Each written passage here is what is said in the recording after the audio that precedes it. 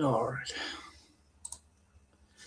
Oh, I hope it's working. Good evening, everybody. It's great to be here once again. I'm noticing I have this overhead light on. I should turn on the other light, but hello, everyone. Sorry I'm a little late. I know originally pushed this from 8 to 9, and now I pushed it from 9 to a little almost 9:30.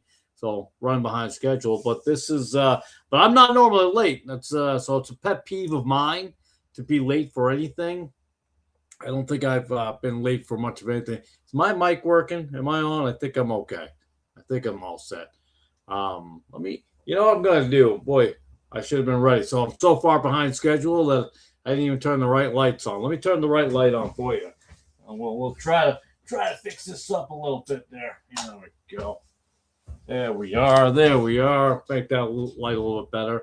I don't know if that even made that much of a difference. All right, but wow, here we are again, another Friday.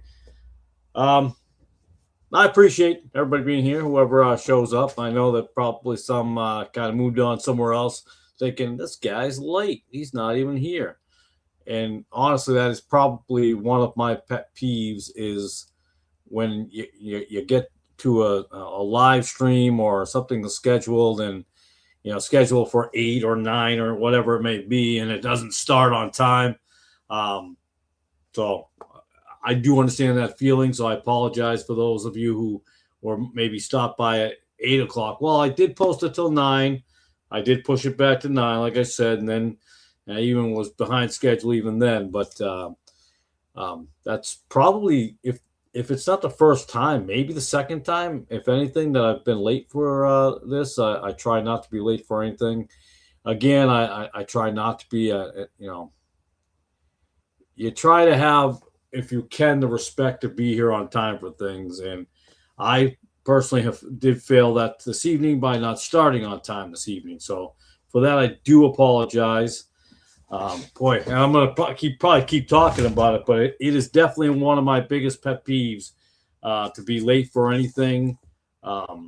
Again, I played basketball growing up, and uh, it's always been saying on time is late. 10 minutes early. If you're early, you're on time.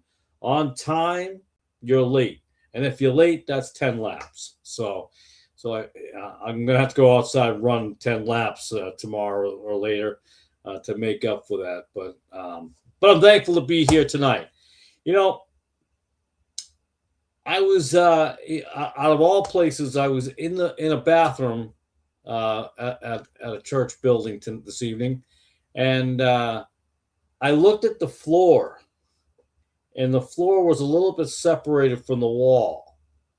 It was not a perfect floor, and the joining the wall is not perfect.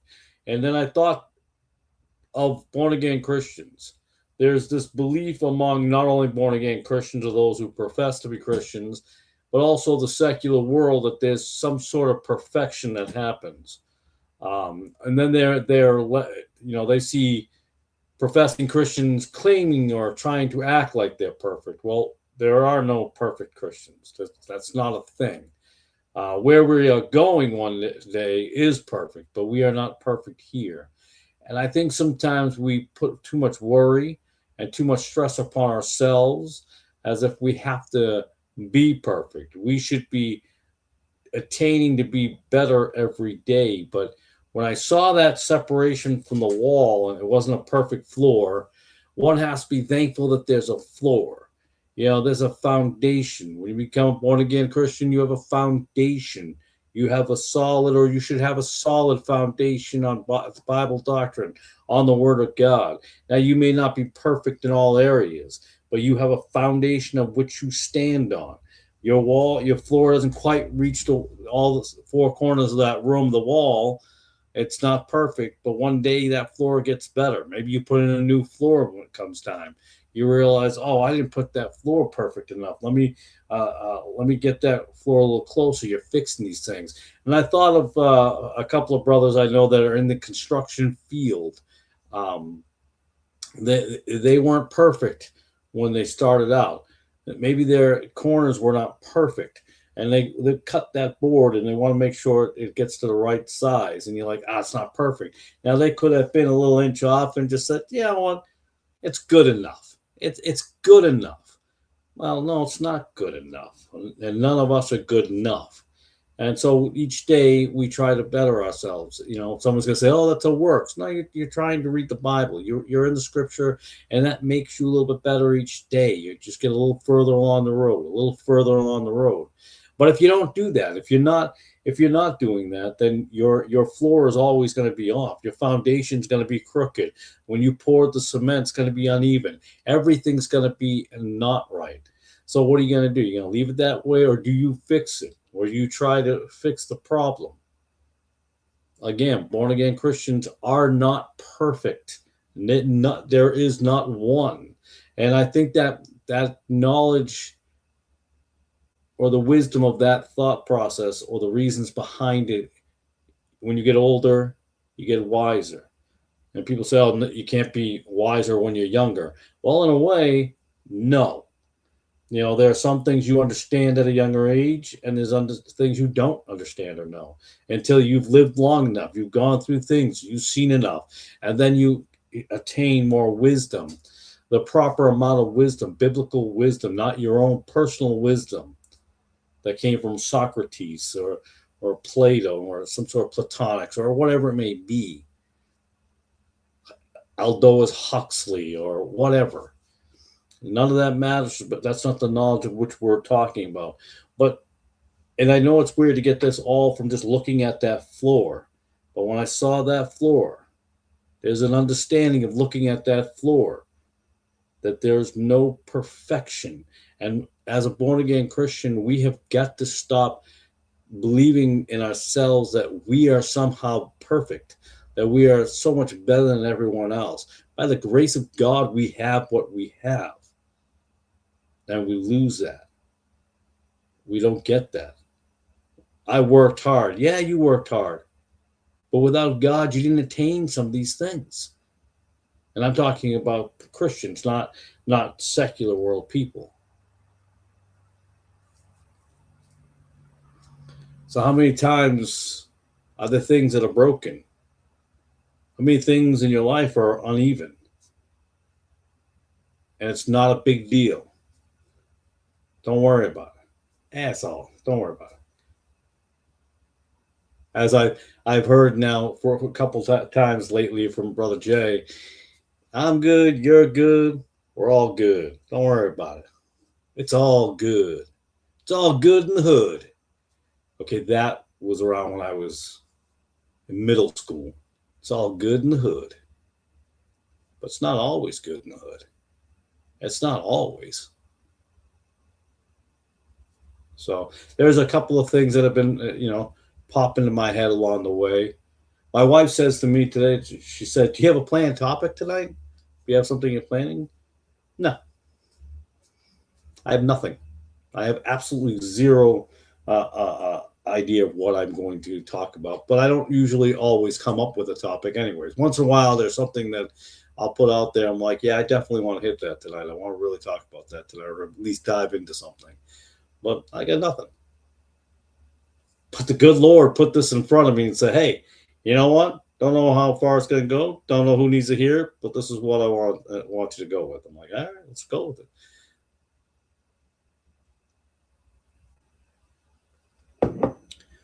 But when it comes to my Christian brothers, especially those who are in construction, you're not gonna settle for an uneven floor. You're not gonna put a floor joist in that's just a little off. You're not gonna do any of that. Well, I would hope you wouldn't do that. And I could be wrong that you might do it, but I would hope not. Because it's fine. You'll get by. Of course, what happens to a lot of newer houses today? We have a lot of the manufactured homes that are out there today that exist, and things are a little off, right? Because they cut corners. They're cutting corners. And I'm thinking in the world today, we have shortcuts people take to salvation. cutting corners, just cutting corners. Well, we don't need to do that. We don't need to do that. Well, it's not a big deal. Well, don't worry about that. Don't worry about that. You stop worrying about or not worrying about so many things. I'm thinking, are they even a Christian? Are they even saved? You might be a Christian on the standards of Rick Warren, Joel Osteen, Kenneth Copeland. I can't think of any other names. I don't keep up with them all. I can't keep up with all the false Christians out there, or false prophets and false teachers and all this. Just there's so many. I remember a time not too long ago that you could actually go through them on one hand or two hands. Go, oh yeah, but it's so many. I feel like out of every one true Christian, there's 10 false ones coming out, false converts, false believers, liars. Some who believe in easy believism. Some who believe, hey, I go to church on Sunday. I'm good. I don't got to worry about the other 6 days. I was baptized. I'm good. I was water baptized or sprinkled baptized. I'm good. I went to confession. I'm all set for the week. I'm good.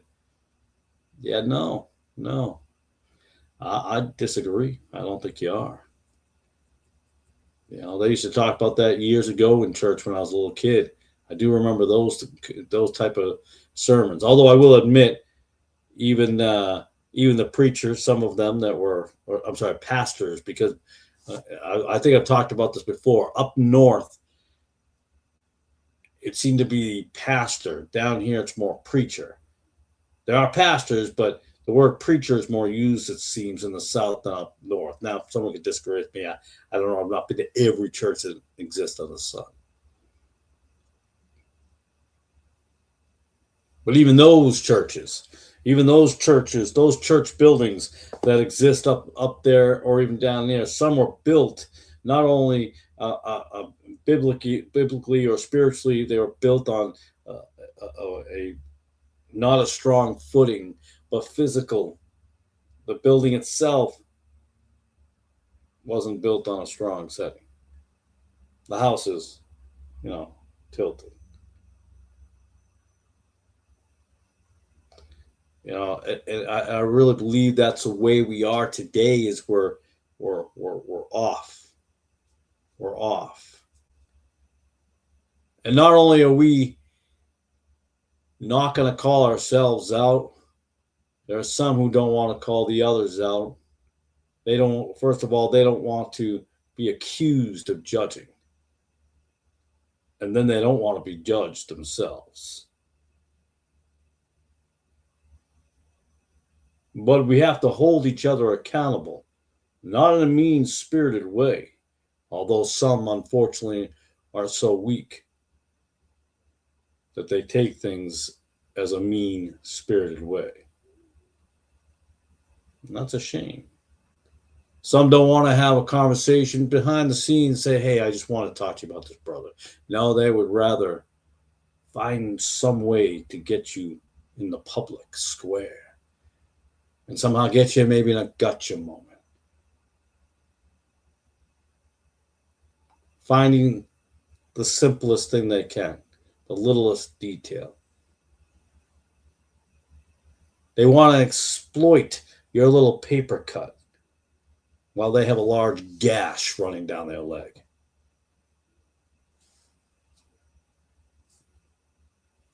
That's what happens.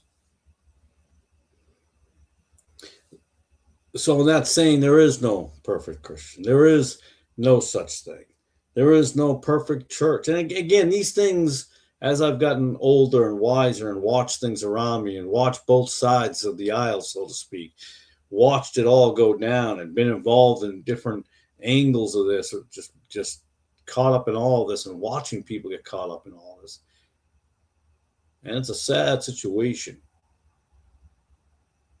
And I find sometimes it's not about them wanting really to find the right way or the proper way that they feel, this is the way we think you should do things. This is the way we think you should live biblically. No, it's more about they want to say, you're wrong. You shouldn't do it the way you're doing it. Now, depending on what that is, we do have to call that out. I've done it before. I'll talk to a Christian straight to the face when it comes to Pokemon and Marvel superheroes and DC Comics. I think you're in the wrong. Now, I'm not going to say 100% that you're not a Christian, you're not saved. Maybe you're just new. Maybe you just don't get it. Maybe you don't know. Maybe it's one of those vices that you have that you still hold on to. Mine for a while was sports. That was something I couldn't let go for a while. Even being saved took a lot. That was the one, but that's out and that's gone. That's something I was finally able to break free from. Good evening, brother. Good to see you. I'm glad you're bored tonight, sir. Sorry I'm late this evening. But there are always going to be some vices. There's going to be something, I've always said, you come as you are. And there was a conversation at the Pride Park there. I was listening to a conversation one of the other brothers there were having with one of the abominations there. And he was saying, no, you can come to church. You come as you are. And that's true. God loves everybody. You come as you are. You leave new.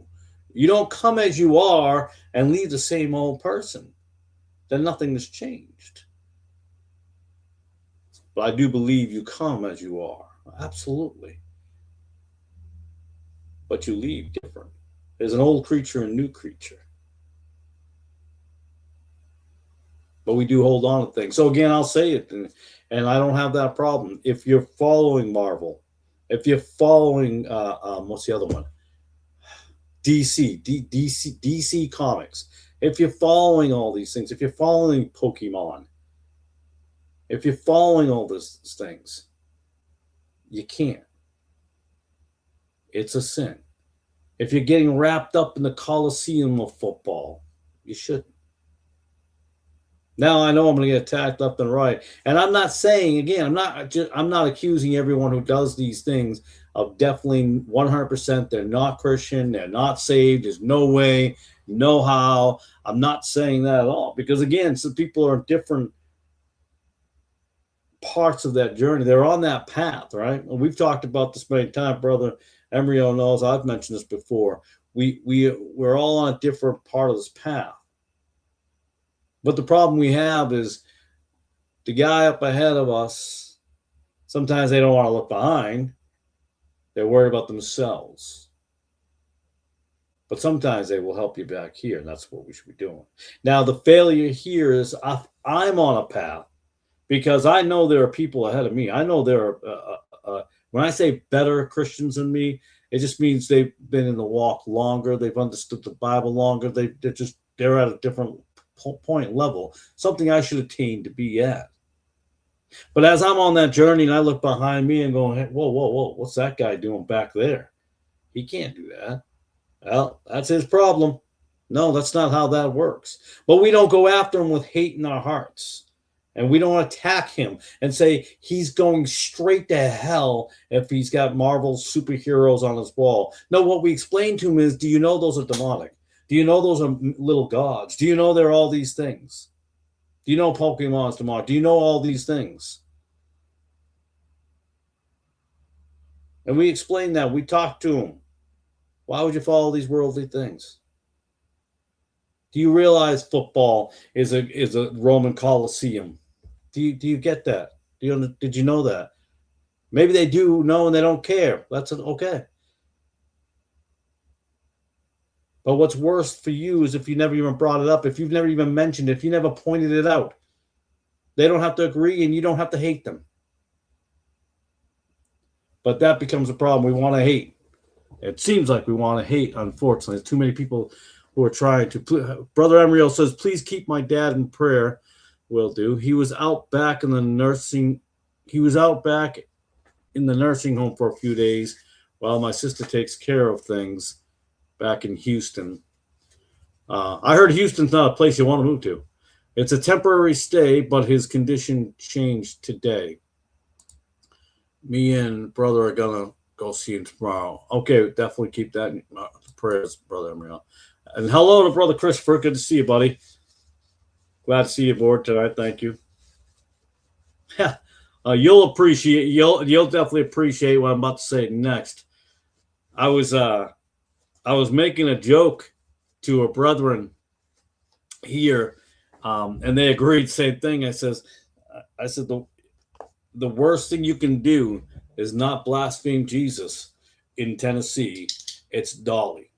Isn't it amazing how Dollywood, Dolly Parton is on this level, such this high level? We put these people up there. You know, we put them on these. It's amazing. We will make sure we catch the new Dolly record. We'll catch the Tom Brady's latest. Well, I don't know. Tom Brady, I don't think plays anymore, but he's from New England. We'll put all these people up there. I don't even know who the new people are. The Hulk Hogan's of wrestling. We put these people on the I don't know who all the names are now. We idolize these people. We idolize these men. Think about this for 1 second, guys. Just listen. As grown men, we put grown men up on our wall. Now, I remember as a kid, you would do it. You go, oh, I get that as a kid, and we shouldn't have done it, and we should have had more biblical parents to tell us not to do such a thing, but we did. And we're all guilty. Well, I'm going to say a lot of us dudes are guilty. If you were into wrestling or sports and stuff, you had posters. And some of us, if we can get away with it, we had like a girl on a car or a motorcycle and things of that nature on our wall.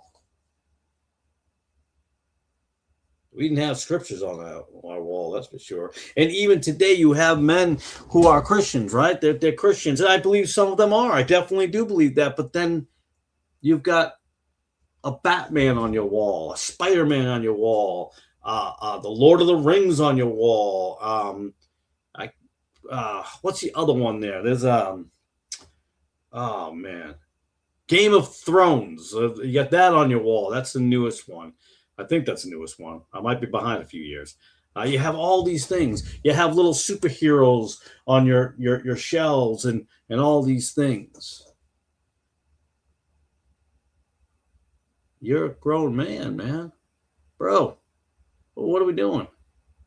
You can get away with that as a kid. When I was a child, I did childish things. But now you're a man. Now I'm paraphrasing, but now you're grown. It's like you see all those kids who go, I'm a grown man. I'm a grown man. Why are you trying to call for your mommy then? You a grown man, but you get in trouble. Go, oh, my mommy. But you're a grown man, act like a grown man. But that doesn't happen, does it? Or it's everybody else's fault. We even have Christians in this world who do the same thing. They'll go, well, it ain't my fault. Yeah, it is your fault. It is your fault. You should know better not to have these certain things. Now, there are certain things as new Christians you don't know or you're not told, and I get that.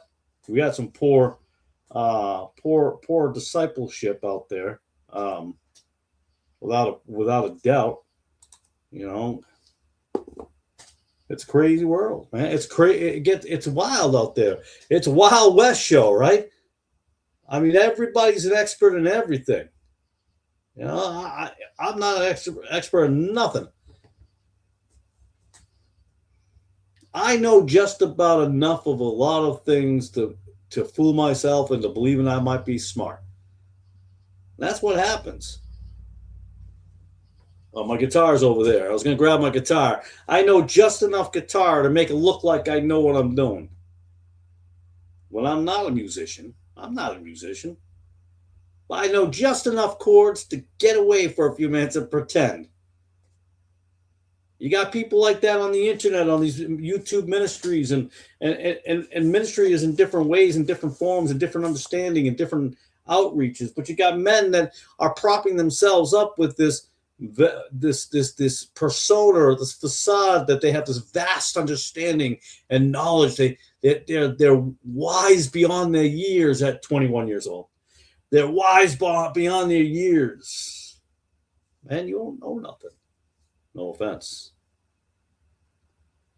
I mean, how long do we keep doing these things? How long do we just look at our brothers and sisters and say, well, somebody's got to tell them that that's probably not good. You might want to go over and say it's not good. I've said before, twice on this channel, someone has told me that I shouldn't have said something in the way I said it because it came out wrong. And they were right. And they were right, and I said thank you. But we can't deal with that now because nobody wants to be wrong, because nobody wants to look bad. I was talking to my wife today. I says, you know, whoever shows up this evening, I'm blessed, brothers. And I've said this before. Those of you who've been here a while, I'm blessed every time. I'm blessed anybody watches a video, and I'm thankful for all that. I absolutely am. I'm grateful, and hopefully something good happens and the Lord can use this.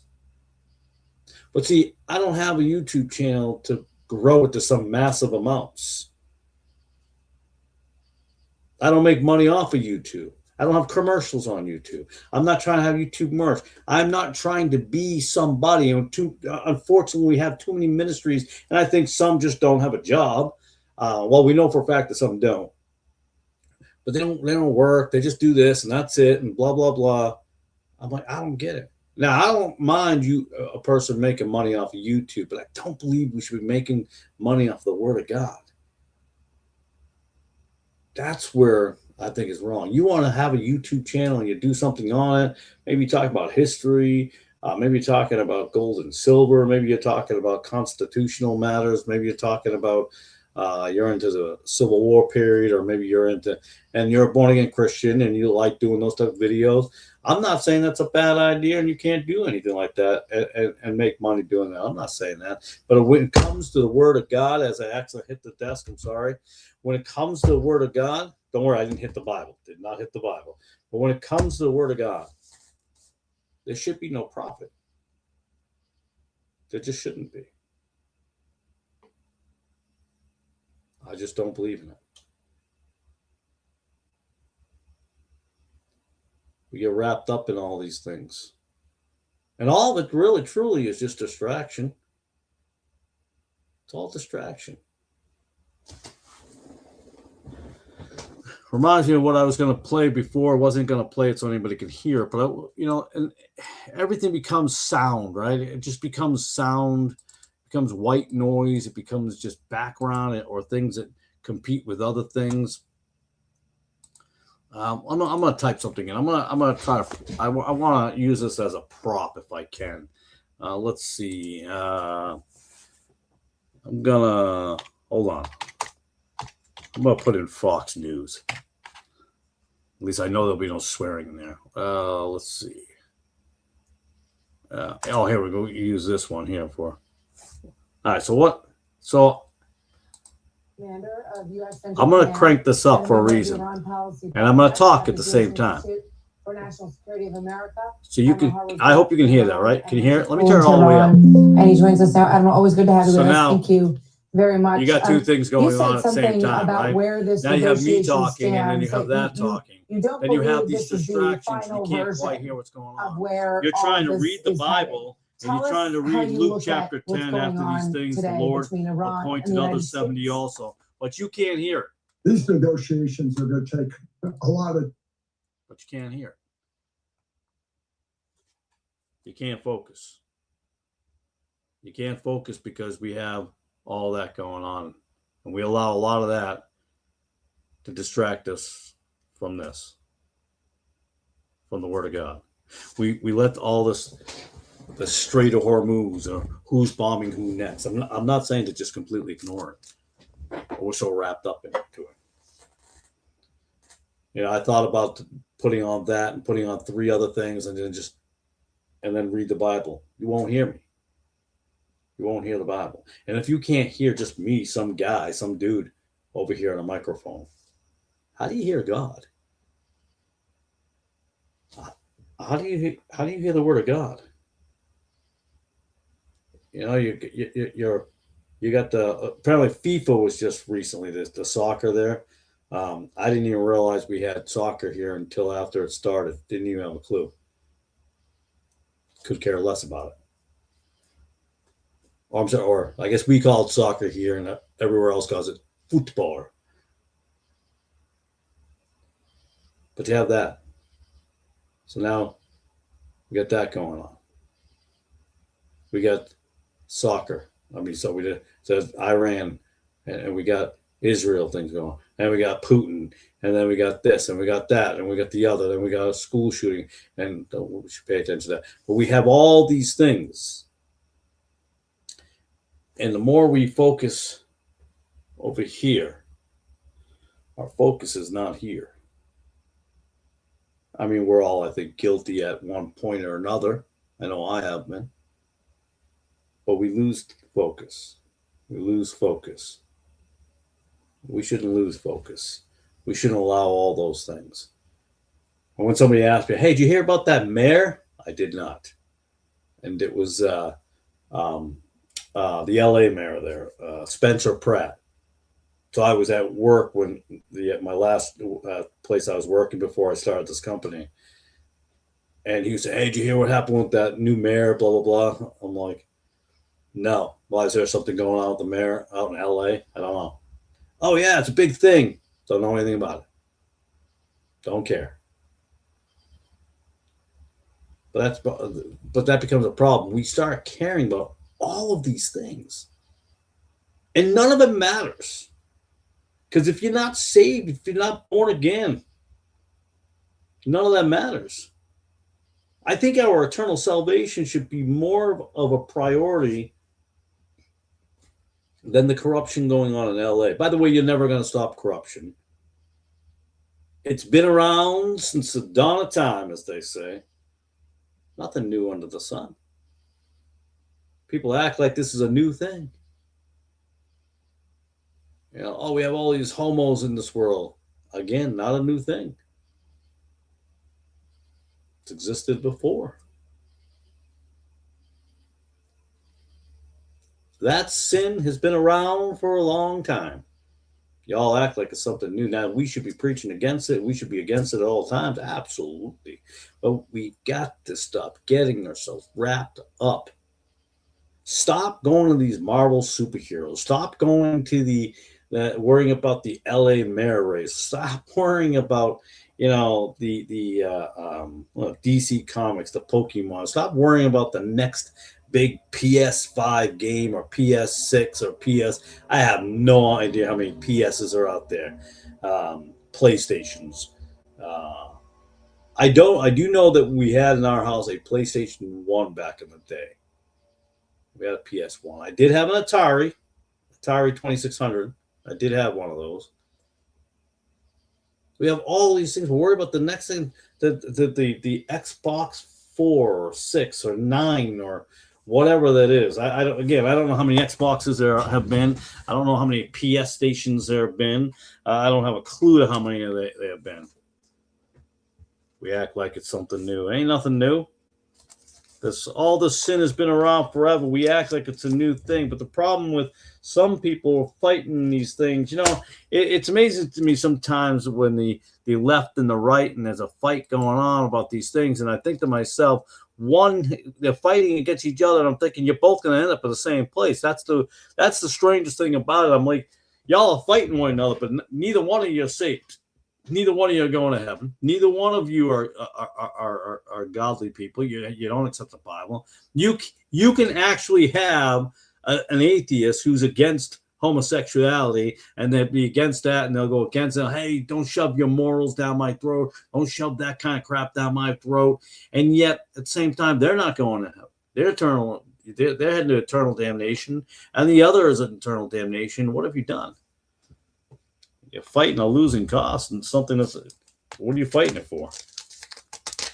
Unless you're bringing the word, let's bring the gospel, then what are you fighting? Brother Colin here puts up Ecclesiastes chapter 5, verse 8. Let's go ahead and read that. Therefore, thus saith the Lord God, behold, I, even I, am against thee, and will execute judgments in the midst of thee, in the sight of the nations. A lot of people are going to be, going to be dealing with some problems and some issues. I can tell you that right now. Brother Emriel says corruption and prostitution have always been around from the beginning. Yeah, we act like it's a new thing. Like, oh, lately we've had, no, sometimes it's just hidden better over the decades and over the years, but it's always been around. It's always existed. In fact, I would argue back in the Babylonian era, but going back into way back and then, during Constantine and all that, and when they were bringing all that that horrible homosexuality and paganism and all that stuff, and then merging it with religion, and now you got the Roman Catholic Church, official Roman Catholic Church. So all this has been around forever. We pretend it ain't been there. It's always been there.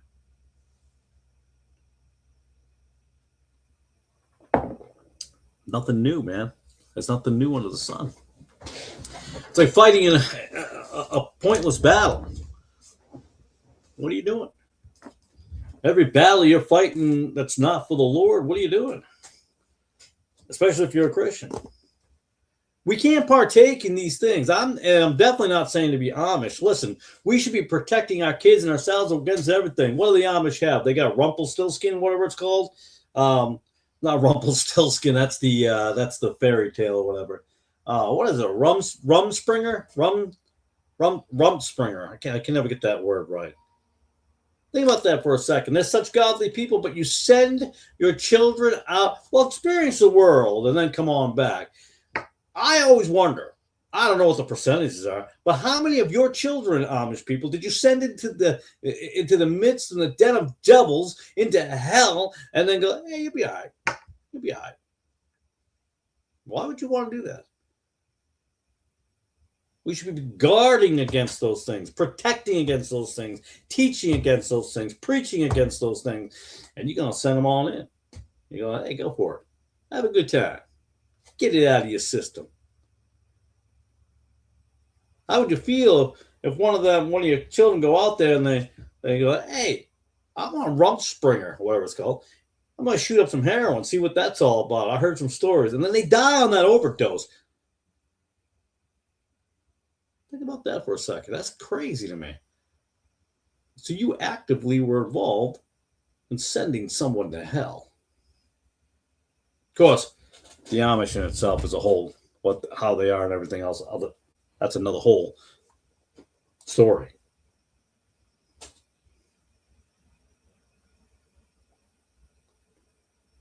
Oh, I was... That's why I glossed over, because I was trying to figure out what that had to do with what we were talking about. I was in Ezekiel, guys. I'm sorry. I wasn't going to say anything, so I just kind of moved on. So that's good verse, and I didn't want to say anything, but I was like, what did that have to do with what I was talking about? You know me, when you guys put stuff up, I'm reading it, what was I saying? Now I lost my train of thought where I was going after that. But you ever think about that, though? Do you ever think about the Amish? It strikes me as really weird that they would just send their children into the depths of hell. Just send them in there. Don't worry about anything. You'll be all right. You'll be fine. Oh, if they come back, they come back. If they don't come back, they don't come back. It's not a big deal. Don't sweat it, as they say. Don't sweat it. Well, maybe they're relying on the idea of the predestiny of what, actively send your children to hell. All right, Ecclesiastes chapter 5, verse 8. If thou seest the oppression of the poor and violent perverting of judgment and justice in a province, marvel not at the matter, for he that is higher than the highest regardeth, and there be higher than they. That makes more sense. So where's Brother Colin here? Sorry, brother. I don't know why I turned to Ezekiel, and I apologize for that. Thank you, Brother Emrio, for pointing that out. But you know what's funny? If some places you would go to, if you would point that out, and I think y'all will probably know this, if you say, hey, he said something else, people might ignore it or say, hey, don't question me. Don't tell me what to do. Don't, you know what I mean? It's half funny, but it's half serious. It happens. It's out there. It's out there. It's amazing where we're at in this world today. You know, we're not going to be successful at everybody we talk to. Everybody we bring the word to, teach or preach, they're not all going to listen. That doesn't mean we should just stop and just go cold turkey and say, oh, you know what? Forget it. I'm not going to do anything. God will do it. Maybe you're the one who God was sending. Don't fail, man. Don't fail. You ever drive around and wonder how many churches are out there? And this will get me in trouble. We're in a false revival again situation. We're in a place where everybody under the sun is more Christian than everybody else. You know, that's a good point. Touch not the Lord's anointed, escort him out.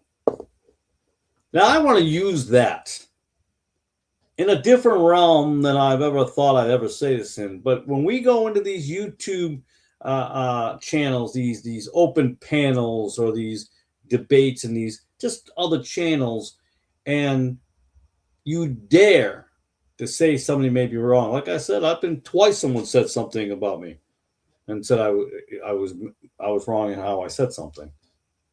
And they were right. When I thought about it, I'm like, actually, they're right. Yeah, they're absolutely correct.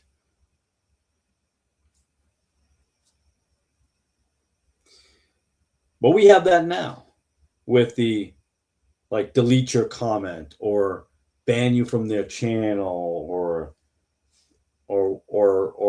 like on the open panels. I don't have open. Well, I do in a little bit. I do. I put the link to come on, but I'm not an open panel like debate channel. But some of the brethren that I know here do come on, and I'm cool with that. But we just want to mute people. These channels want to mute people, delete them, ban them.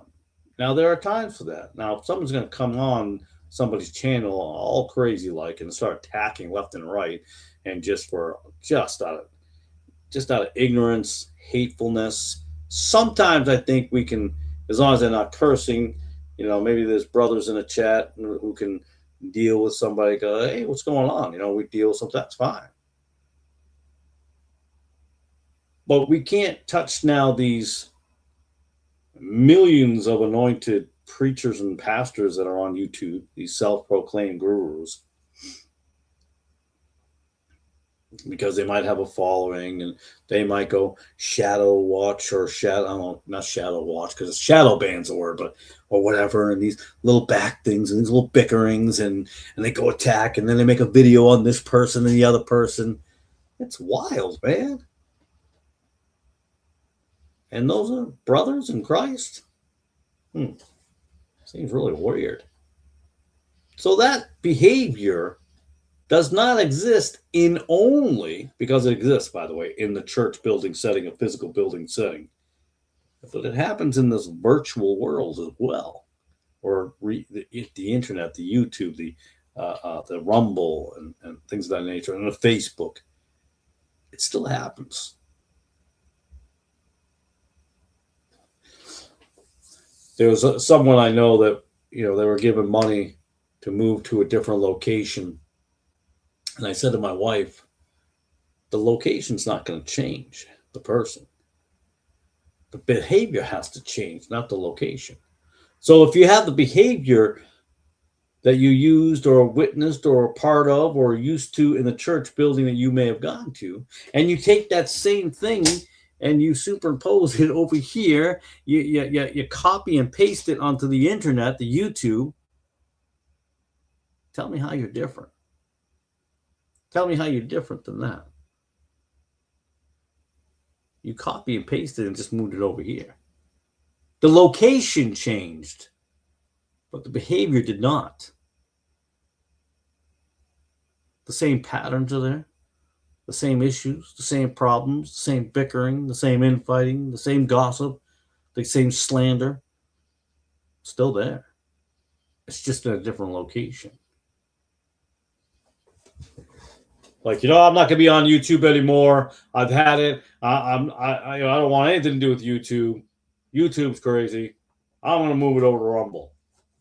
But then you go over to Rumble, and then you go, listen, those people at YouTube, those sinners, those guys, they were wrong, and they're cheating on their wives. Whoa. First of all, you got to prove those things. But okay, I'm like, okay, so now the behavior is there again. What's going on? And it kind of goes in line with Brother Emery was saying earlier. Prostitution and corruption has been here since the beginning. Same thing here. Sin doesn't change to holiness because of location. Sin changes to holiness because of here and the acceptance and living for God, in a lack of better phrasing. Acts chapter 5, verses 32 through 42. I know that's a rather long passage, but it speaks to what you're saying about touching the Lord's anointed. All right, let's go. And not everybody's the Lord's anointed, let's be honest there. Everybody thinks they are, but so few are. Let's go to Acts chapter 5. Acts chapter 5. Turning the pages there. All right, we're going to start in verse 32, and it reads, I'm going to put on my other glasses, if you don't mind, my better reading glasses. There we go, better reading glasses. Yeah.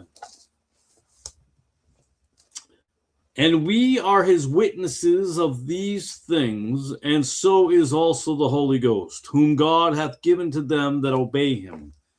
When they heard that, they were cut to the heart, and took counsel to slay them.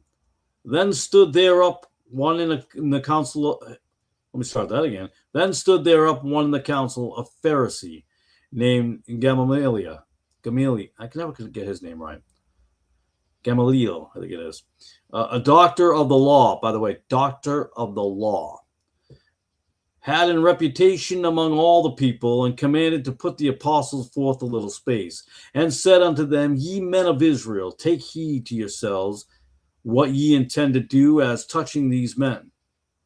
For before these days rose up Theudas, boasting himself to be somebody, to whom a number of men, about 400, joined themselves, who was slain, and all, as many as obeyed him, were scattered and brought to naught.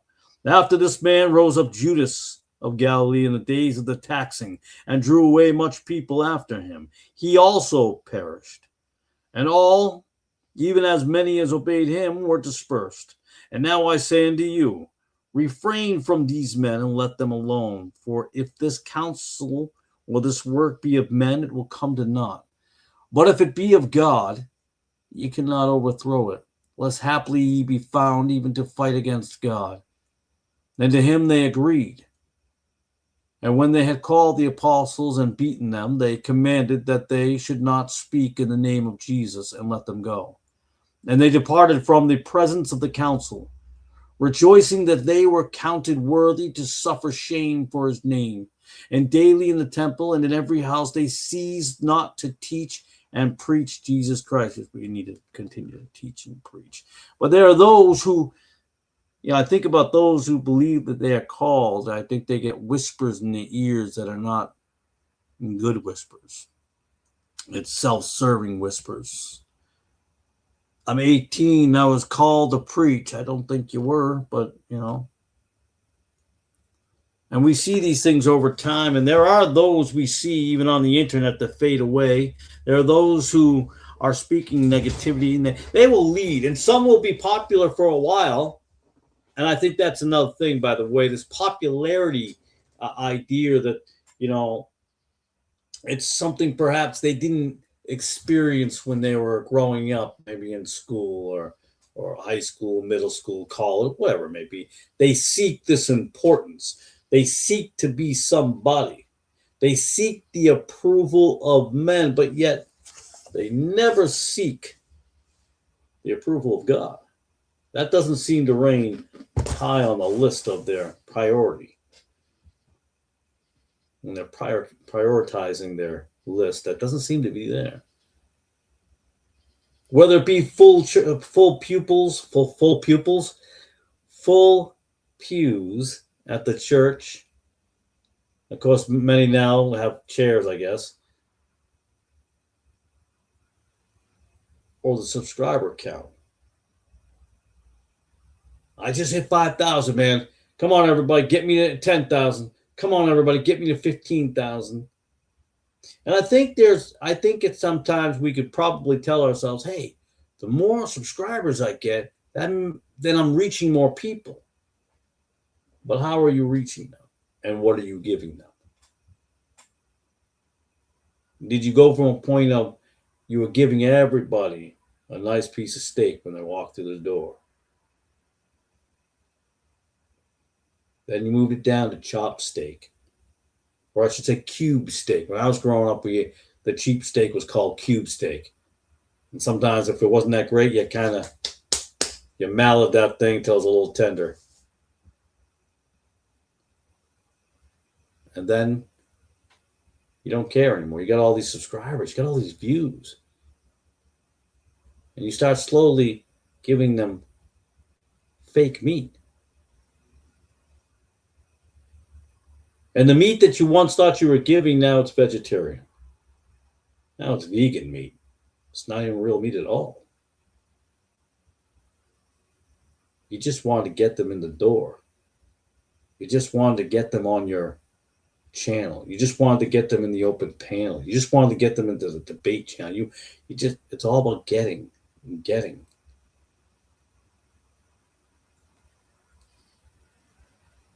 The more we concern ourselves with popularity or being esteemed among men, the further away we are from God.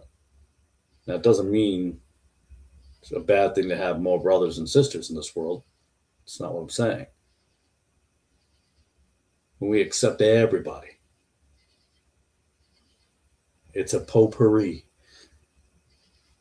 My mother was in the potpourri when I was growing up. I don't know. I don't know if all women are, but I know my mom was. My mother loved potpourri. I never could stand the smell of potpourri. Sorry. I love my mom. I love my mother when she was alive, but I never liked the smell of potpourri. I don't know why. I couldn't deal with it. All right. We got Brother Collins got Proverbs 28:21. Let's go to Proverbs 28:21. Y'all are quicker to get there than I am. Proverbs 28:21. Let's go there. We're getting there. There we go. All right. Proverbs chapter 28, verse 21. To have respect of persons is not good for a piece of bread that man will transgress. That's a good one. Nice. Thank you, Colin. That was a good one. That was definitely a good one. Now, we are willing to give up a lot, aren't we? For what others think of us. Now, again, I'm not saying we should go out of our way to have people hate us or anything like that. We don't have to. As a King James Bible-believing Christian, I don't have to try hard for people to hate me. First of all, you can just say King James and you're hated out there. You don't even have to say anything past that. You can just say, what Bible do you read? And you say King James. You're like, boom, you're done. You're done. You know? Or if you say the term, I'm a Bible-believing Christian. Oh, you're one of those guys out there on the far edges. Boom. Hate. You didn't even have to get into disputing verses. Yeah, there's no scripture challenges or anything like battles or anything to go through. Boom. I always tell people, if you want to be a true outcast or an outlaw or a minority, be a Bible-believing Christian. It's easy to be a Roman Catholic. It's easy to be a Muslim. It's easy to be a Presbyterian. It's easy to be, evangelical, non-denominational, Pentecostal, charismatic. It's easy. It's easy to go to a church that is using all different versions and bouncing back and forth from ESV. It's easy. It is a broad road. It is a broad road when it comes to these churches. It's a broad road when you start going, oh, every Bible's okay. It's a broad road. It is a broad. It's a wide open gate. It's a cattle gate. You know what I'm talking about? Those cattle gates? Huge, gigantic, open up. But it's not as small as the garden gate, is it? Narrow. You got to open up that small gate. You go in there. But the beautiful thing about going through that garden gate is a garden. It's beautiful in there. There's food, there's sustenance, there's peace, there's quiet. But the broad gate, great, everything is in there. The intellectual noise of every version under the sun in your head, and this commentary, that commentary, what that professor said, what that scholar was saying, what that scholar was saying. Two scholars that are best friends, suddenly they overwhelm or overlap each other. They're saying this over to here. It's craziness. The very quiet, simple, narrow gate.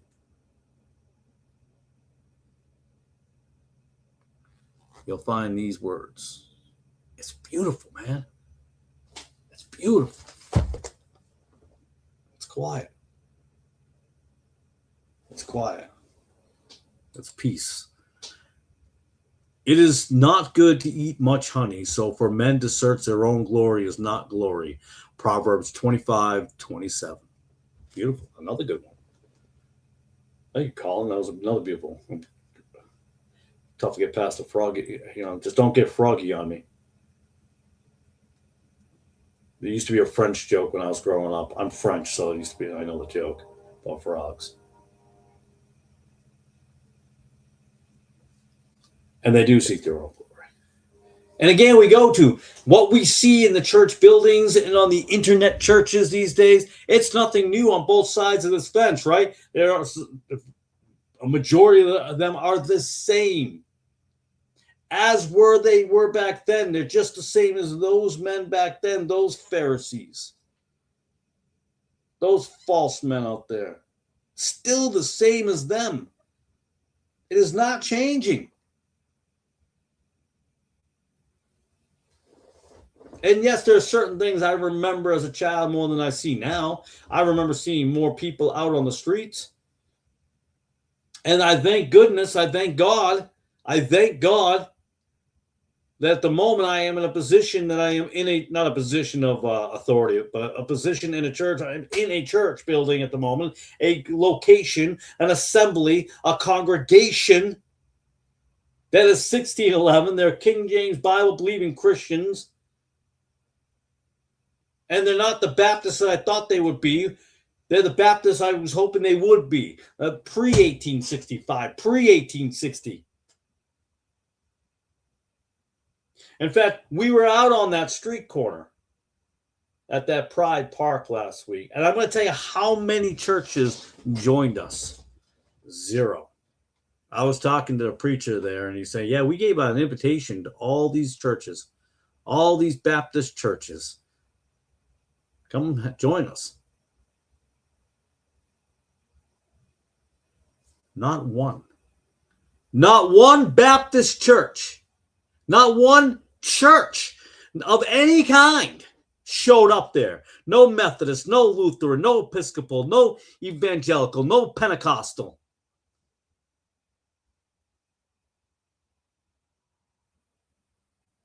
We know Roman Catholics weren't going to be there.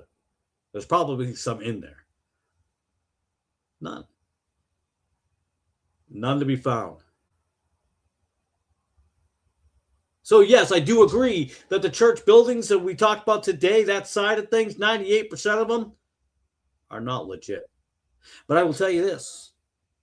98% of these men on these internet channels, they're not legit either. Sometimes we think we're leaving something for something, but we're leaving something for nothing. We're leaving nothing for nothing. There ain't nothing there that's any different than there. Well, they may change it up a little bit. It's dressed up a little differently, but it's the same. It's the same. The clothing might be different. The car might look different, but it's the same thing under the hood. It's the same thing. The location may have changed, but the behavior and the patterns did not. Oops, amen. Did you get any new or old Bibles or books this week? No, I did not. I might tomorrow go to down to that place I was telling you about before down in Georgia, down on the line. They have that 1946. Well, they had that 1946 first edition, the New Testament, the RSV New Testament that I like to add to the collection. It's the first New Testament, so I want to see if there's any changes in that New Testament to the RSV I have here. I have the 1951 RSV. I think I have the first. I think it was 51, right? Was it 51 that the complete RSV came out? The first one, I'm not completely sure. Or was that Challoner Reams? Sometimes I get my years mixed up in which Bibles came out first. So I apologize. But I like to get down there. I'm hoping there's that bookstore over in Chattanooga, Tennessee. I'd like to get over to as well. Eventually, I'll make my way over to there. I'm hoping, anyways. But how about you? I know you hit those thrift stores sometimes and find some old books and old Bibles. I still thought it was kind of interesting when I picked up that Westcott book written by Westcott. I still have not read it or looked into it, but I intend to. I just haven't done it yet. Try to catch up. I just finished a book about Bill Wallace, some missionary that went over to China back in the 1900s. I forgot what year he went over there. So I finished that. And working on a Jesuit book at the moment, trying to get through that, and I got another one lined up right after that. So we'll see what happens. So we'll see. We'll see if I can find some other Bibles. I'm always paying attention and looking out, and if something new comes up on the horizon. But I think I'll have a better chance of finding some of these old Bibles and some of these older versions, the paper copy, so I can see what if there's paper to internet and what changes, what doesn't. Because I think, unfortunately, the newer generations now, they don't care about that stuff, and they'll go donate that in a heartbeat. They could care less. They'll probably clean out the grandparents' old Bibles and old whatever old. What's the word I'm looking for? Old commentaries, and I might find something on Tertullian that gets donated somewhere because out of goodwill because nobody wanted it. So I got you sent me a Facebook on this. You got an awesome facsimile edition of the first 1611 King James Bible, the one with all the genealogical charts from the KJV story. Yeah, you sent me that, but it looked like it was a link to just a page. I thought it was going to be the whole Bible itself. I might have misunderstood that. I did see that. I don't have that. I have the smaller 1611 somewhere back there.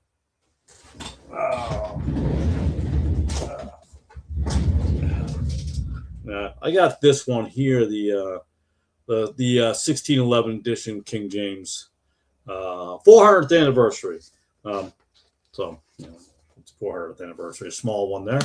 I didn't get that big giant one. I know people have that big giant one.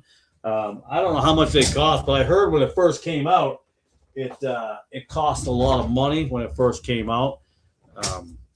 So I did not, at the time, wasn't buying a King James. I wasn't into buying them all at that time. Wish I was, but maybe I'll get one down the road. That means I'd have to buy another bookcase because I did buy the other bookcase, but that's almost full up. I'm getting that in there. So, and this time I got one of those bookcases that has a couple drawers at the bottom because in the drawers I put all the gospel tracts. I was able to put those in a lot of those drawers and get them organized in there. So when we do some of y'all know I do the gospel bag with my boys. We hit the mailboxes. We go and hit them. Not like physically hit them, but we put them there. We got, I think, I want to say, what was it 39 on one day, and then we got like 10 on the other day. Oh, that, you know what? I wish I could answer that actually. So I'm new to this whole idea of this Cambridge and Oxford. I gotta be honest with you. And I'll tell you what, I consider myself blessed not to have been involved in any of this kind of stuff, and I was not biased to the King James growing up or anything like that. I didn't know anything about Ruckman and Riplinger. I say this all the time. I didn't know really anything about these people. And I came to the King James Bible because I read the King James Bible. It's honestly how I got there. When I read it, it made complete sense. And that's when, as years go by, I learn about all this other stuff. I don't have either one. I was just talking to somebody probably about a couple of weeks ago about this actual thing. So my plan is to order them. I think they're about $50. I could be wrong, but I think they're like $50 or something like that. Some are saying the Oxford's better than Cambridge. Cambridge is better than the Oxford. I don't know the difference between either one. I honestly don't. I can go by what people tell me, and that's fine. But if you know me long enough, I'm one that likes to read it all the way through. It's taken me 2 weeks, almost 2 weeks, and I'm working on Luke, the whole book of Luke, and trying to get that ready for an upcoming video of the changes in Luke from 1611 to our present King James version, or 1769 really. But yeah, I don't know. I don't have any thoughts on them. Brother, I wish I did, because I don't know what the differences are. I have not dived deep into these two. And you've been around a little bit anyways. I've been more focused on diving into the King James versus basically all these modern up here is, am I doing this right with my finger here? All those are Catholic. And down here, I think a couple of Catholic. All these are modern versions, basically. All right, so Catholic up there. I'll just turn around. So that's Catholic. There's more Catholic over here. Oh, actually, both shelves are Catholic. All right, so top two is all Catholic stuff. All Catholic Bibles or related Bibles. And then we get into the modern versions down through here, some down here as well. And then some mythology stuff down here,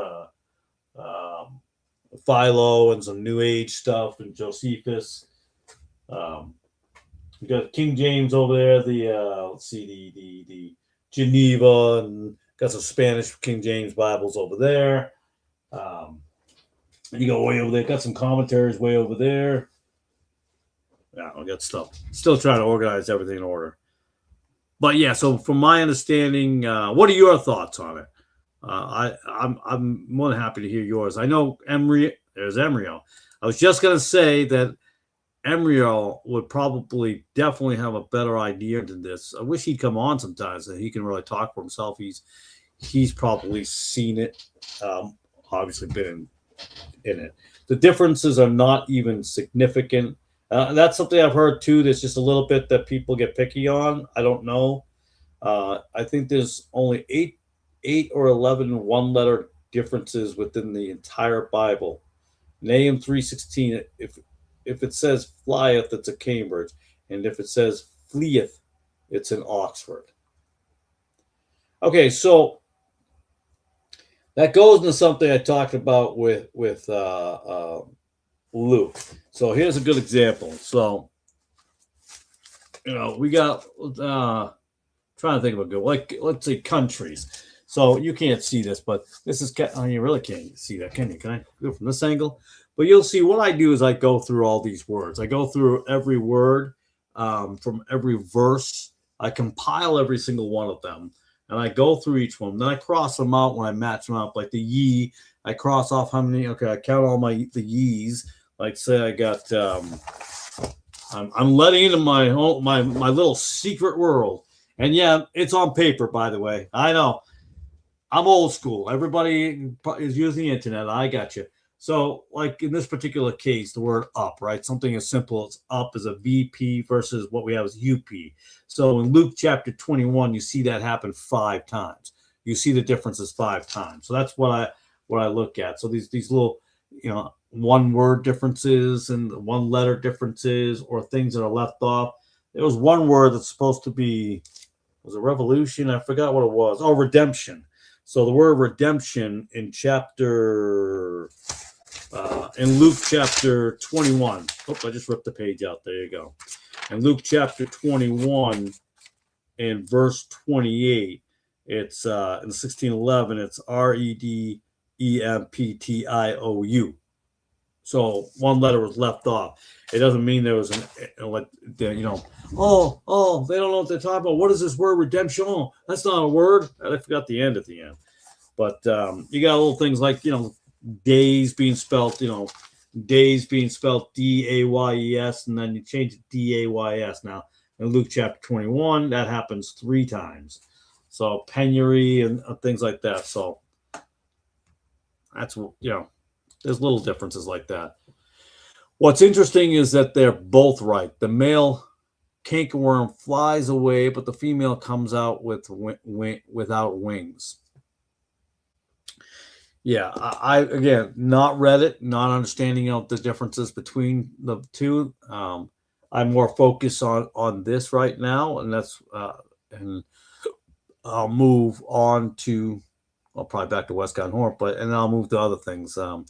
I think it's important, not so much as into understanding them, but to debunk this whole theory or idea that there's these massive changes, right? There's massive differences.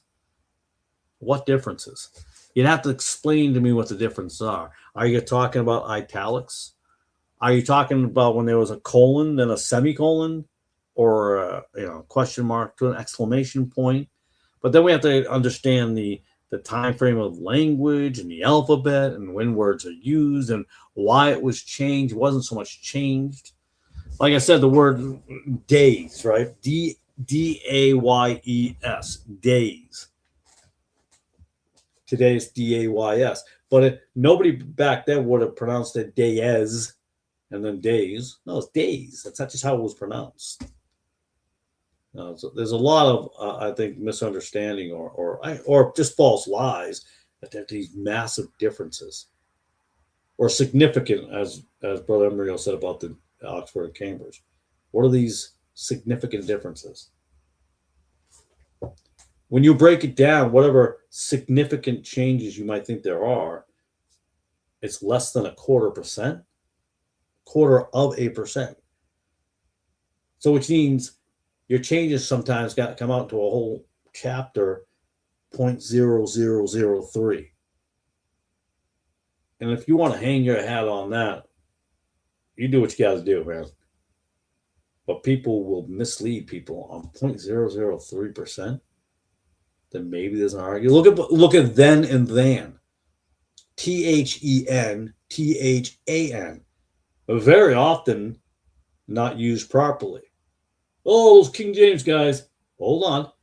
Now I want you to study literature of that time frame when occasionally that would happen. I'm just saying.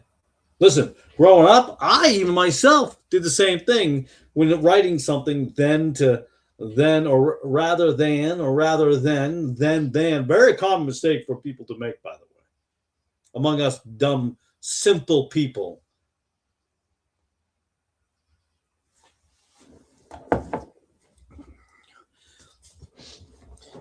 Thank you, by the way, giving me grace when I drink water. Sometimes I need a sip of water, so I appreciate that.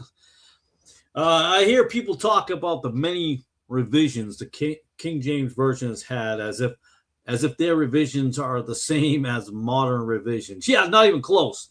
What about the fact that Douay Rheims let's just use 2 revisions. There's been more than 2, but we'll go 1899 and we'll go 1941, right? Challoner Rheims. Then you got other Catholic Bibles, like the St. Joseph's Catholic Bible, doesn't matter.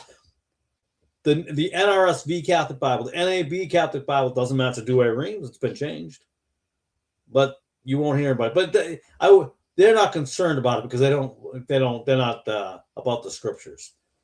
They throw them in time to time, but the changes are nowhere near the same. Like I said, if you've watched, I've only done Matthew and Mark in the New Testament so far on the 1611 to now. So I jumped now because I did those 44 episodes of Westcott and Hort. Now I'm getting back to this, and the differences are so legit, just negligible. Just like there's nothing there when you go through all your changes. Even if you got into long S's. Now I don't have my little whiteboard. I bought a little whiteboard. Eventually I want to have one behind me, but I don't think I have it with me. It's way over there that I've never even opened. So some people get, and I'm not going to draw it right because it kind of looks like an F, right? If you see that, right? Can you see that okay? Those two little squiggly lines? Those two little squiggly lines is basically like a long S, right? I did a terrible job at drawing it, but it's the long S. So I didn't really concern myself with that, with the differences. I really stuck to the words, the spelling. Even I'm going to throw in the idea of the italics as a change, capital letters as a change, but all those changes are nothing, are absolutely nothing. You know, which one was I on here? Okay, both the 1611 and the 1769 sound the same, right? The look is different because of font and spelling, but they're basically the same. Yep, the critical text advocates count these subtle differences as substantial. That is exactly why I do it. That's exactly why I do these differences, because when I hear these things, I say, did you know there was 300 changes? And I'm like, wow, because if I was to tell you that there was 300 changes, 300, yeah, you'd be like, that's a lot of changes. But then you have to really think about it. I'm like, wait a minute, is it really that many changes? So I'm trying to pull up, and I don't think I can pull it up over here. Let me try to, I'm going to pull it over here. Let's try to pull up my documents file here. I don't know if I can pull it up here, but that's what I'm talking about. There are all these things that they claim as all these differences. Oh, did you know? Did you know? I'm like, what are you? If you're counting, you know, the word or even the and symbol, when you have, I apologize for my spelling, but if you're hanging your hat on that, right? The and symbol, squiggly lines. I'm just squiggling and.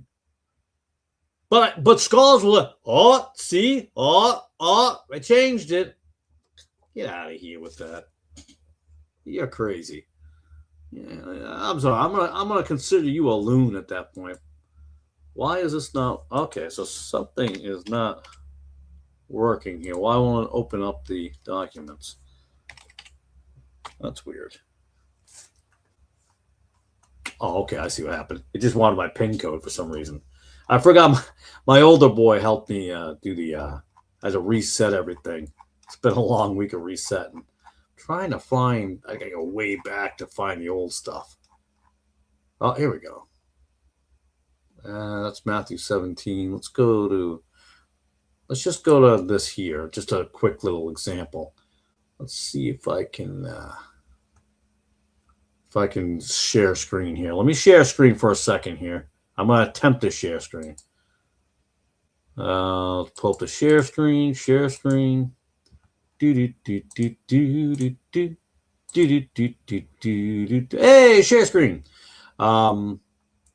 I can't make it bigger. I'm sorry. Well, good. So here we go here. So in Matthew chapter 12, you have 50 verses. You have 1,140 words.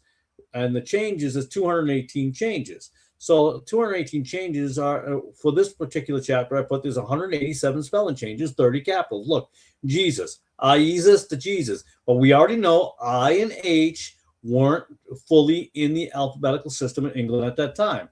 J was just coming out of Italy in the late 1500s and just getting around. So you have in the early 1600s, it's kind of basically sparsely being used. So very sparsely. So now you see Jesus, the proper. Then you have thorough. Why that says thorough twice? It should be through. I don't know why. You have all of these different changes. Oh, there's an and symbol. Began and began. Look, there's two N's. and then an E. E is so often in there too. You have E that happens all the time.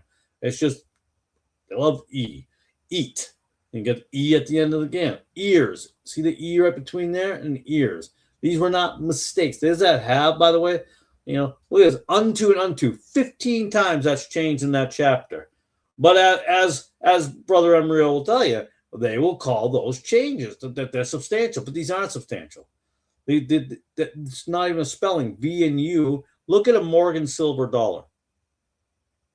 And that was in 1880s, right? The Morgan silver dollar. I wish I had one on me right now. I do have Morgan silver dollars, but I don't have one on me at the moment. But you look at that, what's in the middle? It's the V instead of a U, correct? Yeah, it's still there. So that's 15 times. Look at he down here, right? He is, if you can see it on your screen, I apologize if you can't because I don't know how to zoom into it on this one. When I do a PDF and then I zoom in, I'm able to do it. I don't know if this does anything. No, that's not going to do anything. All right. I don't see a zoom button in here. So we'll just, sorry guys. But those are just perfect examples of these substantial changes. 15 times that happens, 12 here. Let's go down. I'm trying to think if we got some bigger ones. Jesus was only 3 on that one. 15, 12. Let's see if any of the bigger amounts here. No, this all just smaller amounts. But still, look at judgment. Because J didn't exist, right? So we spelt it differently. 5 times right there it happened. And it adds up, by the way, these substantial changes. Oh, don't get me started with the comp. That happens in many locations. It was just the word account. Look at the history of the word account. That was not an error. That's not an error. That's what the word account was. It's not an error. That's the way it was. That's the way it was spelled. Let's see. Is there any other substantial? Oh, so we look at capitals. So in 1611, they capitalized Sabbath, but they just lowercased it here. You know what I mean? I have like pages and pages and pages of stuff. It's crazy. This is the part that I'm trying to point out here. So the scholars will tell you what, 1,140 words, 218 errors. That says 19%. So that leaves you to believe, wow, over 19% of that one chapter was changed. But then we get into reality of 83 because some are multiples, right? So we want to look at a singular. So you're really down to 83, which is 7%. Then we understand the first step of the process. We look at the letter J and we realize, hold on, we got to take out a few of these J's because J wasn't a thing. J wasn't used as it wasn't really fully in the alphabet. So now we're down to 6.9. Now we're like, oh, we're like capitalizations. I think that's not really a big deal in most cases. Some things were capitalized when they shouldn't have been. So now you're down to 5%. Now you look at phonetics. Take out all the words that you can actually, they sound like they sound. If you get a kid in here and he reads something, he's going to read it and go, and he's going to be right the way it sounds. So now you got a phonetics issue. Now you get to 1.3. Then you look at what? Last step, V and U, the confusion. You take away 10, now down 0.004.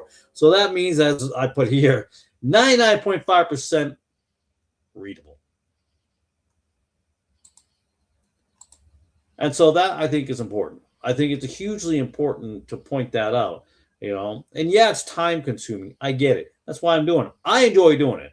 I know it's boring for some to watch, but again, I didn't create this channel to have 1,000 people watching a day. I've never envisioned that happening. I never want to build some sort of giant network of any kind and, you know, like have 1 billion views. It's not my concern.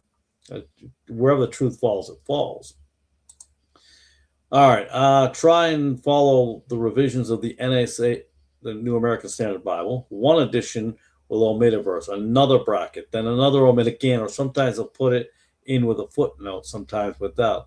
Well, the NASB is just another Catholic Bible, if you ask me. So if you look at the NASB and you look at wherever it doesn't match the Douay-Rheims, it matches Westcott and Hort. And where it does not meet, so basically it will either match Westcott and Hort or it'll match the Douay-Rheims Catholic Bible. Every time, if you go through the whole thing. So to me, I think to myself, well, if you're reading the NASB, I'm going to assume you're a closet Catholic, a Roman Catholic. That's what I would assume. If you're NASB preferred, then you're really an NASB guy, which means you just don't want to say onlyism. And you're an NASB onlyism, but you're really a modern versions onlyist, and you're reading a Catholic, Westcott Hort, and you can be against the Roman Catholics and say they're wrong, and you can say Westcott Hort is wrong, and why you read their Bible, their version of the Bible. I mean, they attack King James onlyist, but you literally are, at the end of the day, you're either reading Westcott and Hort or you're reading the Roman Catholic Bible. The critical text authorities, I'm thinking, are very deceptive, simply being dishonest. Yeah, well, that's what I mean by putting that together and putting it out on the internet there on YouTube, of showing exactly, that they are deceptive. They are. Get the book Differences in the King James Version Edition by Peter Ruckman. All right, I'll get it. I'll look into it. But then, and so there's another thing. So no one can ever accuse me. Well, I mean, anybody can accuse anybody of anything, but I do lean towards Ruckman because I just have now more found that we just seem to see things the same. I have come to where I am without Peter Ruckman, or what they call Ruckmanite. I've come to where I am without being a Gibbite or Riplingerite. I can't get those words out. But I'd have to, at that point, if you accuse me of these things, can I not also accuse you, not you, Emriel, but that person as well, of being a James Whiteist, they're following the cult of James White, or following the cult of Dave Wallace, Wallaceites. I don't even know if you get that word out there. But that's all it is, though. Because once a man says scholars, it's kind of like the Roman Catholics saying their early church fathers. They never quote scriptures or anything like that, right? It's not the word of God. They will say, hey, listen, we have found. Good for you, because I didn't find that. And then you learn how they found that. Like, oh, I see. Right. And again, we have to think to ourselves, and I don't know the answer to this. I think I do, but if you have a 25th edition of Nestle Aland, I think I have the 16th edition or 13th edition. Whatever edition of Nestle Aland that the Greek, the New Testament Greek, how do you say, the Novum Testament Graci or Greci, however you say it, I have from 1935. But let's say you have a 25th edition, but you have two Bibles, two versions that use the 25th edition, but this one doesn't look like this one. If you watch the Westcott and Hort series I was doing, you'll see the same thing. You'll see the fact that verse, wait a minute, why doesn't this verse match this verse if it's coming from the same day? That's deceptiveness, man. That's a sleight of hand they got going on. The following is a complete list of differences between the Cambridge and the Oxford. I'm only giving the references. You'll have to compare for yourself. Okay. Will do. But so in a way it does matter, when I grew up and they were saying, all Bibles are the same. Yeah, they're all messed up from 1881 on. I would agree. And why does not a Protestant or evangelical or whatever, why do they not question one thing? When they spew their hatred, their vileness, and their anger towards King James onlyist, do they not realize they are exactly the same as the Roman Catholic Church? Isn't that funny? I guess the enemy of their enemy. Well, how's the saying go? The enemy of my enemy is my ally, or whatever. I forget how that saying goes. I apologize.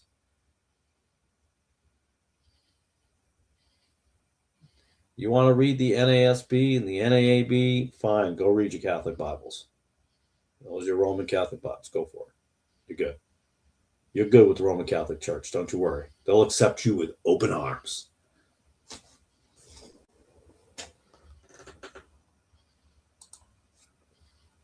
Oh, these are the differences. Okay.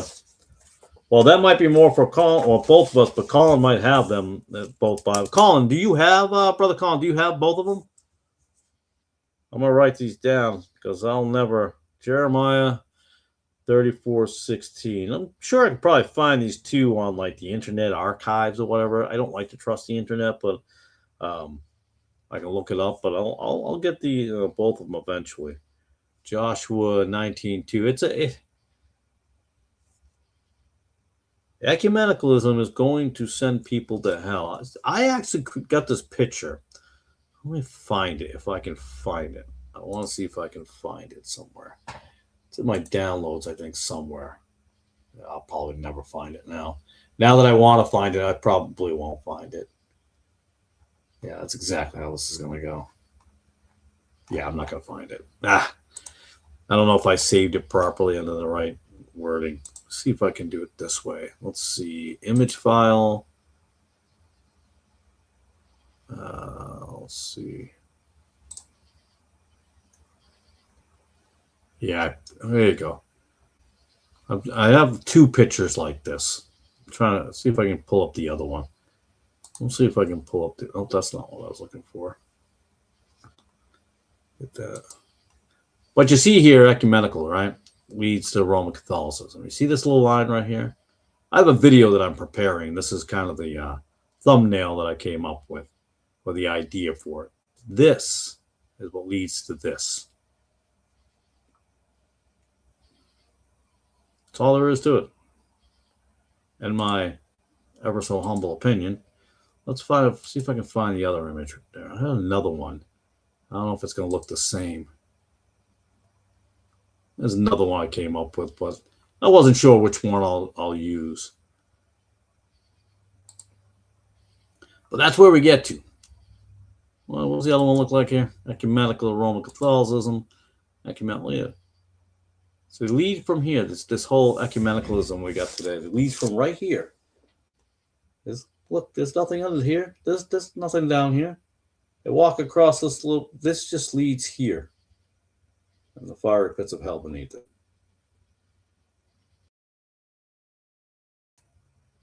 Sorry about that. I disappeared for a second. In my opinion, that's the way it is. I have some Cambridge Bibles. Not sure if they're pure. And I'm not sure if I have a full Oxford. I got a Scofield New Testament that's Oxford. Oh, Scofield. I have a Scofield. Where is that Scofield? I don't know what I did with it. I think it's back in that box up there, I think. I don't want to leave the screen. I'm just trying. Hold on. Let me see if I can find it. I don't see it. I don't see it. But the funny thing is, when I went over to look for it, this is the one I was telling you about. This came out in. I don't know the date. This is the Greek text I was telling you about. Let's see. It says this edition. There we go. Yeah, it is. So this is the one I said about the Greek New Testament there from. Let's see if I can get this on the screen there. I'm not sure if I can. I don't know if you can see that or not. Let's see.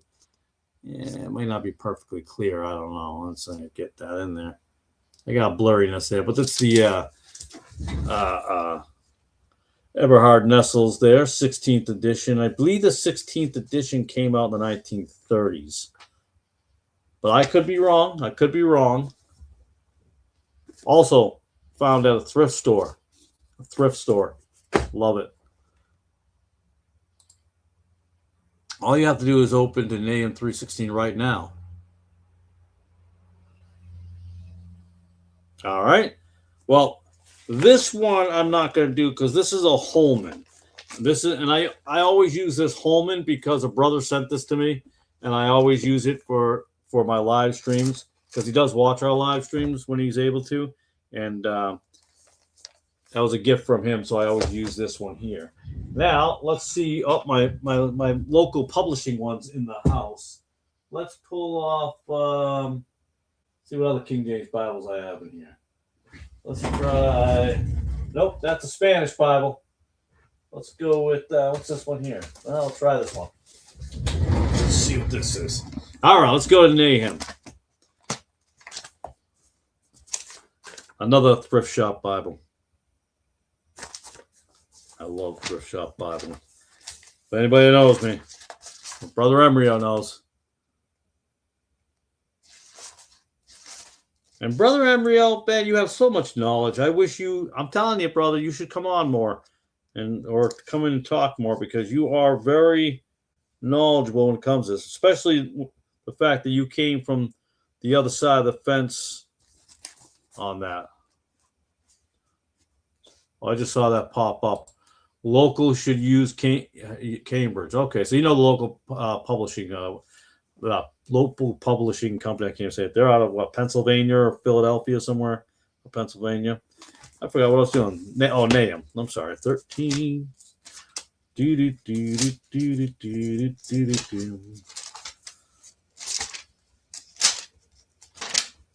Flipping pages.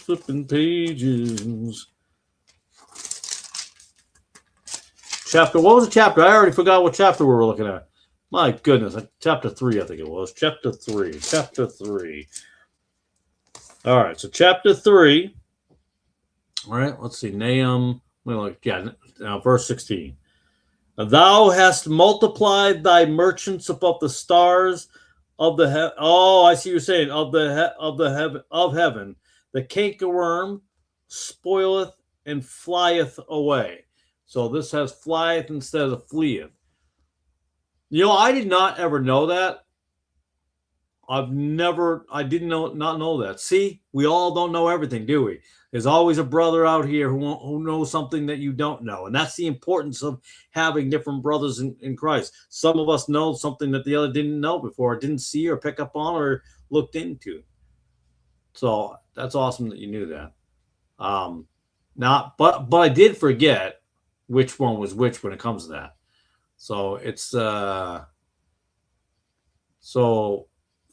it's a Cambridge, right? Flieth, it's a Cambridge. Or it comes from the Cambridge side. Well, that's good to know. That is excellent knowledge to know. I didn't know that. Let's put this back up here. What's this? Oh, there's a good book. That's a pretty good one. All right, throw that back up here. I did not know that. All right, so if we go to Nahum, let's check this one now. I'm like, but again, like you were saying earlier, the changes are not really significant enough, right? You were pointing that out, that they're not significant enough to create a stir of any kind. Yeah, flieth. So this is also the same as that one. Okay, same deal. But that's like we said before. The scholars or people will try to use simple things to tell you that it's different, when indeed it's not as different as they claim it to be. No. I gotta tell Brother Nick how I've missed a couple of his videos, or came in too late on them because I'm not getting notifications for some reason. That's weird, but so that was a good, interesting thing to know. I'm gonna go back. All Schofields are Oxford, and they all have the exact page enumeration. Okay. Did not know that. Did not know that at all, brother. Was unaware. I really did not know that. It's new to me. But again, I'm gonna go back. It matters. These differences matter because it's not the differences that matter. It's these differences that they say that matter. So it matters to know what these differences are and realize at the end of the day, when you break down, what was it, 200 and something changes, and like, wow, in that one chapter there's 200 changes. Then when you look at the change, you look at someone going, wait, that's the changes?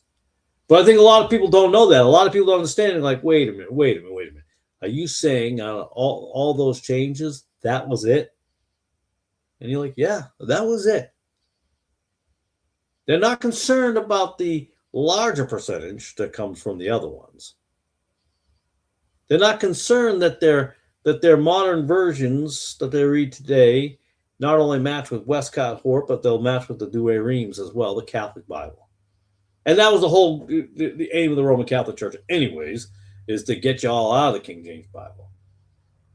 Look at the lawsuits that happen in schools. Look at what the Philadelphia Bible riots. Look at the Edgar Bible case. Look at the Maine up in Maine, that case up there. Look at the many before that. And they have these called nativists. Those who were born here were against these Roman Catholics that were coming in. But see what happens there was this mass immigration. Immigration is an interesting thing. We look at today how immigration comes in and changes things, right? You know, all these people from other countries that come in, they change the culture around them and change what everybody liked, and were forced to assimilate to other people's cultures from other lands. That's what happened with the Catholics when they came in. The Roman Catholics were coming over, forcing assimilation into that area where everybody was fine, but now y'all come on with the Roman Catholic Church and you try to force assimilation. It's a forced in. It's forced. It's not accepted. It's forced.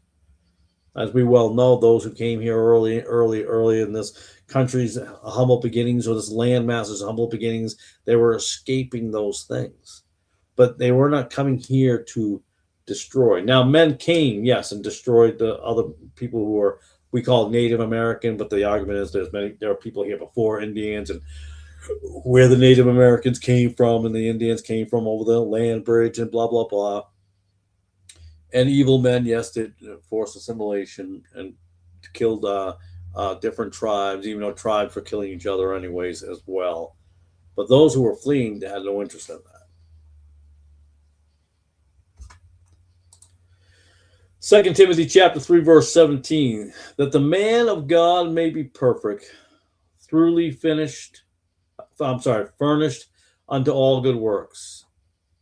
There are a few false King James Bibles. If it says thoroughly instead of throughly, it's a changed King James Bible. Well, that's an interesting. Really? That's a new one on me. That is definitely a new one on me. What chapter is that? 3:17, 2 Timothy 3:17. Let's look at this one right here. 2 Timothy. I gotta get a large print, by the way. My goodness, even with my glasses, it ain't helping a lot. I'll tell you that. I'm getting blinder, and I don't think I can pray away the blindness. I'm not charismatic, so. All right, 2 Timothy 3:17.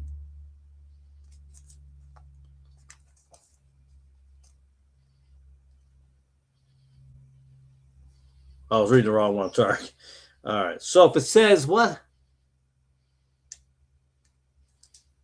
If it says thoroughly instead of throughly. All right. Well, thankfully this one says throughly, so we're good. So we're good on this one. You know. But yeah, the matter I think sometimes it does matter. I think it's really, and maybe it's my desire to debunk basically this whole mythology that they have, that there's these massive changes. Again, when you throw out a big number at someone, it's overwhelming, right? You're like, oh man, wow, I didn't realize there's so many. And then you look at one chapter and you see the word he, which is HEE, and then I had one chapter I did today, chapter 20, I think it was. Maybe it's 21. Let me just look real quick. Like 17. Okay, it was chapter 20, I think it is. That unto was changed 17 times. And it's not really changed because, again, unto is a V, right? And then a U. But they count that. Brother Emery is telling you the same thing. They'll count that as a change. Nope, it's a change. It's a change. Anything that's a change, that's different. And they'll make people think. And they'll make people think that those are massive changes. when indeed they're not. You have to take it and understand that. I mean, when you look at these, let me see if I can find the other one, pull that up as quickly as I can. I say as quickly as I can, but we all know that I'm not as quick as I wish I was here, because it takes me an hour and a half, it seems like, just to pull this up. Let's get, while we're still talking, I'll try to look that up at the same time. I should have kept this up on the screen. I didn't think I was going to be going back to it. But the changes are just not what they say. Or the amount. It doesn't exist. They live in La La Land. They live in a fantasy world where they think these gigantic changes that should make a huge difference when indeed they do not. I'm trying to look on the side here. My screen is kind of overlapping the other one, so I can barely see there. I wanted to go straight down, but I couldn't go all the way down because the screen is blocking off the other screen. I wish they would go into that in their own stuff. I bet you they won't, though. Bet you they won't. Let's go to Matthew 14 here. Let's pull this up real quick. There we go. Let me, again, I'm going to share screen again. Let's hit the share screen button. Oops, I hit the stop share. I meant to share. Let's try this one more time. Do, do, do, do, do.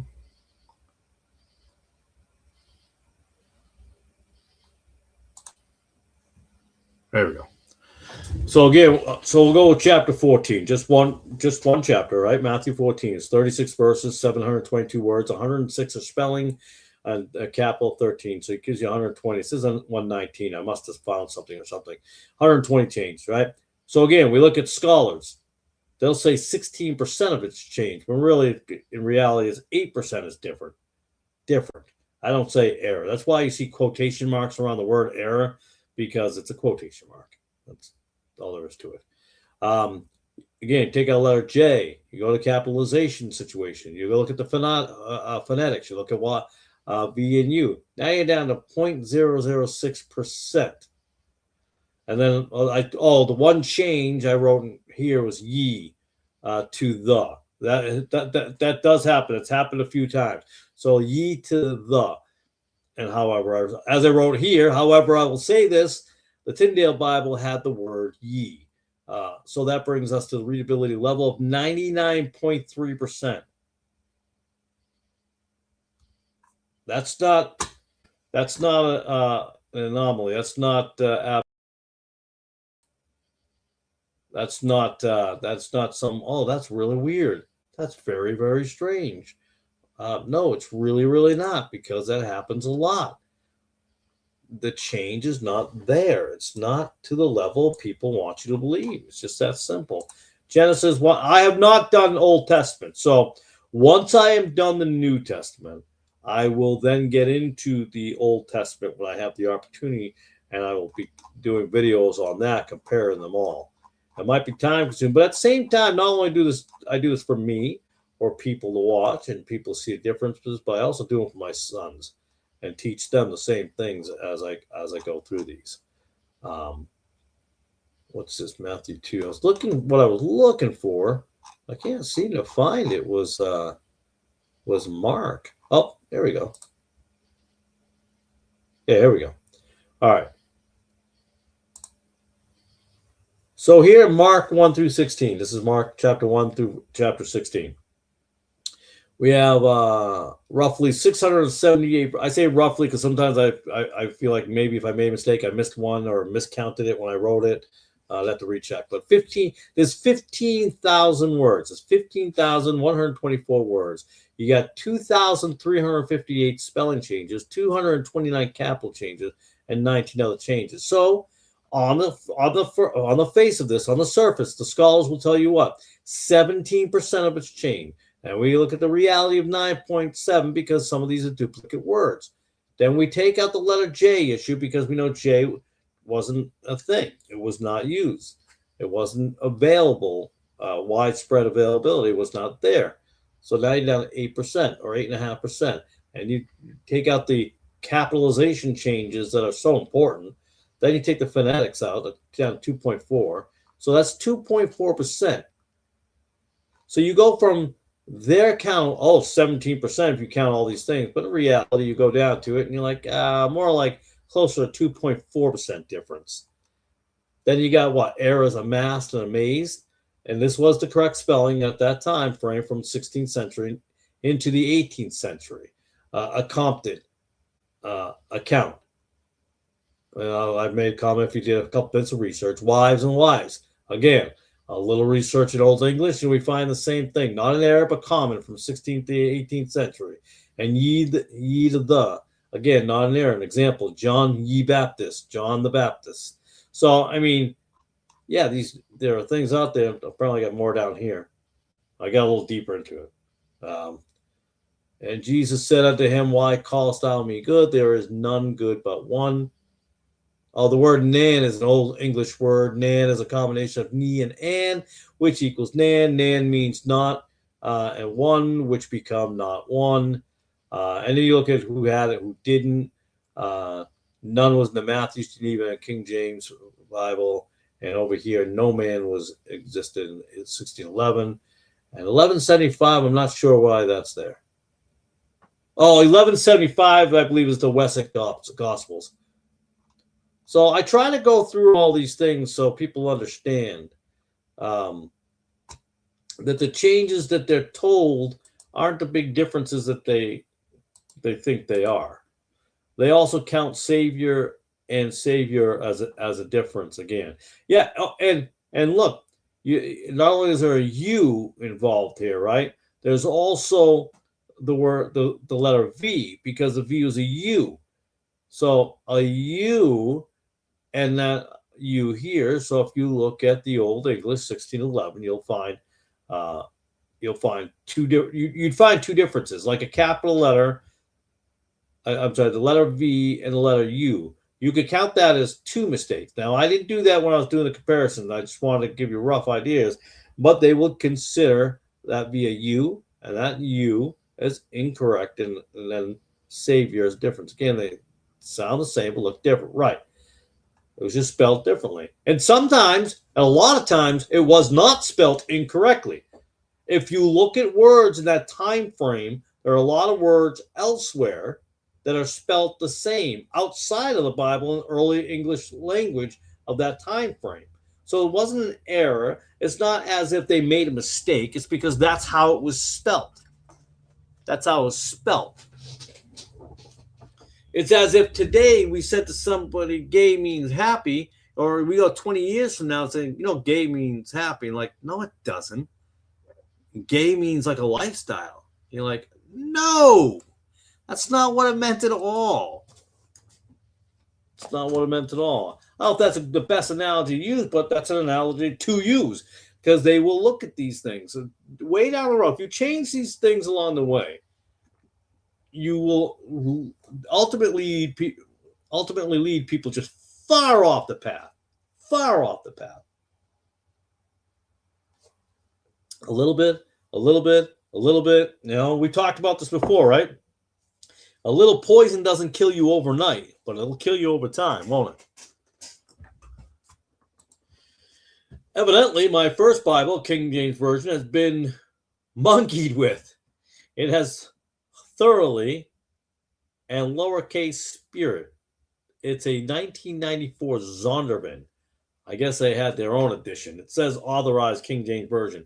They're all going to say authorized King James or authorized, and let's look at, I don't know if this one will have it, the 20th century. Let's see. No, they give all credit to Westcott and Hort in this one. A translation to modern English, which I always find this hilarious. This is 1905 edition. It is 1905. Let me just recheck the year. I don't want to accidentally lie to you. 1904. 1904 copyright edition on this one. This is called the 20th Century New Testament, right? This is by some chick and some scholars. But what we see here is a translation into modern. I have to hold it. A translation to modern English made from the original Greek, and then in parentheses, Westcott and Hort's text. Okay, by a company of about 20 scholars representing the various sections of the Catholic Church. The original Greek See what happens here? The original Greek, according to who? Westcott and Hort. But the other version, let's see, what's this one up here? This is a, don't know which one this is. This is translated out of the original self-pronouncing. I don't have a year on this. This is another one of those ones I didn't get a year on. I'm not sure what year this is. But this one's interesting because it says, containing the Old and New Testament, translated out of the original tongues with the former translations, diligently compared and revised. Conformal to the edition of 1611, commonly known as the Authorized or King James Version. So what was that chapter? Let's go to that, what was that, 3:16, 3:17? 2 Timothy 3:17. Well, this is in super small print. My goodness. Again, here you go. The New Testament, translated out of the original Greek and with the former translation diligently compared and revised. So the original Greek, they put the original Greek in here.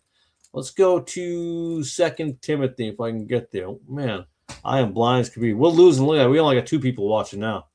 They're like, I'm out of here. Yeah, I know. Some people don't like this topic, and that's okay. I didn't come here to build a giant channel and have 1 million people watching.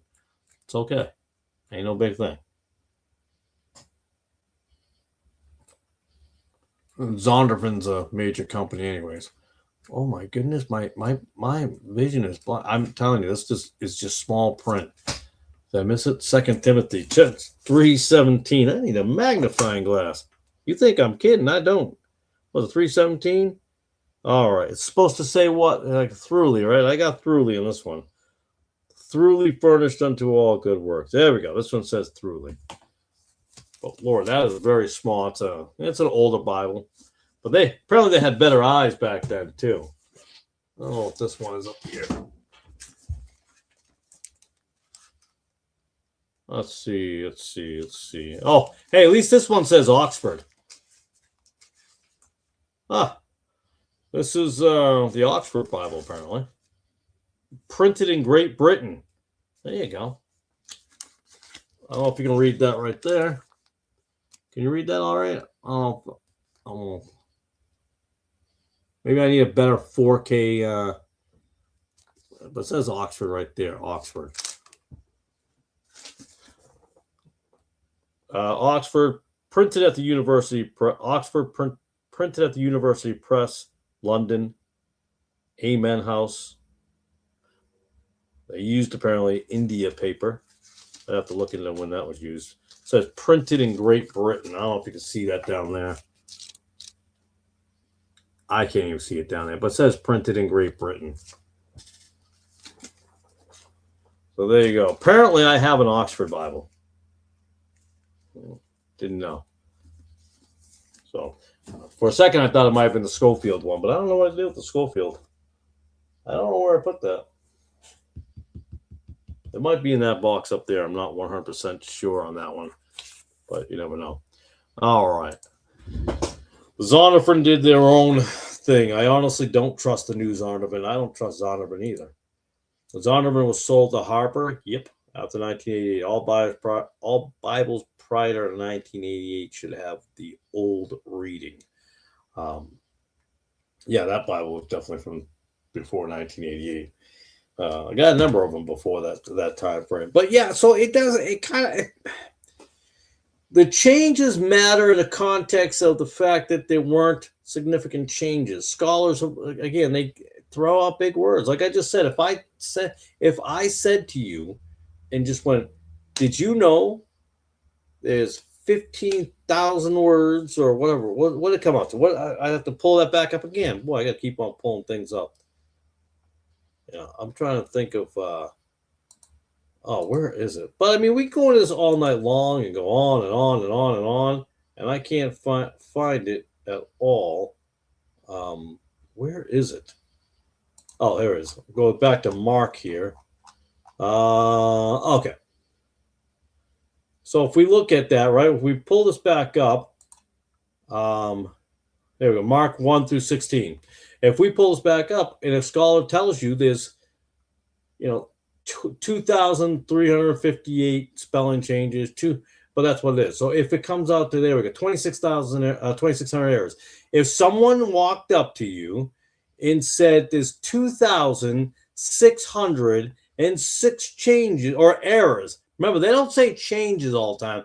They say errors or mistakes or issues or problems. That's what they say. They say 2,600. They'll even say, they're like, wow. And sometimes they may not even want to say percentages because someone's 17%. Can I live with that? But that's a big number, right? 2,600. There's 2,600. That would throw someone off. 2,600 changes. But then you dig into it. Then you look at it and like, wait a second. There's not really 26. There's more like 1,400, really. And then you dig deeper into the letters, and then you go to the capital, and you go to the phonetics, and then you go through all that, and then you find yourself at a point where you get all the way down to it, and you find out, worst case, 97.5% of it is completely readable, and that's trying to be, on their side of things. So. That's how I look. Oh, I'm not paying attention here. At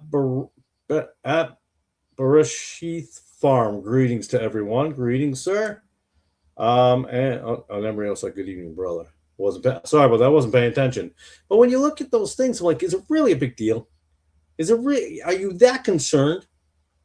I'm sorry. I'm not. I tell you. You're reading when you're in the New Testament. You're in these modern Bibles. Sorry.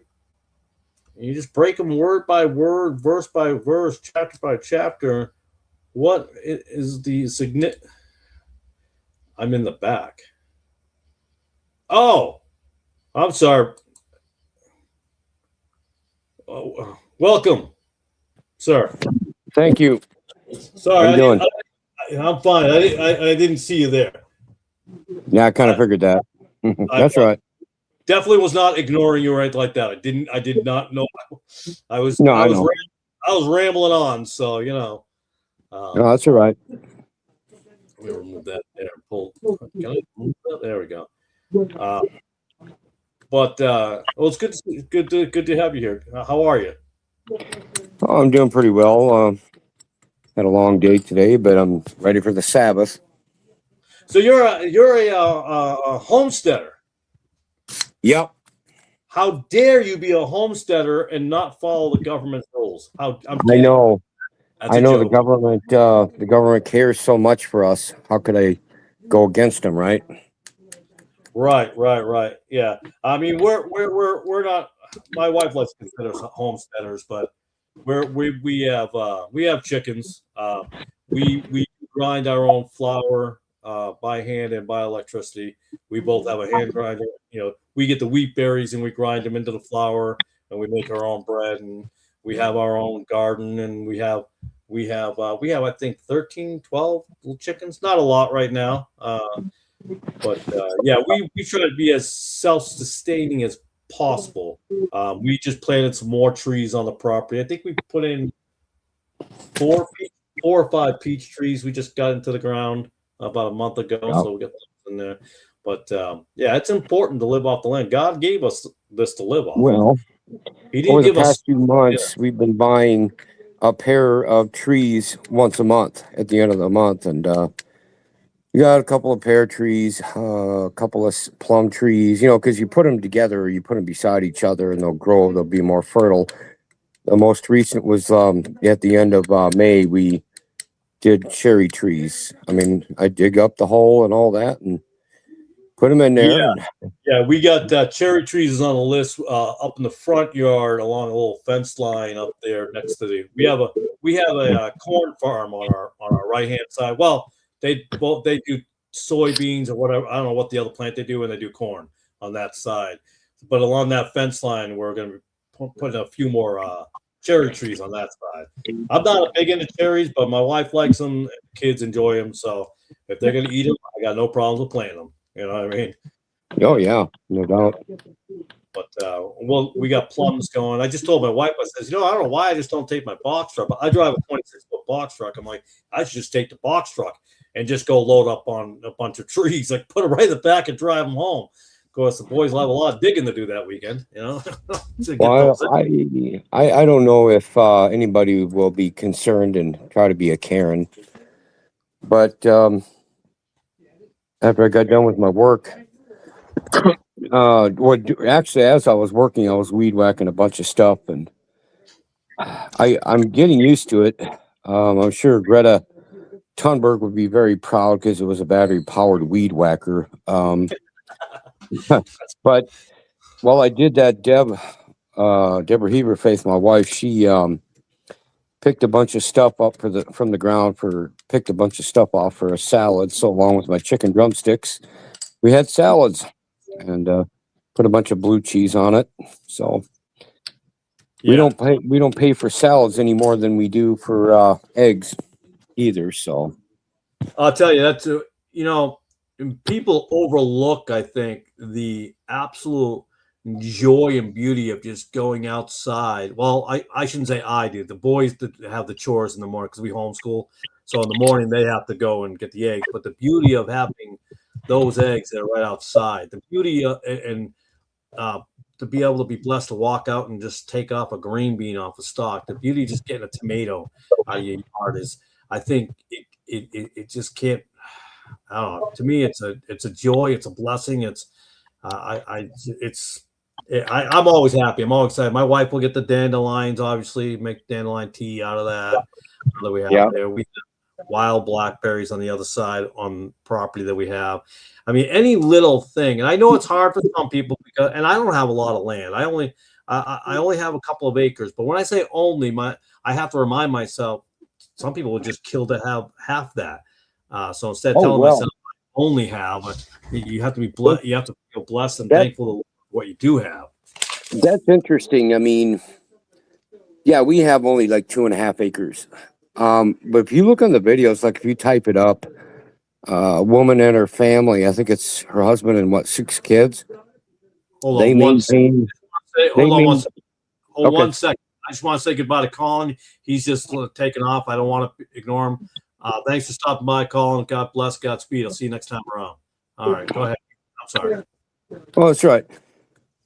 I think if you type in something to the effects of woman and her family feeding themselves off of 1/8 of an acre of land. Yeah. So you're talking, that's half of a fourth. I mean, you and I have 8 times the amount or more. Right. So, and it shows on the video, it shows what they do. I mean, so it can be done. I mean, we get enough eggs, well, if we didn't, I just wouldn't eat any eggs until my chickens started laying again. Right. Or I found another homesteader I can trust and buy some, but I don't have livestock anymore. I'd like to get some, but unfortunately here I can only buy pet milk. You've heard of that, right? The whole idea of they have to label it. You see? Yeah. So we buy. It's for animal consumption only, supposedly. Yeah, I know what you're talking about. I say that if I say it to somebody, sometimes they're like, "A what? What? A what?" Because some people, you see, like you being a homesteader, you get what I'm talking about. You get them like, they someplace have the label. Not everybody does it, but the lady we get it from, she puts her little milk label on it. Good for pet consumption only. I'm like, I guess I should meow every time I have a sip of milk. Then I guess. Right. Well, just keep in mind. I mean, and I don't remember her name. I put her on one of my videos on a clip. She's a congresswoman. She's 83 years old and has her hair colored purple. She kind of ruins my image of a grandmother, but she was going on about how raw milk is so unsafe, and I suppose I should trust her, right? But I think I'll pass on that. So she's in Congress, so obviously she's trustworthy. Right. It's like my pastor drives a Cadillac, so he must be honest. Yeah. But the reason for that is because it's more attack, in my opinion, it's more an attack on God. It really is, because God gave us this, right? we're blessed with all this, but they don't want that. They want you to have the blessings of Satan, which is a Swanson's dinner. At the end of the day. Now, being said that, I don't want anyone to feel like I'm attacking them or knocking them, because I think there are far more people who wish they could get to that point, to be able to live off their land. They're not at the moment, but there is such things as growing small things in your apartments and things of that nature. Just little things you can do. But absolutely, I mean, listen, homeschooling. I think more people wish they could. I think and what you've seen over the years now, COVID there, that the jabby jab and all that good stuff, that really, I think, opened up a lot of people's eyes, not to just lies or anything like that from the government, but like, maybe I should homeschool my kid. Maybe I should try that, or maybe I should look into that. Like, yeah, maybe you should. So it's being saying that not everybody in that position. So I don't knock people who unfortunately have no choice but to do so. But they did.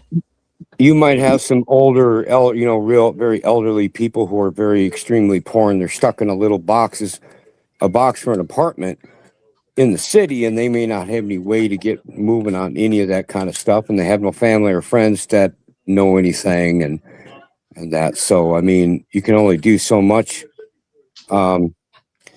Look, I just give out the information. People can take it or leave it. Yeah, agreed. Look, I took a few years off of YouTube, but I remember when I used to get attacked left and right. I mean, it was amazing what people make up on you.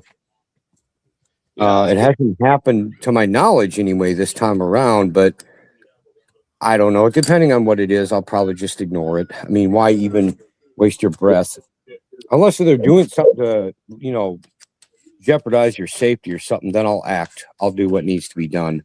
But I think the only time I think I would get upset or get riled is if you say something about my wife or my children. To me, that's an off limits type of thing. You could attack me. I'm cool with that. I don't care. It doesn't bother me because I'm here on a YouTube screen, right? So I put myself out there. You know what I mean? So go ahead. You do what you got to do. No big deal. But my wife's not on here. My children are not on here. So, and I said, it reminds me of when I actually fought Republicans over them going after Obama's children and stuff like that. I'm like, whoa, what are you doing? I'm like, I think Obama's a scumbag and he's demonic as all can be, but you don't attack a man's child. To me, it's funny. It's funny you brought that up. It's just Deb and I now. Her kids are growing. Right. But back years ago when they were under our care, and that's part of it was a legality. It's also personal to me that I want these illegal aliens out of here, because her ex that divorced her, he was looking for us and he was in the country at the time. And there were a couple of people who were trying to figure out who he was and contact him and tell that guy where we were. And I'm like, okay, you're crossing the line. You're messing with something you don't understand. And if you keep this up, we are going to meet man to man. And now he's back in old Mexico. He has been for a few years, but and the kids are growing. It's just I don't know what your personal experience is. Mine, I was attacked way more by so-called Bible believers. Yes. Than not atheists or agnostics, a little bit here and there, but not anything to fret over. So it was these doggone Baptists, and a lot of them, and some were Catholics and whatever. And I'm like, you got to be kidding me. I mean, listen, I tell you what, I'm more leaning towards Baptist, but I've been attacked by Baptists. You know what I mean? So it knows no.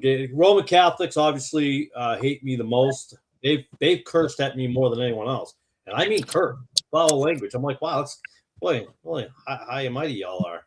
But I don't sweat it. It don't bother me. It doesn't concern me. I could care less. I've said before, this channel that I have here, by the grace of God, it's not here because I want to have 10,000, 20,000, 30,000 subscribers. Don't care. I don't make money off this. I could care less. It's about putting out what I believe out there, what I think is the truth, and that's it. Like I said before, you can take it or leave it. And that's the thing. I'm like, I don't hate nobody. You don't agree. You don't agree. Okay, go your way. You believe what you're gonna believe. I'm not gonna force anything down your throat. I'm going to tell you what I believe and what I think is true. That's all there is to it. And you don't have to agree with me. But the problem is, people can disagree, and then suddenly they want to hate. And I'm like, I'm not sure how you get to the hate part. I don't know. You want someone to die, all this other kind of stuff. That's crazy to me. That's wild. That's absolutely wild. You have a lot more subbers than I do. I mean, I'm at 528 is all. But back when I was on the 200s and 300s and stuff, it was just amazing how many attacks I got.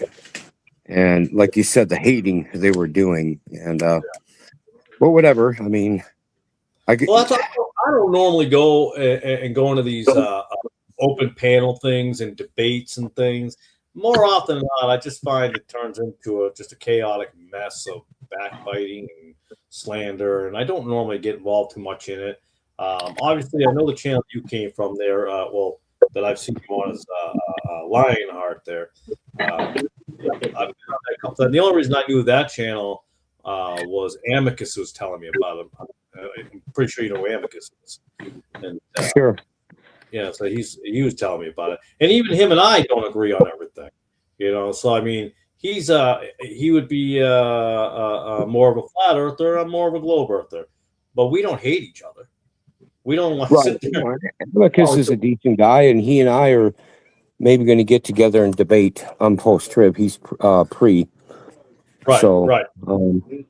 We haven't hated on each other at all. I'm good with that. And that's another thing. If you want to sway someone to your side of the argument, so to speak, hating isn't going to help. Right. I'm like, it's just a waste of time. It's just, it's just a waste. I'm not into it. I know I would be. Well, that would be something Amicus and I would agree on as pre. I'm also a pre. But again, I don't people and say they, I had one guy tell me that I'm going to hell because I don't believe in flat Earth. That was my salvation. That was the deciding factor, and I'm like, how you made that jump is amazing to me.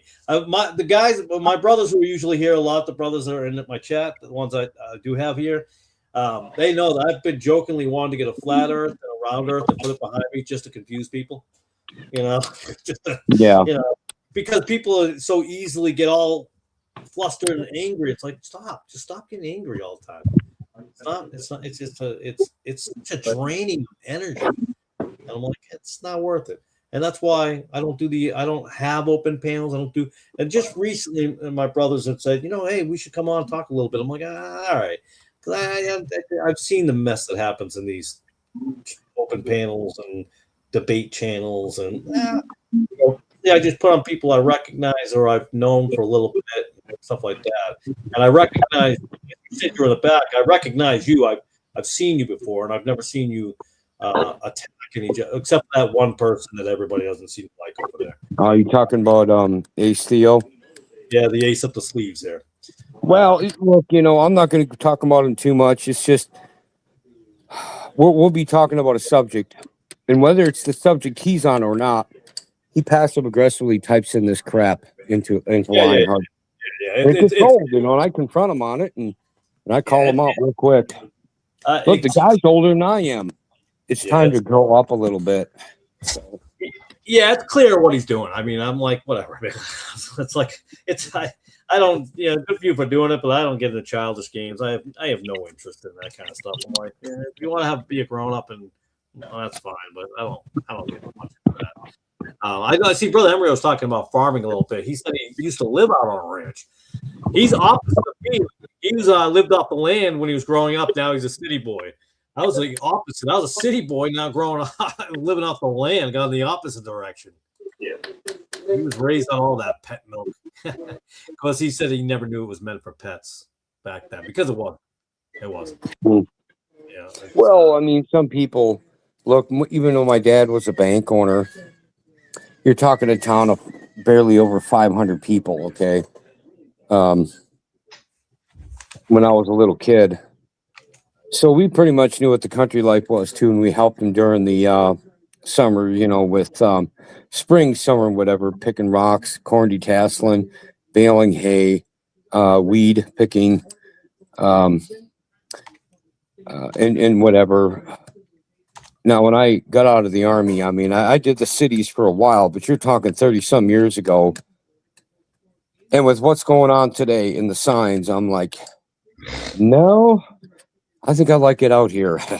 I mean, stuff can happen out here too. Don't get me wrong. It's just, but I have it's a lot more controllable. It's a lot more predictable, and I can deal with it more the way I want to. So, I mean, obviously, I'm a 2A guy. Obviously, so a Second Amendment all the way. So I think we're able to protect ourselves out here. I actually have a neighbor. The one neighbor I do have is like through the woods to my left, well, where I'm sitting on my left, but he builds his own little ARs and stuff like that. So nobody's getting onto these two properties. I mean, not really concerned too much about it. We live basically in on a farm. Basically, we have cows across the road. We got corn on one side, corn in the back of us on the other side of my 2 acres, and then people over here, which is to me. And I tell you what, when I drive home or this direction every time, I'm over in Eastern Tennessee. So,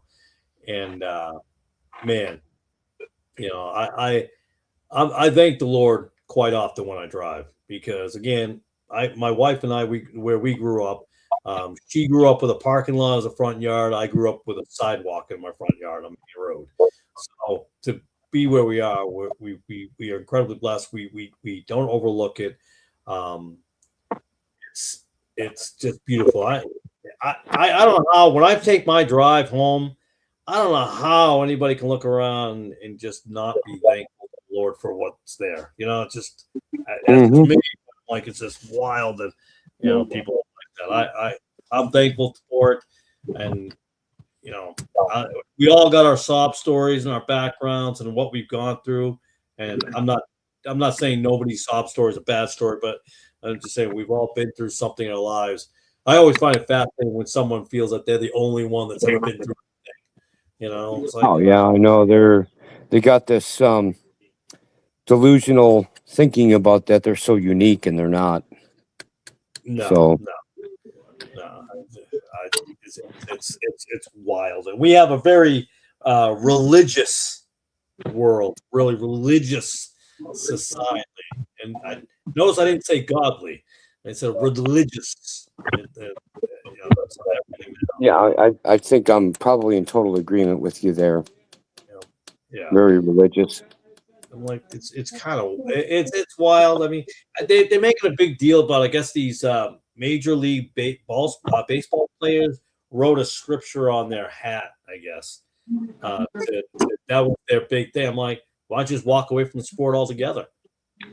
I mean, you cause a stir. What if you walked off that field? Just walked off that field, but they won't. So you put a verse on your hat, and people are applauding them. I'm like, okay, that's nice. I guess that's a start, but walk off the field. Walk off the field.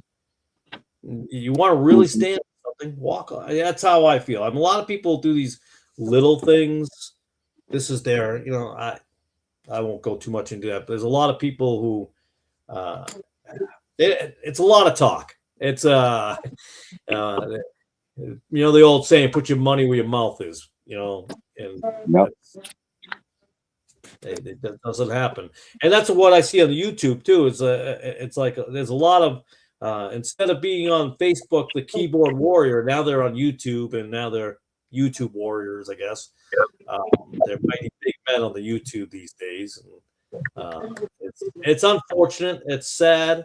And I was speaking earlier, I'm like, people left the church building because it was hypocrisy and evil. And then they go to the internet, and I'm like, you just went to another church building with hypocrisy and evil.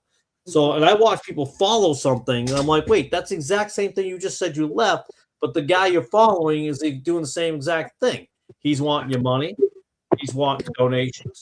He's wanting subscribers. He's wanting all types of things. I'm like, whatever, man. I think people, location doesn't change your beliefs or your behavior. A location is just a location. You could drag the same baggage to another city, another state, another country until you change you, and that's the difference. So, well, the internet too. It's a new version, I guess. Not that it's so new anymore. It's getting older now, but it's like a new mental health unit worldwide. I mean, you have a bunch of people that are mentally, labile or whatever. They have a lot of baggage, and this is their therapy. Sadly, it is for the worse. It's demonically driven, a lot of it, and it's getting, it's way out of hand. But I mean, what can you do? Look, the mistake I guess I made that you didn't, and I'm not really doing it this time. I may or may not debate amicus, but I really got heavy duty into apologetics before too. And then when you have a disagreement with somebody and you really get on them, right, you take it to their friends, and then on their channels they start putting you out there and pulling all that nonsense. So I mean, what can you do? I mean, it's just amicus. I'm not doing it this time. I think I had a few days ago on a live stream, I had a new subscriber for a few minutes. And I won't put up with anything for too long, because the person typed in something about another subject, nothing to do with what I was talking about. And I said, look, I'm going to stick to the subject. Maybe I'll do something on that in another live stream. Of course, people are brazen. Oh, you need to change the subject right now, Levite, and blah, blah, blah. And all I did is I looked at the screen and said, no. And I continued on with what I was doing. And all of a sudden went back to I had back to the original amount of subbers that I had at the beginning of that. So, I'm just not going to play that game with people. Yeah, look, if they don't like what I'm doing, start your own channel. I mean, I would give you that courtesy if there's something I really can't stand about you, right? I'll just give you the courtesy of not bothering you. It's not that big of a deal to me. You haven't done that. I'm just making a point. I mean, why be a troll and pull that crap?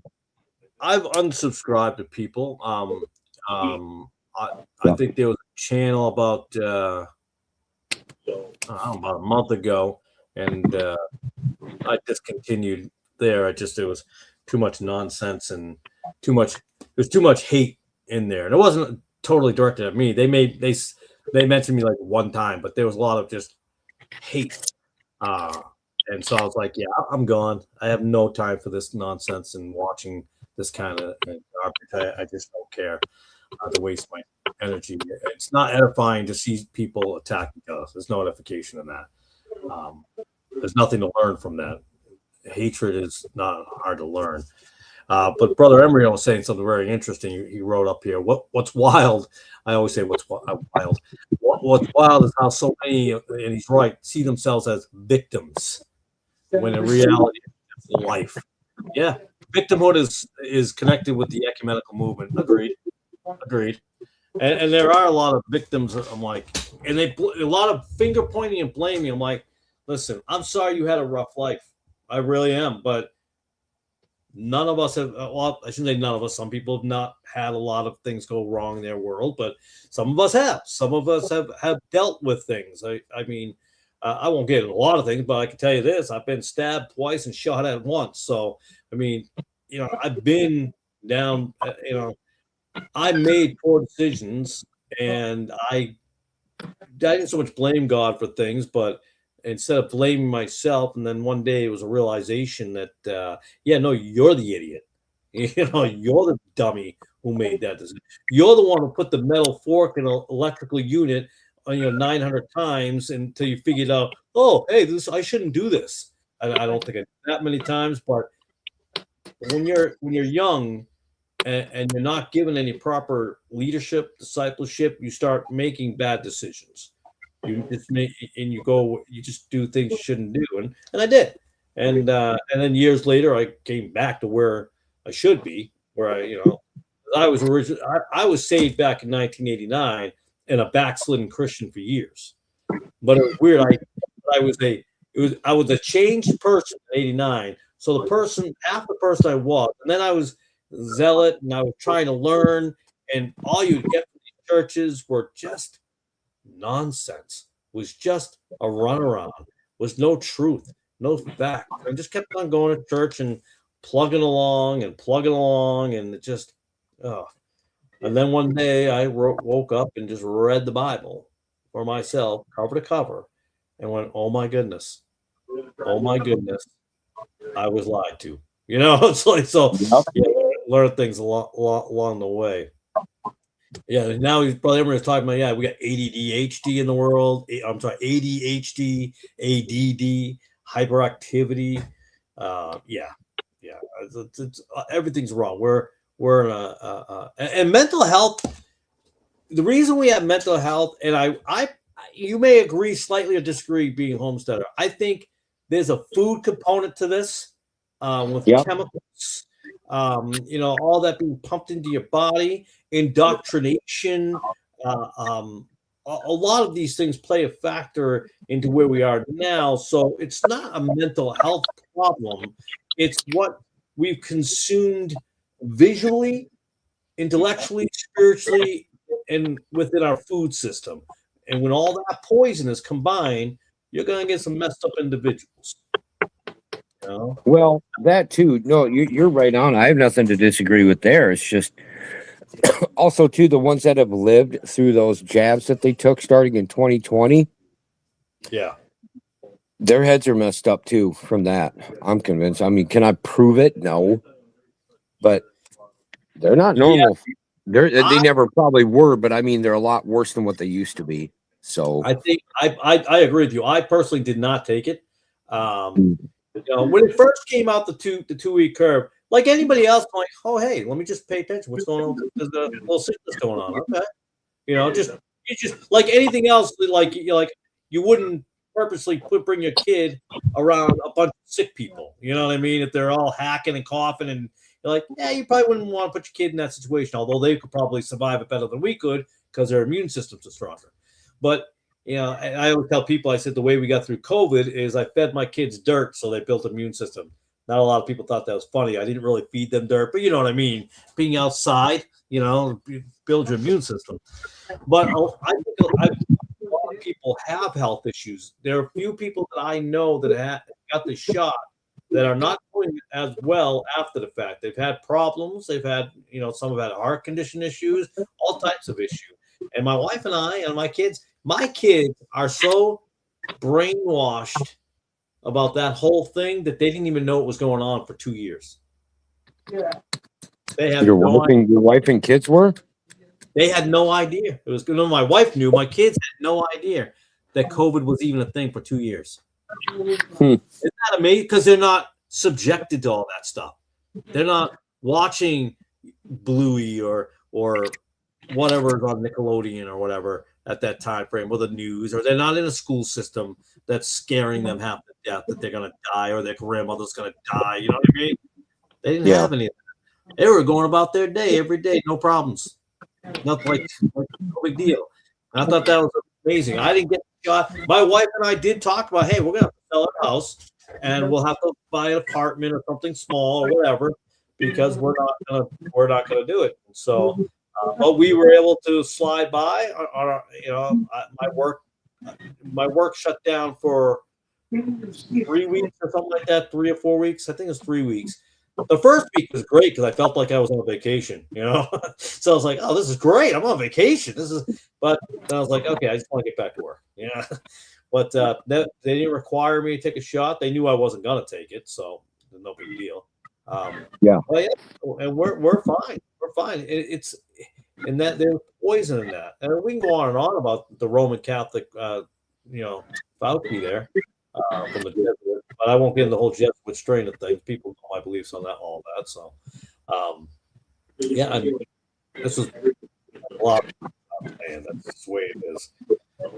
God is the best teacher, Emriel says. The consequences is immediate, and you know and learn your lesson. Like that too. He'll chastise you pretty quickly if you ask him. Yeah. Well, it was amazing because I used to work in the medical. Give me 1 second here. I'll tell you about my medical field experience, and I have to wake my wife up and tell her to deal with that little puppy toy size puppy. Hold on a minute. Yeah. All right. Yeah, Brother Emrio, I actually got a hold or texted those two people. So Okay, I'm back. Sorry. Sorry about that. Well, I was hearing her whine. We got a new, like, dot-sized toy puppy. Anyway, she's like a therapy pet for Deb. Anyway, what happened was, okay, I didn't just go through a nursing home program. I got college educated.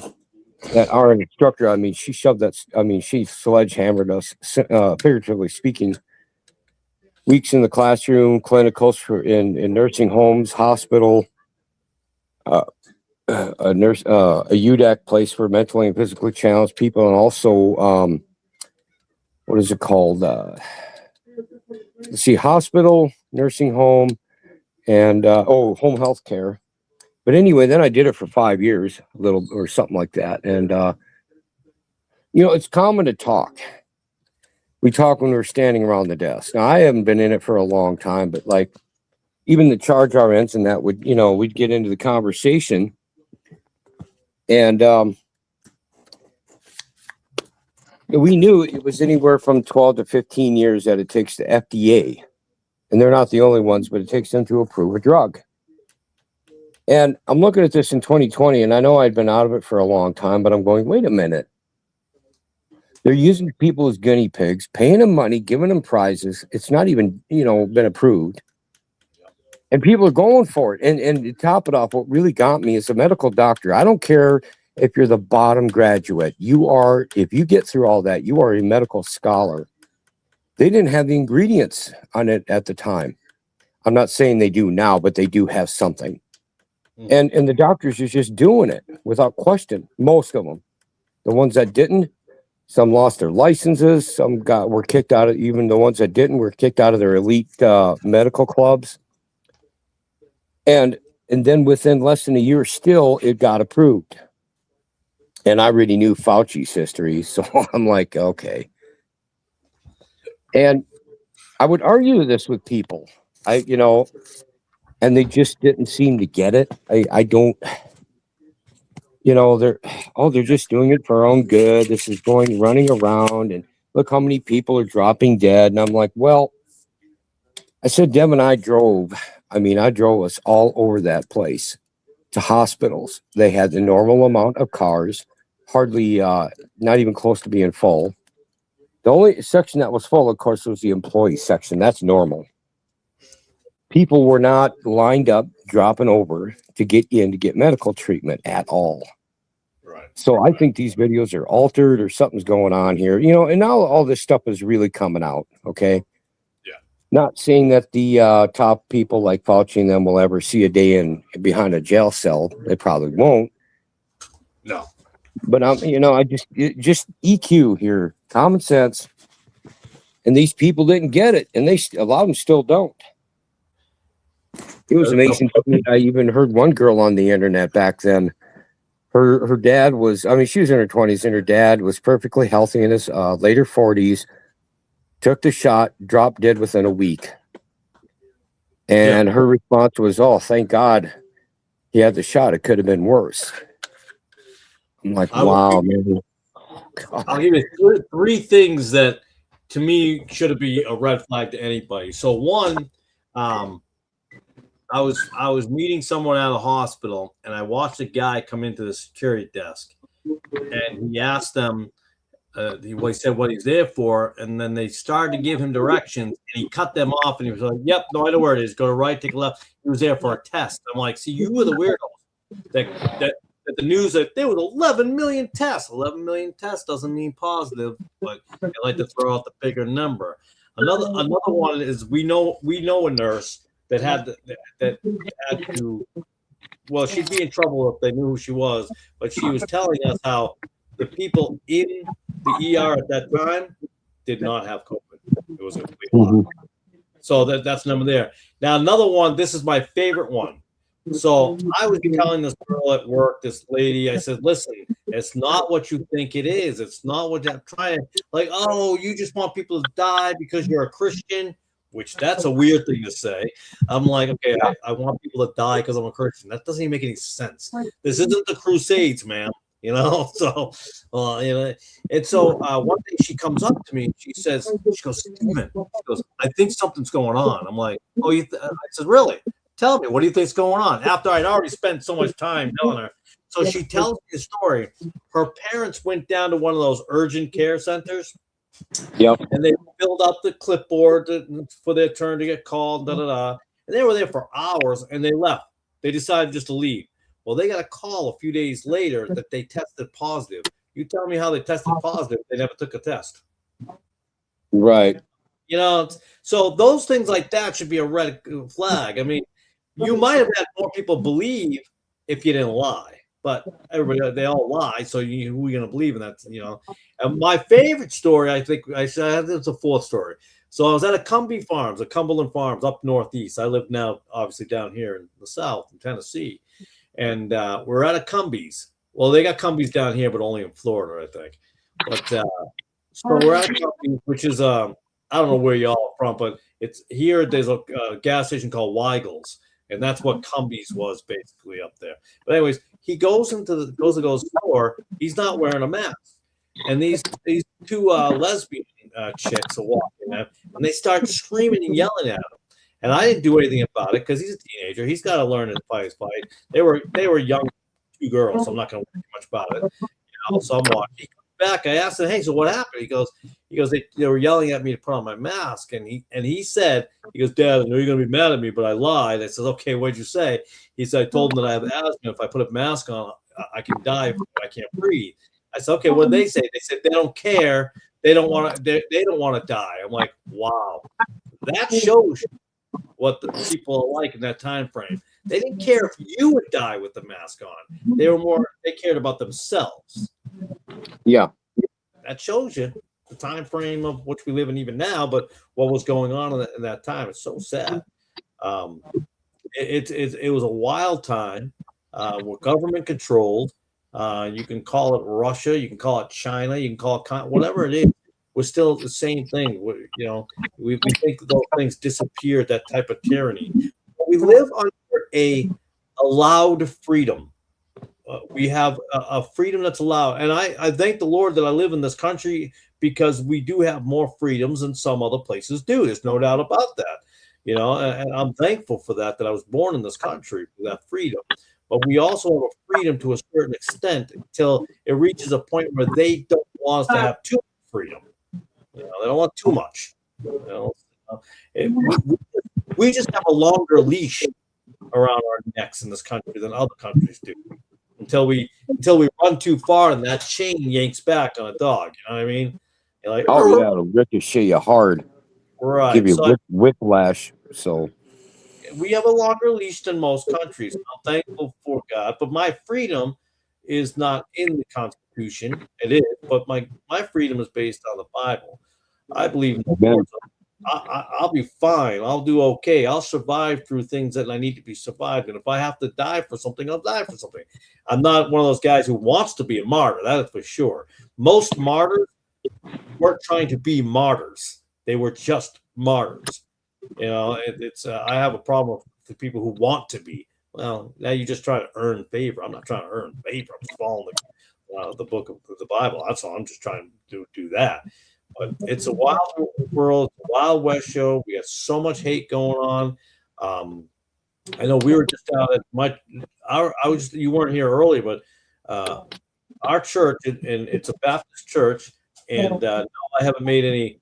I won't swear in. I was at one Baptist church a while back. You have to swear a confession and this and that. I'm like, get out of here. That is so unbiblical. So are you talking that? Are you talking that Baptist confession I've read in my research in the past? They have a couple different ones, but not all Baptists do that. The one I go to, they think that's nonsense too. That's okay. Well, Baptist is like any other branch. It's got a lot of sects, SECTS. Yeah. They do. different side. You got your primitive, your free wills, your IFBs, you got your NIFBs. It's just a nonsense world. But this, I would classify where I go as a pre-1860s Baptist church. They don't do Christmas. They don't do all that stuff like that. They're not, none of it, which was amazing to me. I thought that was awesome. But anyways, so he gave an invitation to other churches to join us at the Pride Fest there down, the Abomination festivals that they have. Yep. So going out there preaching. Now he got the guy to say, listen, guys, we're not here to tell them that they're creating sodomy and sin. They know they're in sin. We want to come here and teach them about Jesus, the love of Jesus, and how they can have a better world, a better life, a better. I'm like, all right, that's fine. He's telling me he gave an invitation to all these churches. Not a single one came up and joined us.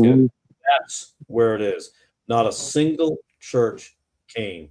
Not a Lutheran, not another Baptist, not Episcopal, well, certainly not Roman Catholic, but none of them. Not a single church. He was even kind enough to send it out to other denominations. Yeah. Not a single one.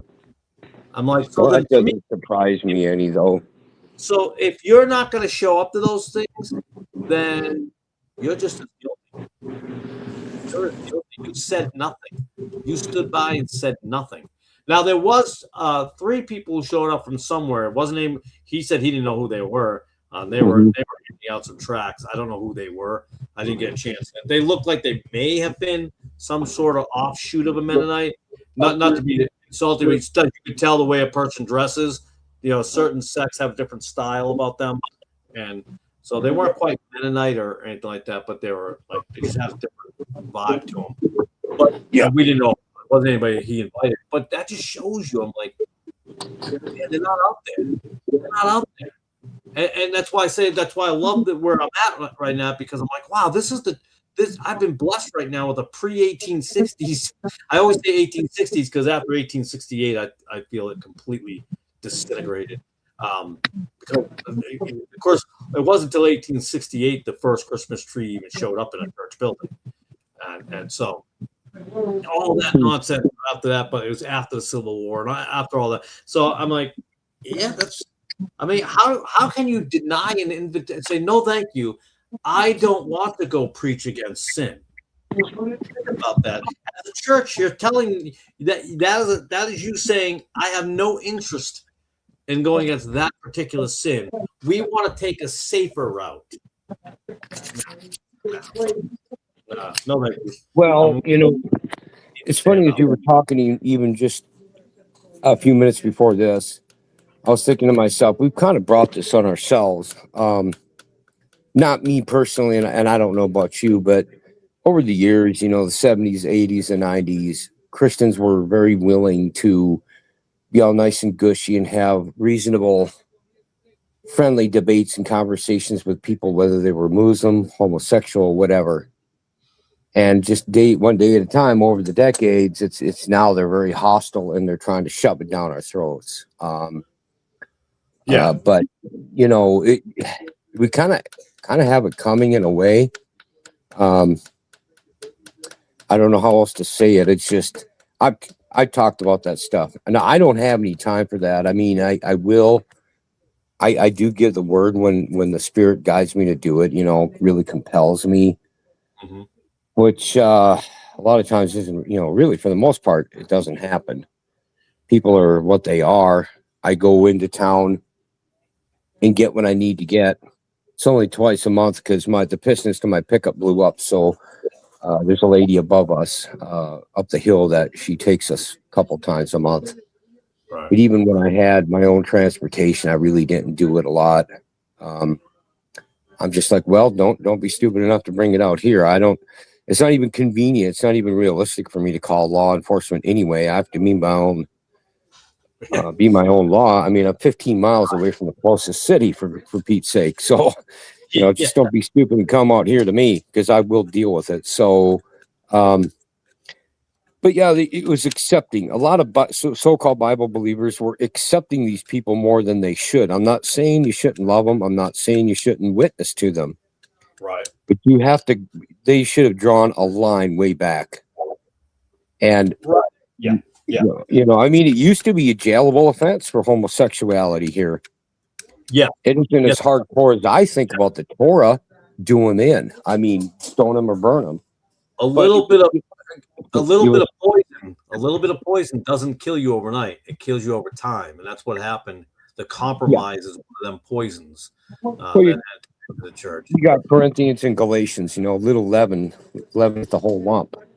So, and it keeps getting bigger and bigger. So. It became this whole, well, we want to get him in. We want to get him in. There was one, I can't remember the preacher. I don't know where I heard this from, but he said, be careful of how you get them in because now you have to keep them that way. So when you're locking someone to bring them in under one circumstance, then they go, wait a minute. That's not what you said before, so it's you got to be careful with that kind of stuff. Not everybody can do certain things, though. And not everybody's going to be able to be on the streets every day witnessing. Not everybody was called to just go out on the streets. There are different ways, different forms, different styles of doing things. Excuse me. So, I mean, it's as if I attack someone because our condition and they're in a wheelchair, clearly I'm not going to expect them to be out on the street corners every day. You know what I mean? Everybody has a duty at some point to, in some way, to spread the word, to bring the gospel, to talk about Jesus, to talk about the Bible. Just in some way, some shape, in some form. Brother Embryo just asked, they always get you with taxes, Johnny. He said, he just asked, I got to ask this question. I already know the answer, but I have to hear from y'all. Why is masonry evil? I don't mind masons. They put the bricks down real nice. No, I'm just kidding. That's brick masons. I was making a joke there. That was a joke. They're evil. They're occultism. They're coexist till you don't exist. They combine all of that. They have occultism. I have Albert Pike behind me. I have morals and dogma, like a lot of people probably have. I have different things of that nature. They were really into Baal worship. And you'd be surprised at how many Muslims actually in Islam are Freemasons. I was talking to a guy who served over 20 years in the service, and he said, "Oh yeah, Muslims are attending Freemason." He goes, "You'd be surprised at how many of my colleagues, so to speak, are all Freemasons." So, stories like it's that. It's funny he mentions that or asks that because, in fact, I said it in my last live stream. See, I've never been in the Masons. However, I've done a research, and I'm the son, and for that matter, I'm the son and grandson of late 32nd degree Master Masons of the York Rite. And of course, they were Shriners. Now, I don't know about my grandfather, but my dad, before I was born, he was also an Odd Fellow. Yeah, I guess I know. My mother, when my older brother came along, she told him, "Look, you're a family man now. You got to be here once in a while because you're gone almost every night of the week, going to secret meetings. So either give up the Masons or the Odd Fellows." So he gave up the Odd Fellows. But yeah, well, the Odd Fellows are like a lesser. It's like the knockoff version. That's a bad way to say it, but it's like when you go to the grocery store instead of getting the name brand, you get the next level down. Generic, yeah, the generic. That's how I kind of look at the Odd Fellows. Still just as dangerous, but I mean that's how I see them. The Odd Fellows a little bit in that form. Well, the last couple. Go ahead. Sorry. No, I interrupt you. Go ahead. Go ahead. Well, what's got the last 2 or 3 live streams, whatever it's been. And I deleted thousands of videos before I took a few years off. I did a series on that stuff. But lately, again, I've been bringing up the same things. Look, it's too bad because even my personal experience as a kid being in the lodges, they treated us well. I don't know about these people that come up with these sex abuse stories. Maybe they're telling the truth. Maybe they're trying to get fame. Depends on which one you're talking to. But I was treated well. We had kiddie games and stuff and treats and I'm talking games back then where the kid had to use his mind. Okay, we're not talking techno because I'm 150 years old, right? So, but what gets me is the Luciferian deal there. in a way, I've said it late. I think I said it last night, maybe too. These people are Luciferian, and they're showing more Christian charity. My dad used to brag up the St. Jude's Hospital in Cincinnati, Ohio, and that's not the only one he mentioned. I'm not saying no Bible believer donates. I'm sure they do. I know they do. But as an overall organization, I hate to say it, but those people have everybody beat. Everybody. If I had a child with cancer and I couldn't afford it, and I know I couldn't, I'd have free food. I'd have a free room to stay in with the wife. I would have no hospital bills, nothing. And that's really quite sad to coming from a group that's so satanic. That's the best way to get them. That's the best way to get them. Oh, I know. That they're smart when they do that. Absolutely. I've been approached. I've been approached about it before. About carrying on my dad's legacy, and I'm like, well, no. I wouldn't have carried on a legacy, but I was invited by someone who thought that would have been a good fit, and I'm like, I don't know how you figure that. So I'm like, yeah, no, I'm good, because I already knew about them 100 million years ago. So my father is a very interesting character. He was I learned a lot about the Middle East when I was a kid. Now, he didn't teach me how to play ball, ride a bike, nothing, none of that. All he taught me was about the CRF, the CFR, the Bergens, the Trilateral Committee. That was all I grew up knowing. I thought my dad was a whack nut. I was like, you're a weirdo.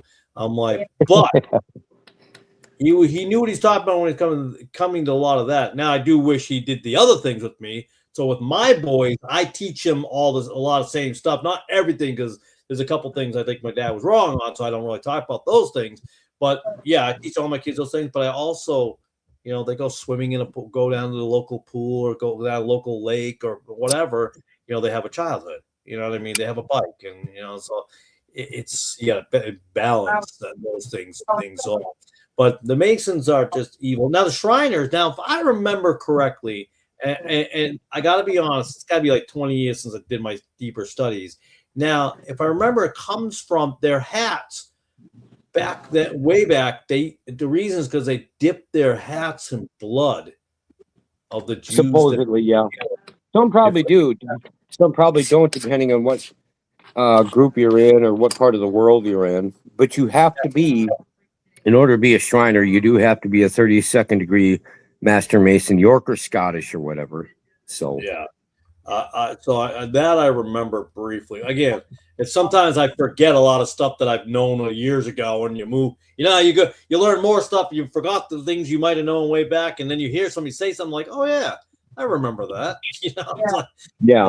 It comes back to you. But yeah, no, those are they're evil as all could be. He asked an interesting question, and I can answer. For my part, I can answer this. When he said, "What would you think if a pastor defended it?" I would think he has. First of all, I tried to get him up to speed, so to speak, on who they are if he didn't know. But if he was one himself, have a nice day, goodbye. I just wouldn't attend his facility. I've known some pastors in the past who have defended it, and I think a couple of them were in it. It depends on what denomination, what sect of that denomination they're in. And no, remember, some people belong to the Elks, or the local Moose Lodge or whatever it is. And I do believe there was a time, I don't think you can say it now, but I believe there was a time when you could have got away with them not knowing certain things, because they're just nobodies. You know what I mean?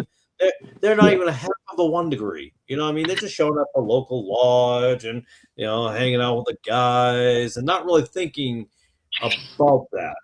But with all the information, which is funny, with all the information we have at our fingertips today, we are dumber than we were 50 years ago.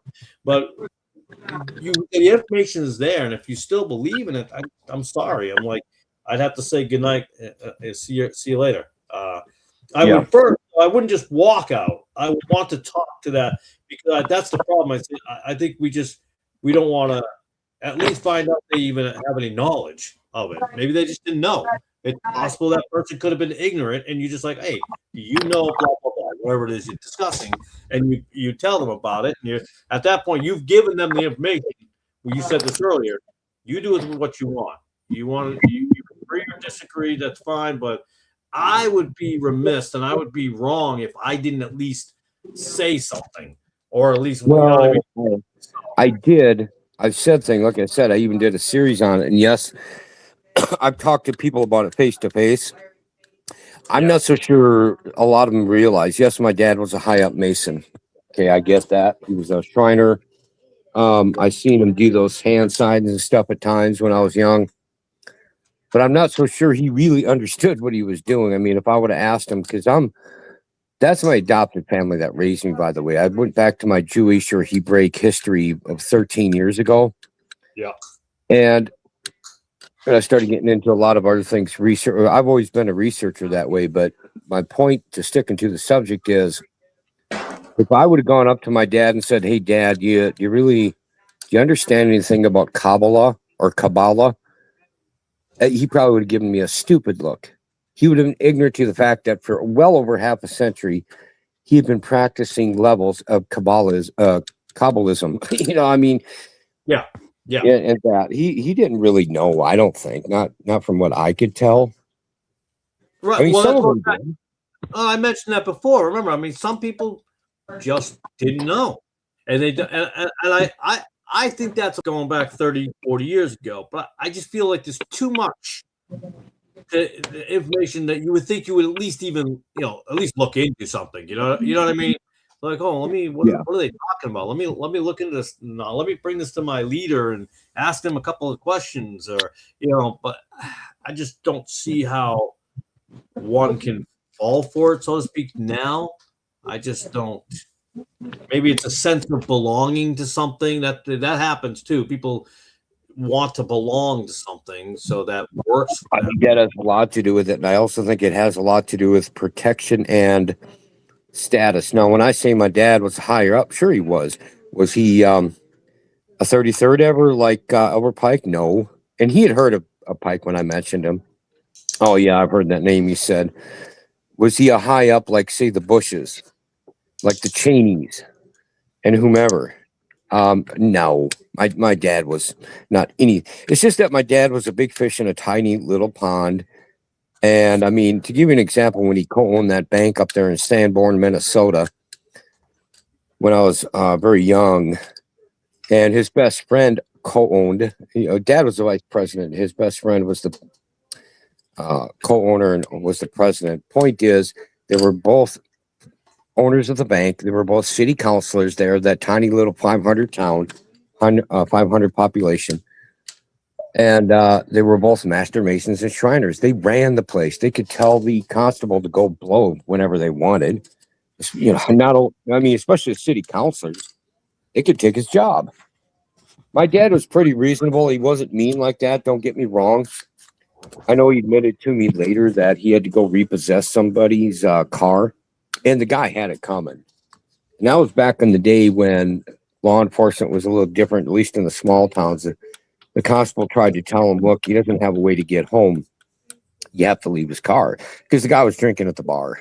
And this made Dad angry, because he's like, well, you're not making payments, but you're spending all this money on booze every night in your normal chair here. And he looked at the constable and said, well, it's funny you say that, because I'm going to do it anyway. And he did. So my dad had power. He had protection. We had protection. Whether it's good or bad, I'm just... I think a lot of it has to do with status and protection. To keep your status in life and keep things secure with your own loved ones, your family and friends, that means something to you. I think that has a lot to do with it.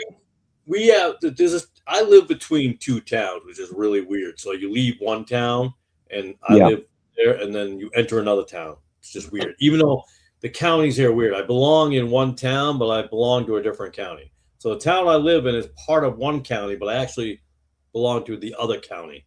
Weird.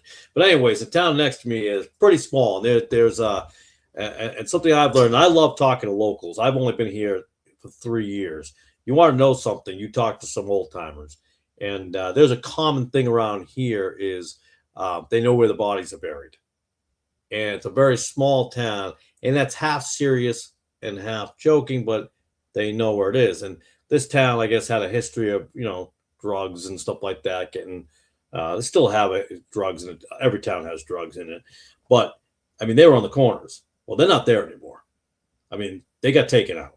And part of you says, okay, I'm cool with that. Now, the ones in charge here are Masons. The Freemasons are. It's a small town. Now, in that little town, I mean, it's one of them towns that you blink and you drive through type of thing. In this little town, there's 5 churches in one little spot downtown. 5 churches. And this town is probably a square mile. The downtown is probably a square mile of maybe a mile and a half, 2 miles. That's crazy. You get the Church of Christ, the First Baptist, the Christian Church, the Methodist Church, and some Liberty Baptist. I think it's down the road, or Lighthouse of Baptist. That's further down, like leaving town. But 5 churches, and almost in the center of 3 of them is the Freemasons. Blue door, by the way. It's got a blue door. So it's very interesting, and they are loaded with people. They're loaded. When you drive by their meetings, there are cars all over the place.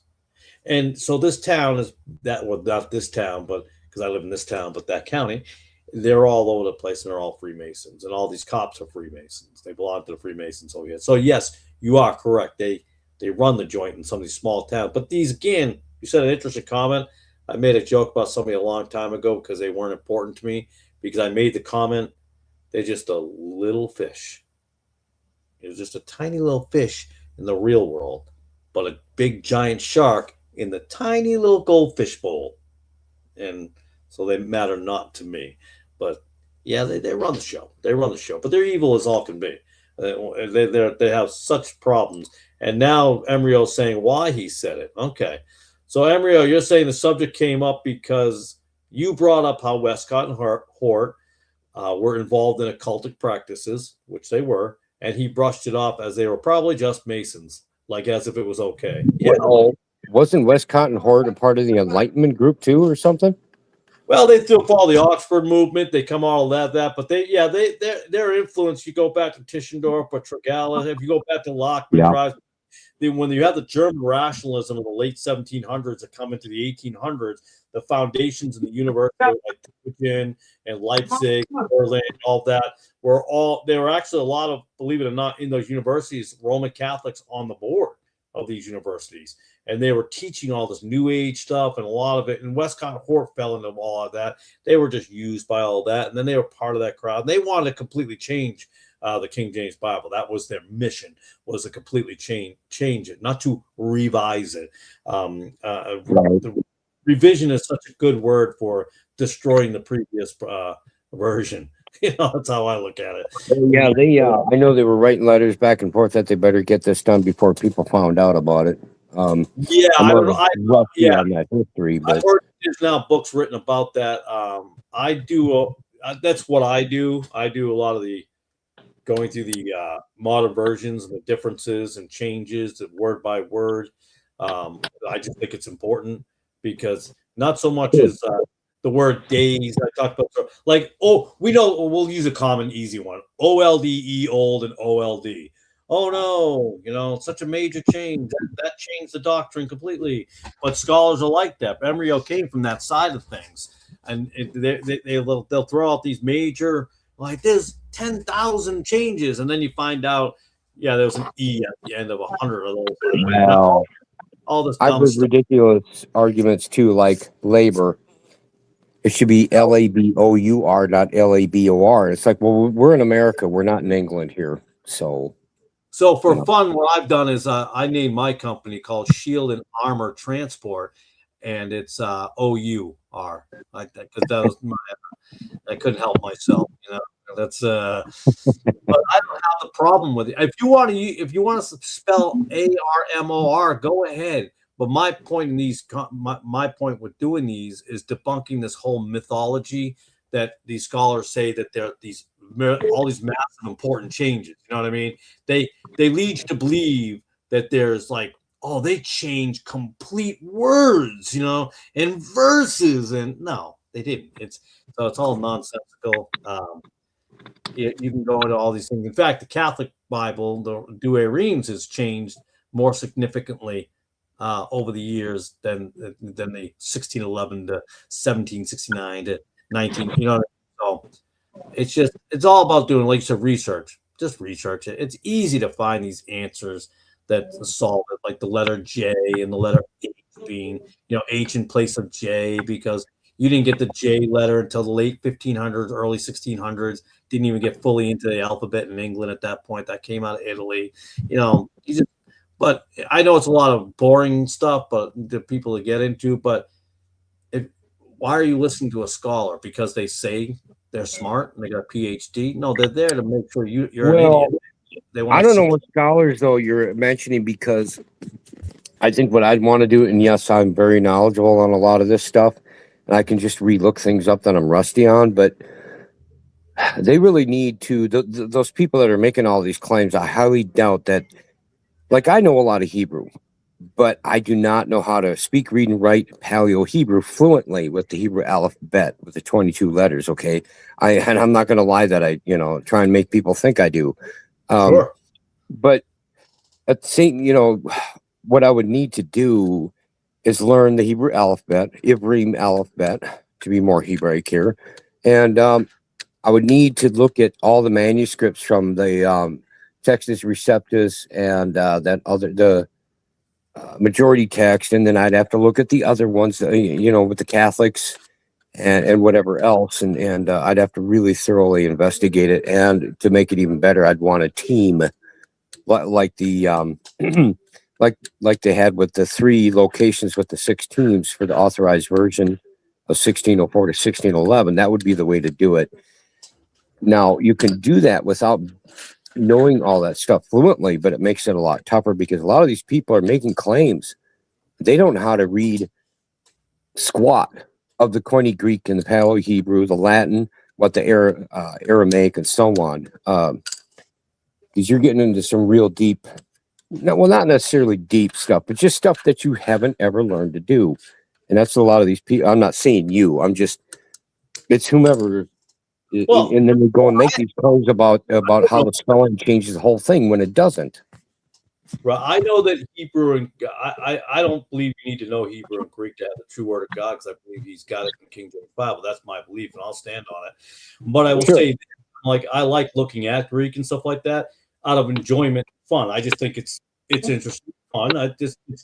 But some people will tell you that if you don't know Greek and don't know Hebrew, then you don't know the Word of God, which is a bunch of nonsense, and that means a lot of people went to hell. I can tell you that right now. Right. No, I'm in agreement with you there too. I'm just making the point, if they're going to get that deep into I hear what you're saying, and that's why when I look at certain words, what I do is I base it on what we have as I keep it in a simplistic form for just us regular everyday people. Is like, all right, let's look at this at a surface level. It's easy to just debunk a lot of this right off the top. Yeah, you can then get into the different strains of manuscripts. A guy who does a great job on that is, in my opinion, is Nick Sayers over Revolution.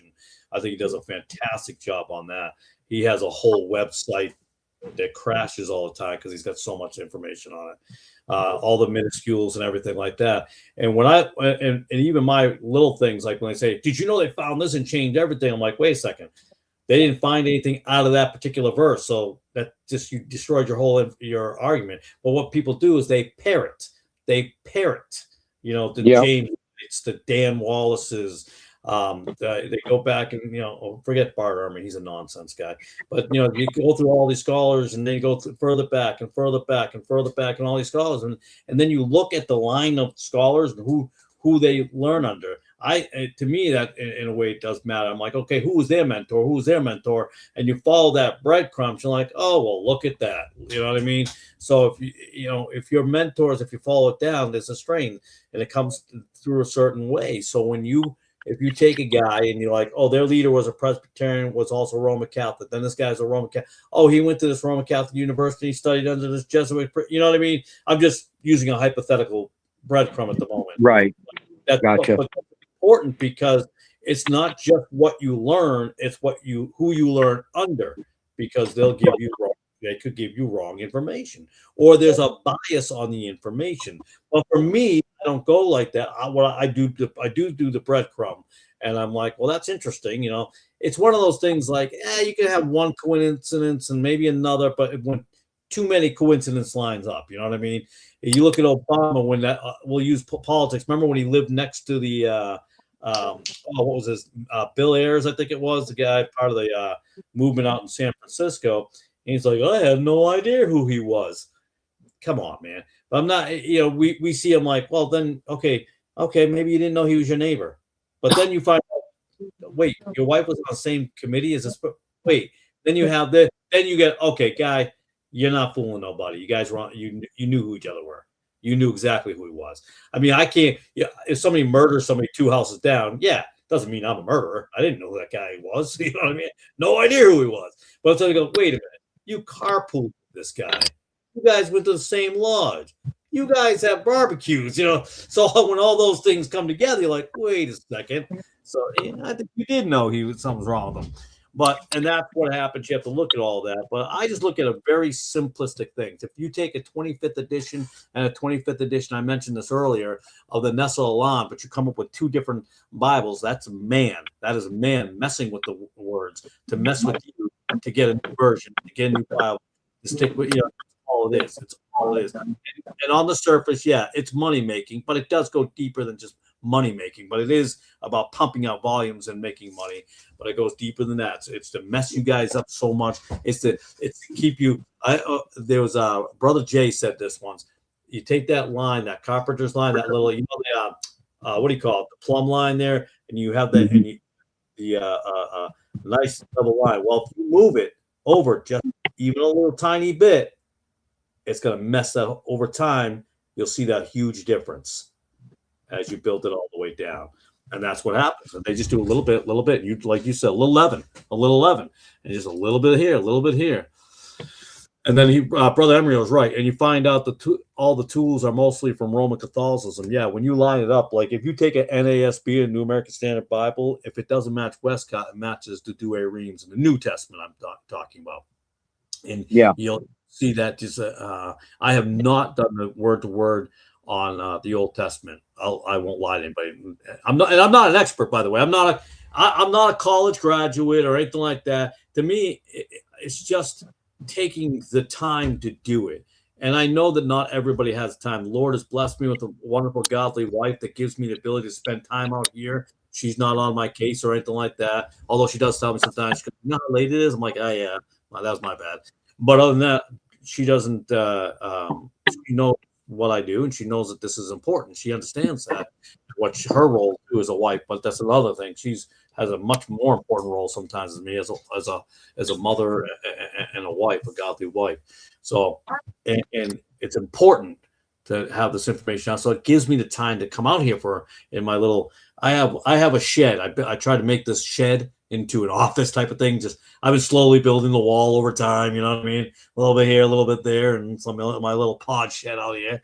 And that's where I do all this. And I'm thankful to have the opportunity to do this because I think it's important. I really do. I think people have no idea or not as much as they should know about the dangers of all these modern versions and just assuming that they fit the bill and they match, which they don't. And Brother Emery, you know of all people, and you're a man who came from that other side that attacked this whole side of things until you came to the conclusion, which I think is absolutely amazing, knowing how dangerous and what the deceptiveness that exists in there.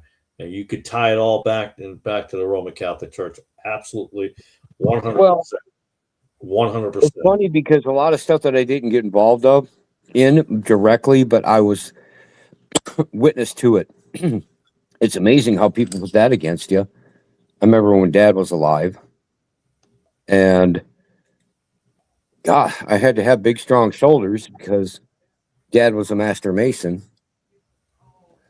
and I'd get a lot of crap for that sometimes from the Christian realm, and I never did tell Dad about it much. I just, I never tried to make excuses for him. if anything, I would just turn it around on them and say how pathetic they make you so-called Bible believers look. I've been accused for that matter too, that I had to have been a Mason myself, and I wasn't. But and then there's some other things that just go on, and you get the blame for it whether you want it or not. I just take it with stride and say, well, I'm not going to change his or her mind anytime soon, so I even bother putting the energy into it. I got I serve an awesome God, and I have a beautiful, awesome wife.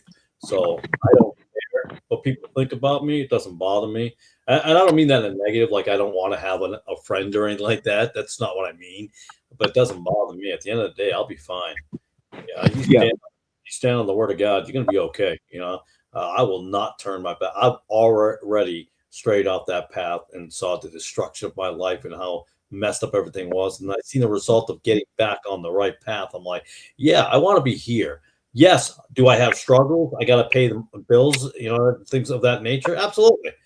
But I'll take those struggles every day. But because I don't have is a spiritual struggle. I am not lost and I'm not weak in the spirit realm. I am strong because of the proper amount of weakness, the fear of the Lord. We can all come up with stories of how we're here and how thankful we are and grateful we are. And I know where I've been. And so I'm thankful for that. But I do feel bad for people who don't have this awesome testimony. And I think they get overlooked. There are people like they just came to the Lord, they do the right path. But it's not a cool testimony. It's not cool like the other guy who had his leg blown off and this and that. He was an atheist. And those are great stories, by the way. Those are great testimonies. Yep. But every testimony is equally important to the Lord. Well, to your sometimes you have somebody who's never been through anything over traumatic, never done anything really stupid, and they've been a believer most of their lives and carrying it out. Well, there's some of the best testimonies really to learn from when you think about it. So, I mean, well, no, they all have the same. I know one particular person. This is just one. I don't know any. And he was an atheist. I remember this years ago. And he didn't go through anything traumatic. He just one day realized he was wrong. It's like he was wrong. And he just started going to church and reading the Bible. And I was like, well, that's amazing to me. Because I'm like, he just woke up one day. And other people's go through some things, and there's nothing wrong with that either. Like I said, we've all been, again, just a brief story, like I said before, stabbed twice and shot at least one time. At least one time. Once was enough. But that doesn't make my salvation any better than somebody else's, in my opinion. Now, the going through things are important for knowledge and wisdom and leadership, and discipleship in some ways, and explaining to people. That's important for those who are going to be, that the Lord is going to be using them in a role that is going to be guiding others and explain, hey, what are you doing? I've been down this road. Don't do it. Don't. I've already seen this. I've already seen this movie.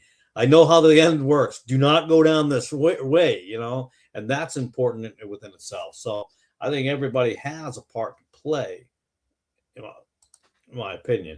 Brother Emriel says no Christian would recommend the New World Translation because of John 1:1, where it says God instead of little God instead of God, but all the modern versions use the same underlying Greek text as the Jehovah's Witness. Yes, indeed. I got that back there, 1950, when they came out the New World. The 1950 with the New World Translation, or 1950, 51 in that. But I do have the New World behind me. That is true. They also use the foundation of Westcott and Hort.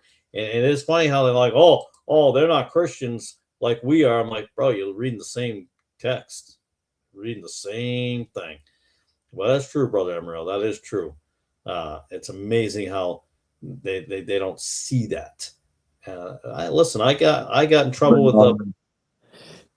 Look, the guy who made up the translations, he could have been charged in court with perjury. I think it was his last name was Russell. They were called the Russellites before they were the JWs. And they asked him in court when he was on the stand, do you know Greek and Hebrew? And, oh, yes, I do. And they told him to try and read that or translate whatever. And he had to admit it. I guess I don't. Yeah, but they just chose not to charge them. So it makes sense why they're screwing things up. But the funny thing is, there are former Jehovah's Witnesses who did get saved because they were seeing enough in that New World Translation, whatever edition it was, where it wasn't adding up. And some of them were naive enough or just didn't have the information. They'd back then write in letters to their headquarters and ask these questions out of care and concern. And they'd get reprimanded in a hostile manner that they better leave things alone. And that, of course, that got them going too. That got their attention real quick, and they better look into it more. So there are people who have gotten enough truth from the New World Translation, and then they eventually move on to other, from well, that. You said something very important, because I have been accused of people saying that, oh, you think nobody in NIV can get saved? Oh, I've never said nobody can get saved. I'm just saying when you're saved and you come to the truth, you usually leave those things. Yeah. Things. So you can get, you can get. Well, Billy Graham's not alive. Remember when he had all those crusades, Billy Graham crusade? Oh yeah. You can get saved there. You can get saved anywhere. But the difference is you leave there. You can get saved anywhere. You can get saved in a jail cell. I don't mean jailhouse religion, but you can get saved anywhere. It's where you go after that, and that's where the Holy Spirit leads you. That's the important thing. Well, I mean, I'm a King James advocate, but I'm not an onlyist. But yeah, those modern translations like the NIV, NIRV, Good News Bible, whatever. I mean, they're pretty crappy. It's just if somebody can move on from the only reason why. I mean, I do get into my Messianic Bibles, and a lot of them use the not all of them, but a lot of them use the Masoretic text too. So, but there's so many translations out there, and it's causing a lot of confusion. I will say that. Are you a King James onlyist then, or what? Yeah, no, I'm a King James onlyist. I never knew I was until I found out what it was, which is hilarious to me. I became a King James onlyist, and probably like the weirdest way I became a King James onlyist. I read the King James Bible. So I grew up in an NIV Bible, obviously, because I grew up in a Pentecostal church. I didn't grow up Pentecostal. I grew up in a Pentecostal church. So there's a difference because you have to make your own decisions as an adult. Where your parents take you doesn't make you that. You know what I mean? You have to make a decision as time goes on. But I remember reading finally the King James. The Bible that I was told never to read. It was the one Bible I shouldn't read, which is interesting. That was always interesting to me. You can read all of them except for that one, because that one's nuts and messed up and blah blah blah, weird people and da da da. There's a lot of stories. So everything else, and then I read the King James Bible, and a lot of these guys know. Oh, Brother Anchor, I just saw a brother. I haven't seen him in a while. Hey, brother, good to see you, sir. It's nice to see you. Jesus had one fold, John 10:16, not just 144,000 Jewish men. Luke 4:4. So I was like, well, that's weird. I says, I didn't know there was another part of this. And that's what spearheaded me into this whole looking at every single translation I get my hands on, following the whole lineage of it and just going head first. And after reading the King James Bible, to me, it was pretty clear that it was it just absolutely made sense. It was just made sense. I understood it for whatever reason you want to put on that. And then so I was like, yeah, this is it. This is the right Bible. Now, it wasn't until years later that I learned about this whole King James onlyist. I didn't know there was an onlyist thing, a Ruckmanite thing, and because I've been accused of being a King James onlyist and a Ruckmanite. And I'm like, I didn't even know who these people were, Ruckmanites or King James onlyist. Peter Ruckman. Yeah, I didn't have a clue to any of this. Riplinger or Gipp, Sam Gipp, none of these people, I had no idea. And I knew who James White was because when I saw him come up in a video, I was like, why do I know that guy? I'm like, I know that guy from somewhere. And I remember watching him years ago when somebody was playing a clip of him on the Paul Engelberg. I was like, I saw that guy when I was a kid. I said he was on TV. My dad had it on the television back then. I thought he was just a weird little nerd, and now he's a tough guy with tattoos now. But I didn't know anything about that. I actually became a King James onlyist by reading the King James Bible and looking, and then I was like looking at the whole history of all these others, and I'm like, to me, it was just simple and clear. But the problem is people want to say King James onlyist. Fine, I'll take the moniker. I don't really care. It doesn't bother me at all. But again, I didn't know who Peter Ruckman is. I know who he is now, clearly, after learning about who he was. I'm like, who's Peter Ruckman? So I dived into knowing Peter Ruckman. I'm like, okay. The only one I have still not read anything on is Ripplinger and Sam Gibb. Oh, Cal Ripplinger. And somebody also accused me of being, oh, you're just one of those Sam Gibb. See, the problem is people can't get themselves to look at people by themselves. They want to put you in a box that they pre-made themselves because you've been indoctrinated and brainwashed to believe you have to throw some sort of label on it, which I'm seeing Anchor just said. You need a label. If you don't have a label to put on somebody, you're not able to have some sort of discussion or argument on that because you need to figure out where they're coming from.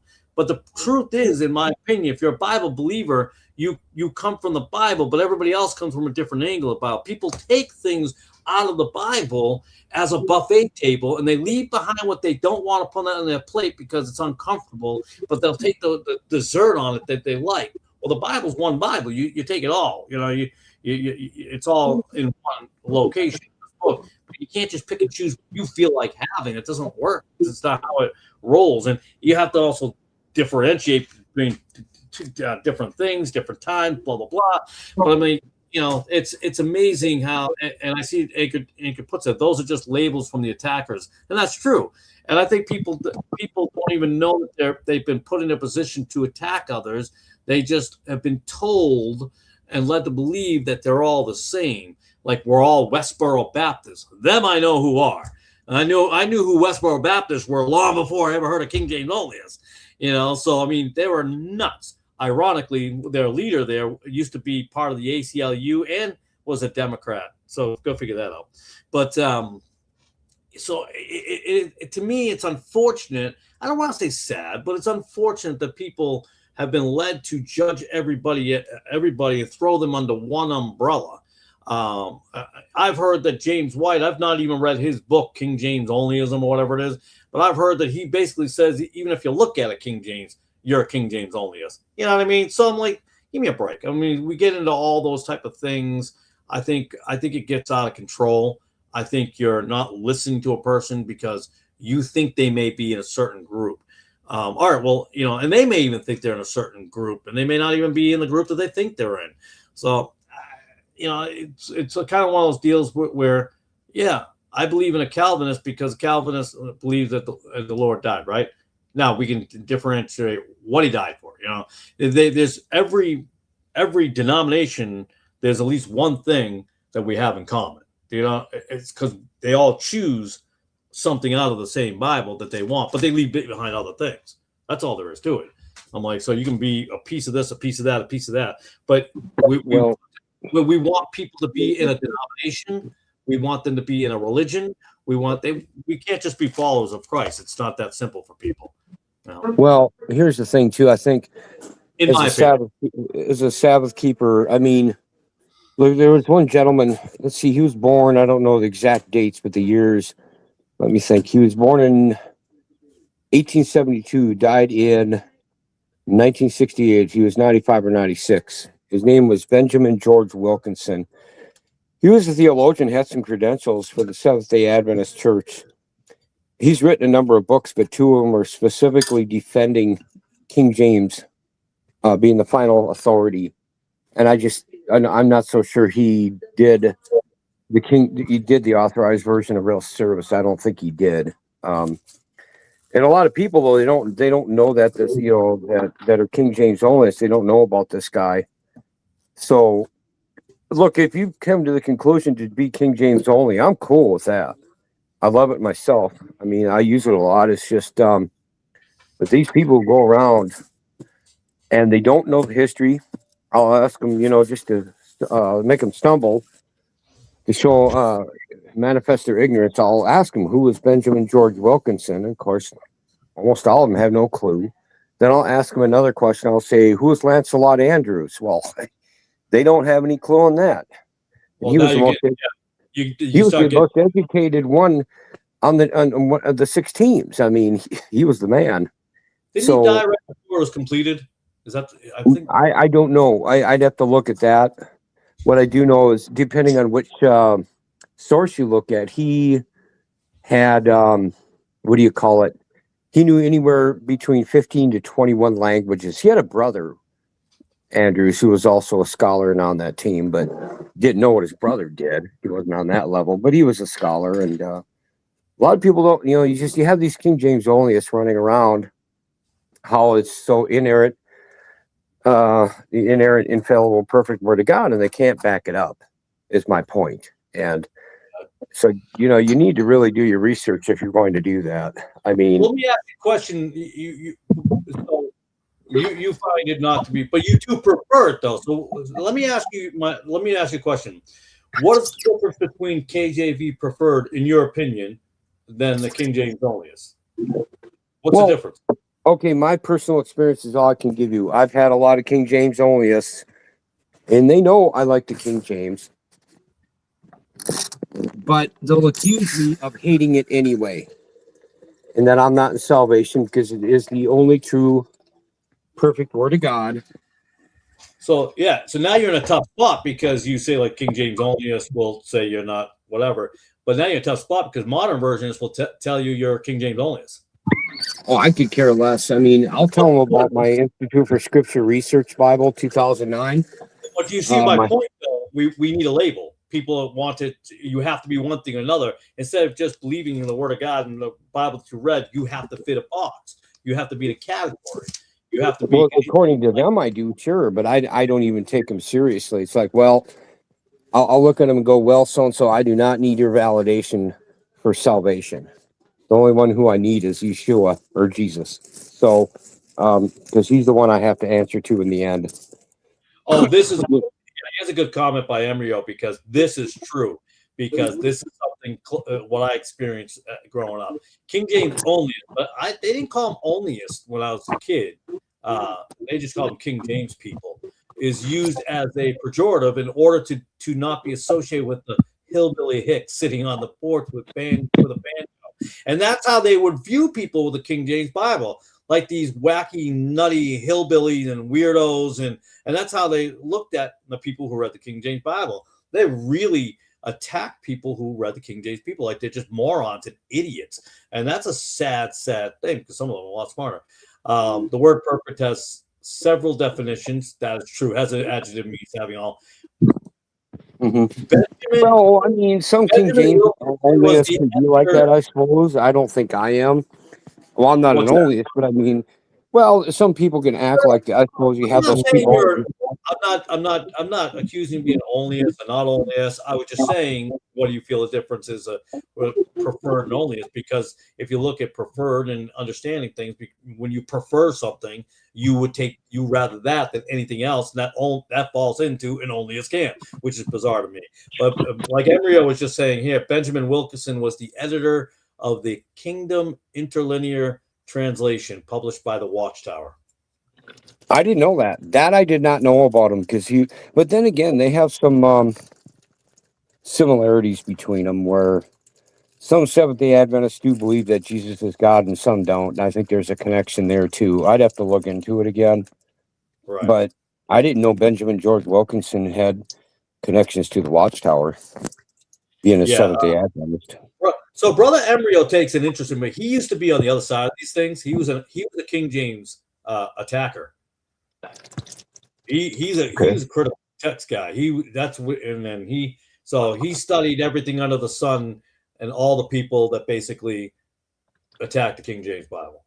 So he takes a different, which is really neat to have a brother like that, because he was more in that camp than I definitely was. I was not a pro or an anti. I was just, told that KJV people were weirdos. Basically, at the end of the day, they're just weirdos, which is not even close to being true. And I'll take it all day long. I guess I'm a weirdo. And Brother Anchor makes a good point. Be a KJV defender instead of an onlyist. Yeah. God's work through King's authority. Ecclesiastes 8, Hosea 13:11, Daniel 2:24, and etc. Yeah. I mean, again, going through it all, I will always stand King James.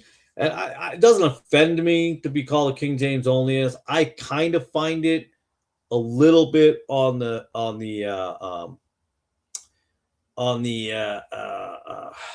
lack of adjectives or intellectual prowess when it comes to that. I think because it's not the right word either. People are brainwashed and indoctrinated, like I said, too automatically. I was excuse me. I was at a young age told and indoctrinated that King James people were weird, right? So I'm told all this information of like, it's crazy town, you know. They're not all together in the head, and I find that it's very interesting and a red flag to me too. If I'm coming at this from an objective point of view, if all the Protestants and all the Roman Catholic people can get together and Nation of Islam and so forth, and they all have that one common thing: they hate the King James Bible. They're against that one. That's the one they can't accept. Seems to me like a red flag, as my son once said. He goes, "Doesn't take a genius." I'm like, yeah, that's good. Oh no, I know. It's just I get alarm bells when somebody is just totally convinced that it is only the King James and nothing else, or you are condemned to the lake of fire. I mean, I don't know. I've never met, by the way, a Baptist at all. Just so you know, I've met ignorant Baptists, but I've never met a Baptist recently, well, especially the one I deal with now, that have ever said that if you don't read a King James Bible, you're going to hell automatically. That's not. I've never heard that. Again, this is stuff that people make up, and then other people believe that story because somebody else read the story, and some people will have personal experience too. But they run in some kooky places, and I will agree with that. There's some kooky places. That's one of the kookiest places I've ever been to was a Wesleyan church. They were just wacky. I've run into those people and I've dealt with them myself.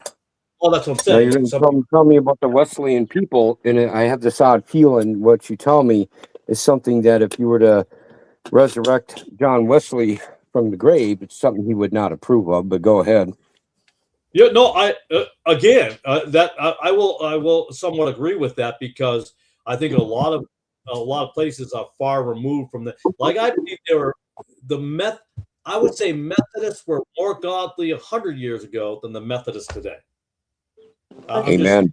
I'm using a very simple analogy. I mean, not completely, but to say that they were closer and they understood better. You know, they were more the Methodists and the Lutheran. Well, the Lutheran are just Catholic, and the Episcopalians are Catholic too. But they're like So I always tell them So people forget that Bible believers existed. I should say scripture believers, and because they were following the Lord before the Protestants was a name, before the Reformation existed.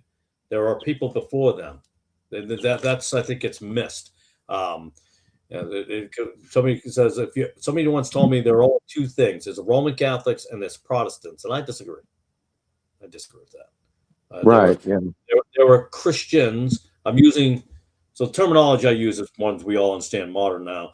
There were Christians. There were Bible believers before the Reformation, before Luther, before all that. Well, before that, the few peasants that could read the Bible back in the day, right? Geneva Bible and the that Bible in 1568. What was it called? Queen Elizabeth. Huh? You got the Bishop's Bible. It goes Geneva back to Matthew's, back to Bishop's. I think right before it, and it was oh my goodness, Coverdale. Coverdale's before Matthew. Miles Coverdale and the Great Bible, the Matthew Bible. Let's see, but I'm talking Geneva Bible. The New Testament came out in 1557. Right. Old and New Testament was 1560. Now the Bishop's Bible was approved. Even Queen Elizabeth I, she took a look at it slightly and was cool with it. That was in 1568. Yeah, So- Matthews. I'm thinking Matthews. Matthews is 1537. Sorry about that. Yeah, I think you're right on the Matthews. Yeah.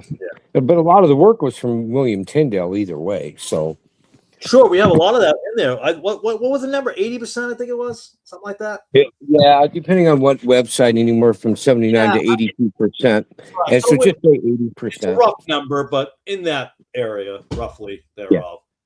Right. So I think, so I mean, it was when the Catholics say there was no Bible before the King James Bible. I'm like, they were the first ones to do it in those the French towns of Douay and Reims. I'm like, you might want to learn your own history. And even the Catholic Bibles today, like I said, the Roman Catholic Bibles today don't even match their Douay Reims at all. When you look at the NRSV, that doesn't match. NRSV is actually off of the RSV, which is a Catholic version, but the revised version, which just matches Westcott and Hort, actually. It's funny you mentioned that because, in my adopted family, I was raised Lutheran. And when I was 8 years old, when I had my first Bible handed to me by the now late pastor, it was a New Revised Standard Version. And I did, as a little kid, I read it. So as best I could. Brother Anchor makes a very good point. KJV is only Bible attacked by the Roman Catholic Church. That's true. They are accepting of pretty much every Bible. I was on a couple of their websites, and I was looking at their list of approved Bibles, and I'm like, wow, it's pretty much every Westcott Hort Bible. It's like, it's all accepted by them. It's amazing. I guarantee at 8 years old, that was not my concern. I didn't know anything about that at that time, and I was just reading it. And I obviously, as an adult, I didn't understand, or I'm sorry, as a child, I didn't understand why the Israelites would go back and forth from gods to wooden gods. And of course, when you're 8, you don't realize what the women are doing with them and enticing them. You don't understand that. So at least, you get into the whole Canaanites and the Edomites and the Moabites, and you get a lot. Yeah, we're going a whole deeper. A lot of different understanding there. But we were just talking about basic New Testament stuff. I hear you, but I think it should be a red flag. Brother Emrio says, I now see it as a badge of being a Bible believer. The KJV only agrees with the testimony of Scripture itself. Hey, listen, the Westboro Baptists would hate me.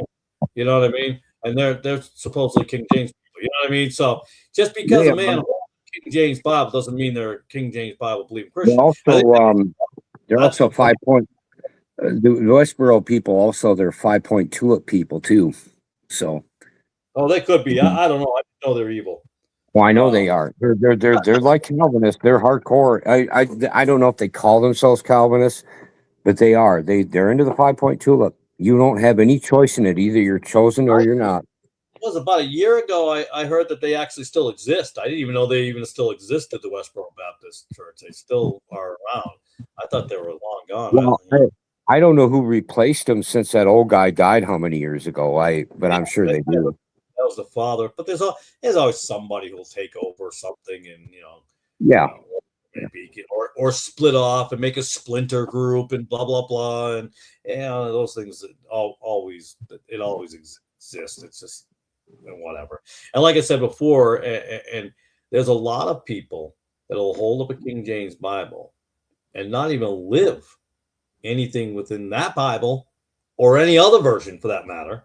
You know what I mean? So I'm like, let's the confusion is, and I could do that with anybody. I can say, okay, this every ESV person's evil because your pastor just got caught in a sexual molestation scandal. That means every one of you are going.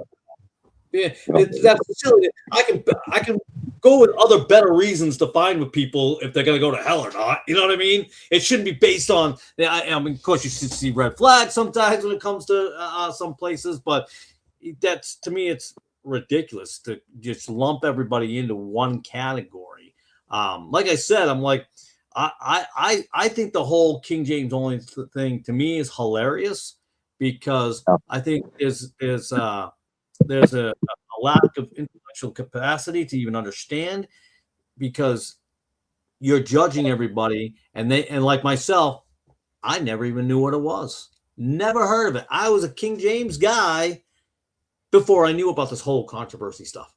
Before all this nonsense. I'm like, whatever, Right. man. I'm like, I don't know. Look, it's probably I've met him face to face a little bit because I've been around, and I've also been online with people live, whether it's YouTube or a chat site I used to use. I haven't for over 4 years now, called Pal Talk, and you have these King James only, some, not all of them, but some of them.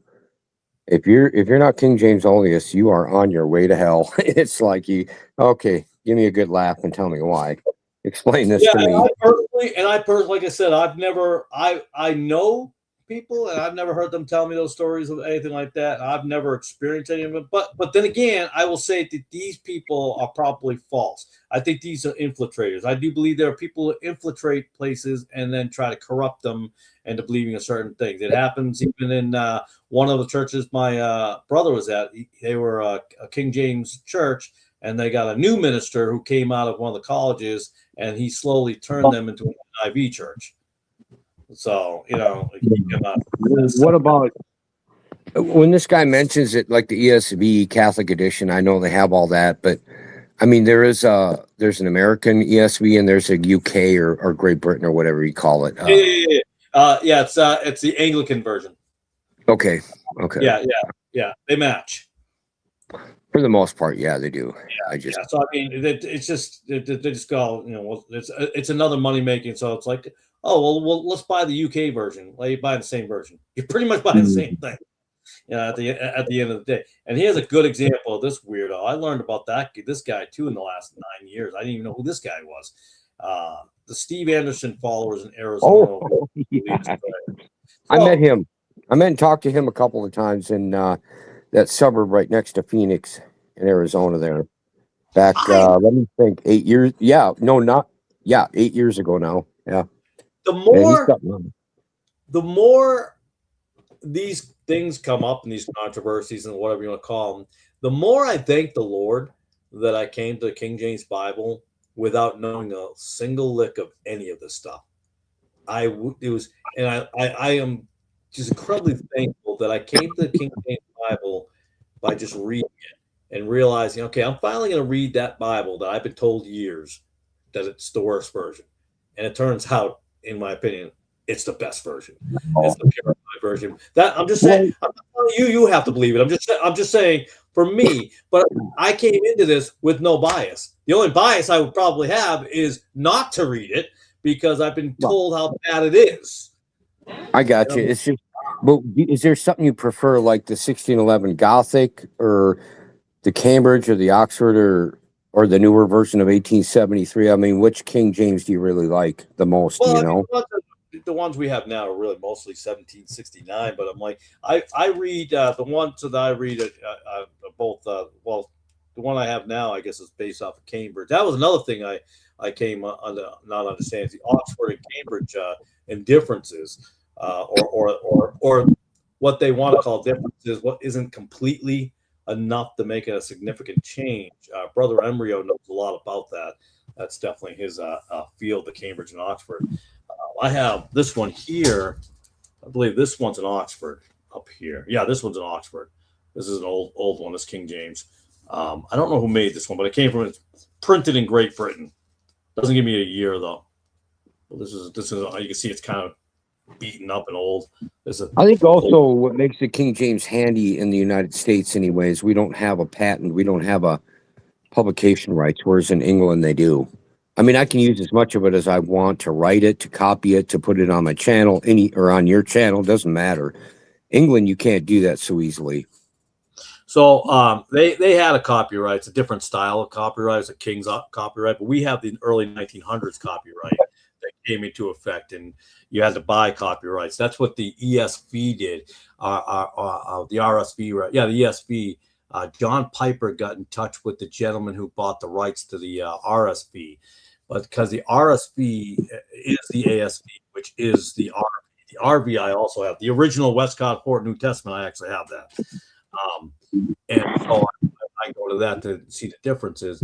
but they couldn't buy the Westcott and Hort version, but they couldn't buy the ASV version, but because they could only buy the RSV rights. So they bought the RSV copyright and borrowed permission wise, which was just all it was, the SV and the other one. And a letter from John Piper to one of these guys, the guy, I can't remember this guy that was in charge of it. What was the name of the company? The Crossway Publication. That's what it was. So the guy was and him say, hey, listen, you need to buy the rights to that so we can completely change the Bible. Identical to Westcott and Hort did the same thing, but it turns out that the ESV is not even that far removed from the Westcott and Hort. It's almost identical, but there has to be, by copyright law, was it 3.9% change? So you're not sued or anything like that. But who's going to sue from the ESV? They're not even around anymore. So it's all a game. It's all a game. You're reading when you read today's NASB or today's ESV, you are essentially reading the 1881. So, yeah. You have right up here. I like the King James better, but I do kind of like the 1977 New American Standard. I've always thought it was decent anyway, Yeah, so that would be this one right here. This is the 1970. I want to make sure. I don't want to lie to somebody, tell you what year it came out. I've gone through this 1973. Yeah. 73. Okay. Yeah, okay. From the Lockman Foundation. Well, I read incessantly, but the problem is now, like my King James, I have 18 font size Supergiant print. My ISR Messianic is 14 size, which is pretty large. Now with my cataracts, my 1977 New American Standard Bible is kind of tough for me with it. I think it's maybe 10 font size, if even that. So I'm not smiling, laughing at you, but I was just mentioning the same thing. I'm like, I gotta get a bigger print. But I'm getting to that point where my eyes are starting to. I'm like, man. I'm living in denial that my eyesight's not going, but it's going. When I was still, before my pickup blew, before the Pistons blew, I drove and got an eye exam and got stronger prescription glasses. And I asked the optometrist, because he said, those cataracts have advanced a little bit. I said, well, can I have an operation done on them? And he said, no, they're not advanced enough. And I asked him, well, it's not really affecting me, is it? He wouldn't answer me. Now, that's been about 2 years or something like that. And it's like, yeah, I think they're affecting me because, like, if I go on the road today or if I'm just a passenger like I normally am now, I'm fine during the day, whether it's sunny out or even rainy and cloudy. But there was one time with that pickup, I was driving. It was dark, like 1 a.m, raining hard. And I'm not even sure I had to really watch what part of the road I was on. So it's messing me up now. Yeah, it was something else. I was driving down to Alabama a few weeks ago, down through Alabama. When a rainstorm came through. It used to be a time I could see right through that rain without an issue. But this time I was going through that rainstorm. I'm like, man, I could barely see, man. I was going like 20 miles an hour on the highway. It got so bad. I'm like, wow. It was the first time I put on my hazards, and I don't know how. It's been years since I've ever felt like I had to put them on. I was like, wow, my eyes are really going. But yeah, I saw you answering back to Embryo already. I didn't notice this, but he was saying if someone says you're not saved unless you use. Yeah, he's never heard it, and I'm not going to defend anybody, but any. No, the funny thing is, the couple of times I talked to Steven Anderson, because I think he kind of believes that way, but he wasn't that way to me. He was actually pretty polite and decent, not acting like he normally does. Yeah, he's well read though. He's well read. He's very well read, and I think he knows a lot more than people realize. I think he's playing a game. I think it's a role. I think he plays a role. Somebody said he was a CIA plant. I saw something say, I'm like, I don't know about any of that, but maybe, who knows? No, I don't believe it. But I think he's I don't agree with him. I don't agree with Steven Anderson. But I don't. I think he's not who we think he is, or some people aren't. When I learn, but I'm not interested in him. He founded the new version of the Independent Fundamental Baptist or whatever. And I've known some Baptist people who think he's a whack nut. He's they're like, he's not a real Baptist. He's one of these modern. Well, there's a lot of Baptists who don't accept him. Yeah. You know, he's kind of on his own there. But Well, you know, I know he's well read because even every now and then, again in a sermon, he'll even say, "Look, you know, I'm King James only." But I even compared this scripture that I'm giving to you here. I've compared it in other translations, just out of curiosity, and he'll continue on with his spiel. You know, so I know he has to be putting on an act to an extent, I would think. Yeah. I'm not well read. I do a little bit of research. I can get some stuff.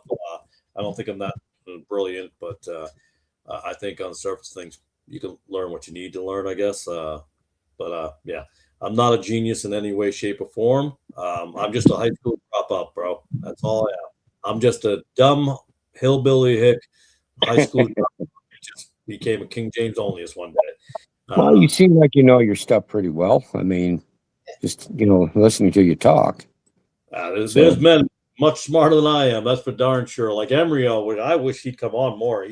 He is an absolute plethora of knowledge. He's just absolutely amazing to me.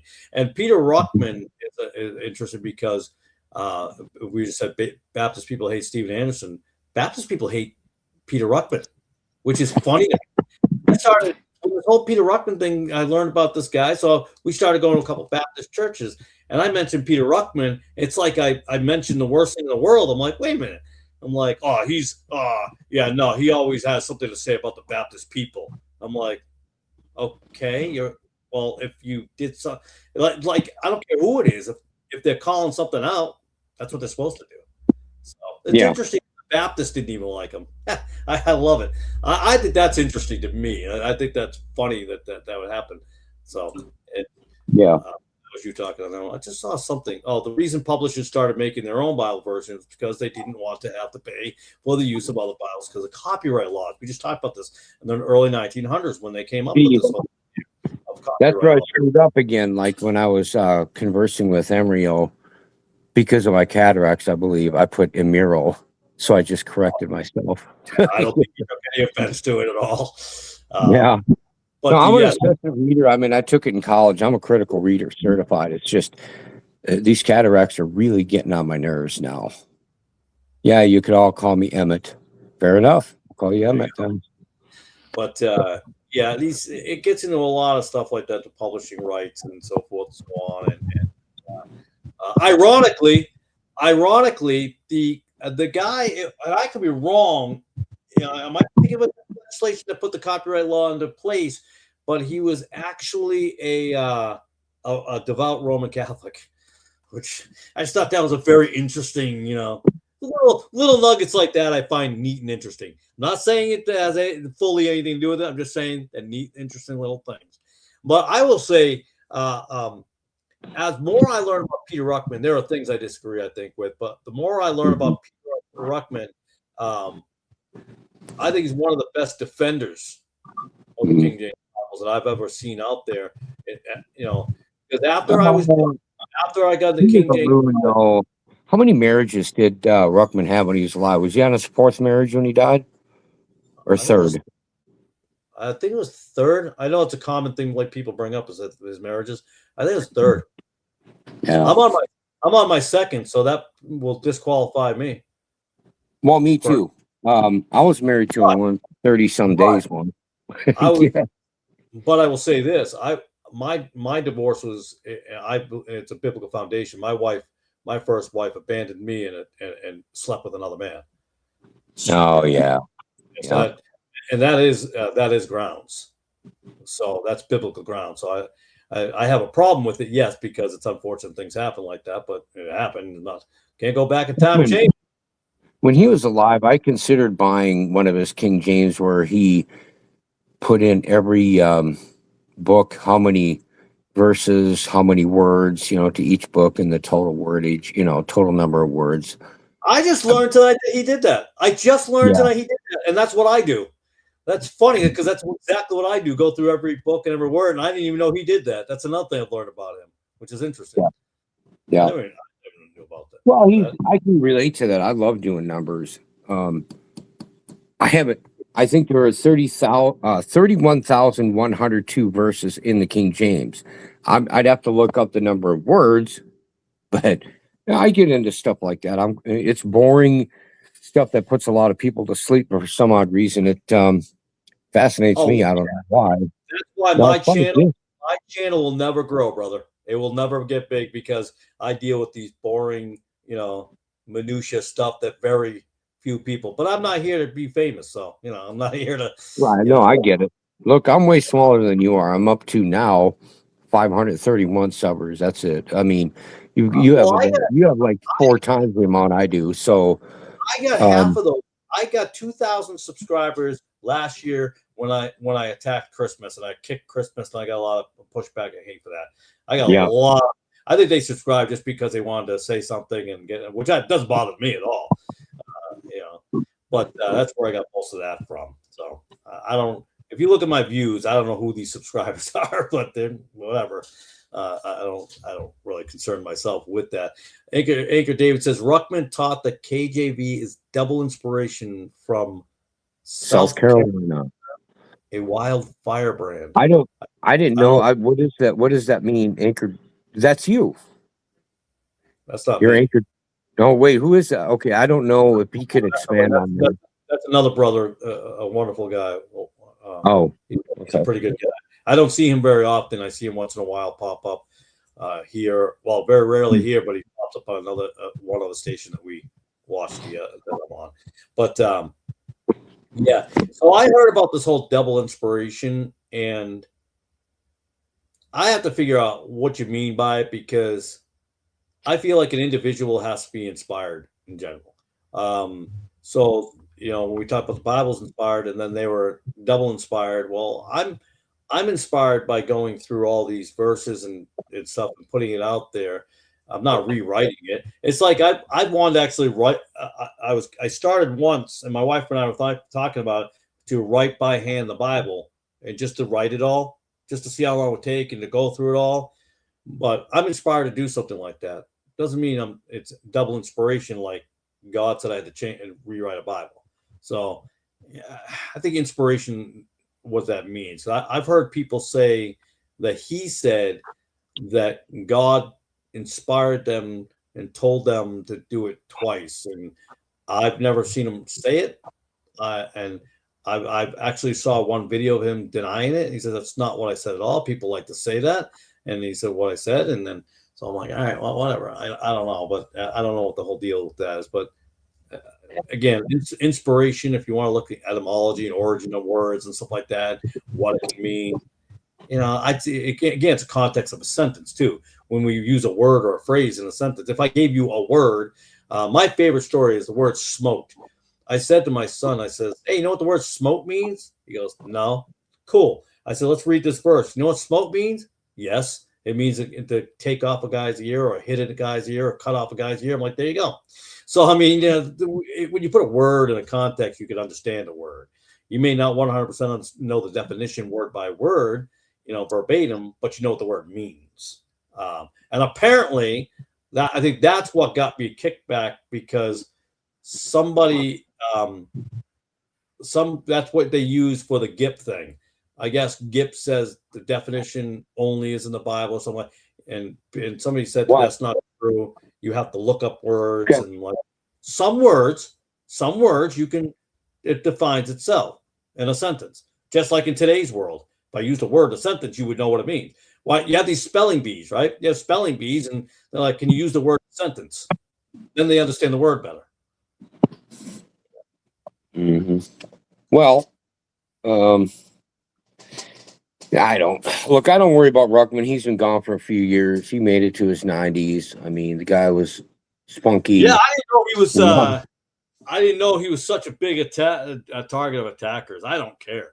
I'm like, whatever, man. My belief in the King James Bible, it has nothing to do with Ruckman. It has nothing to do with all that craziness. The Ruckmanites and the King James onlyists and all that. I think it's misdirection. I think it's smokescreen. I think people just don't want to believe it in the King James Bible. That's fine. But you using some other guy to do it instead of the words of the scriptures themselves, I think is, a little different to me. I'm like, I think the argument should be made by the scriptures and not some dude, some guy somewhere, whether you like or dislike that guy. That's Yeah. You know. Well, look, if you can get God's word, I mean, and you let the Spirit guide you and stuff, and be your true teacher. What is it? 1 John 2:20 or somewhere around there. I mean, you're good to go. Actually, I did own, and with all of the moving that I did, I lost that Bible that I ordered. It was the Resurrected Geneva. I wish I still had that thing. Very similar. I mean, there's some differences here and there, but there are whole chapters that are just like the nowadays King James Bible and stuff. And I think the Geneva Bible, I think the scholars did a great job on it. Yeah, they did quite the resources. I agree. There's a lot of similarities. There's a lot of them. We just talked about that earlier. Remember, we were talking. I mean, it comes, but yeah. I do believe that it for me, and from what my understanding and belief and study is, I find it is the last purified version. I don't think, like, I have another brother, Nick, who's wrote the King James Bible, a 2023 version of it, and I don't think it's needed. I don't think an updated King James Bible was needed at all. There's a new one too in the early 2000s, I think, that came out, and it's pretty good, but it's like, it's so similar to the King James. What's the point of it? I won't say this for Nick, but other people, it's a money making situation. It's still money making. At the end of the day, it's just money making. They want to make more money. They want to lead you down a different path, and I'm like, that's all. You can do what you want to do. I mean, again, I always use the word free will, but I know that's a big debate these days, free will and predestined. And my new statement is I was predestined to have free will. There you go. I like to have a little fun with that, yeah. Because Amicus is a predestined guy, and I consider Amicus a brother. We agree on actually a lot of things, but there are some things we have disagreements on. That we won't see eye to eye. It doesn't mean we've never attacked one another or anything like that. We've never, what I mean? Nothing like that's ever come up. But there's going to be times when there'll be things you agree on, and there'll be things you won't agree on. And maybe you will as time goes on, or whatever it may be. But I think when we immediately one disagreement and then we tell somebody hit the bricks, I think that doesn't make sense to me.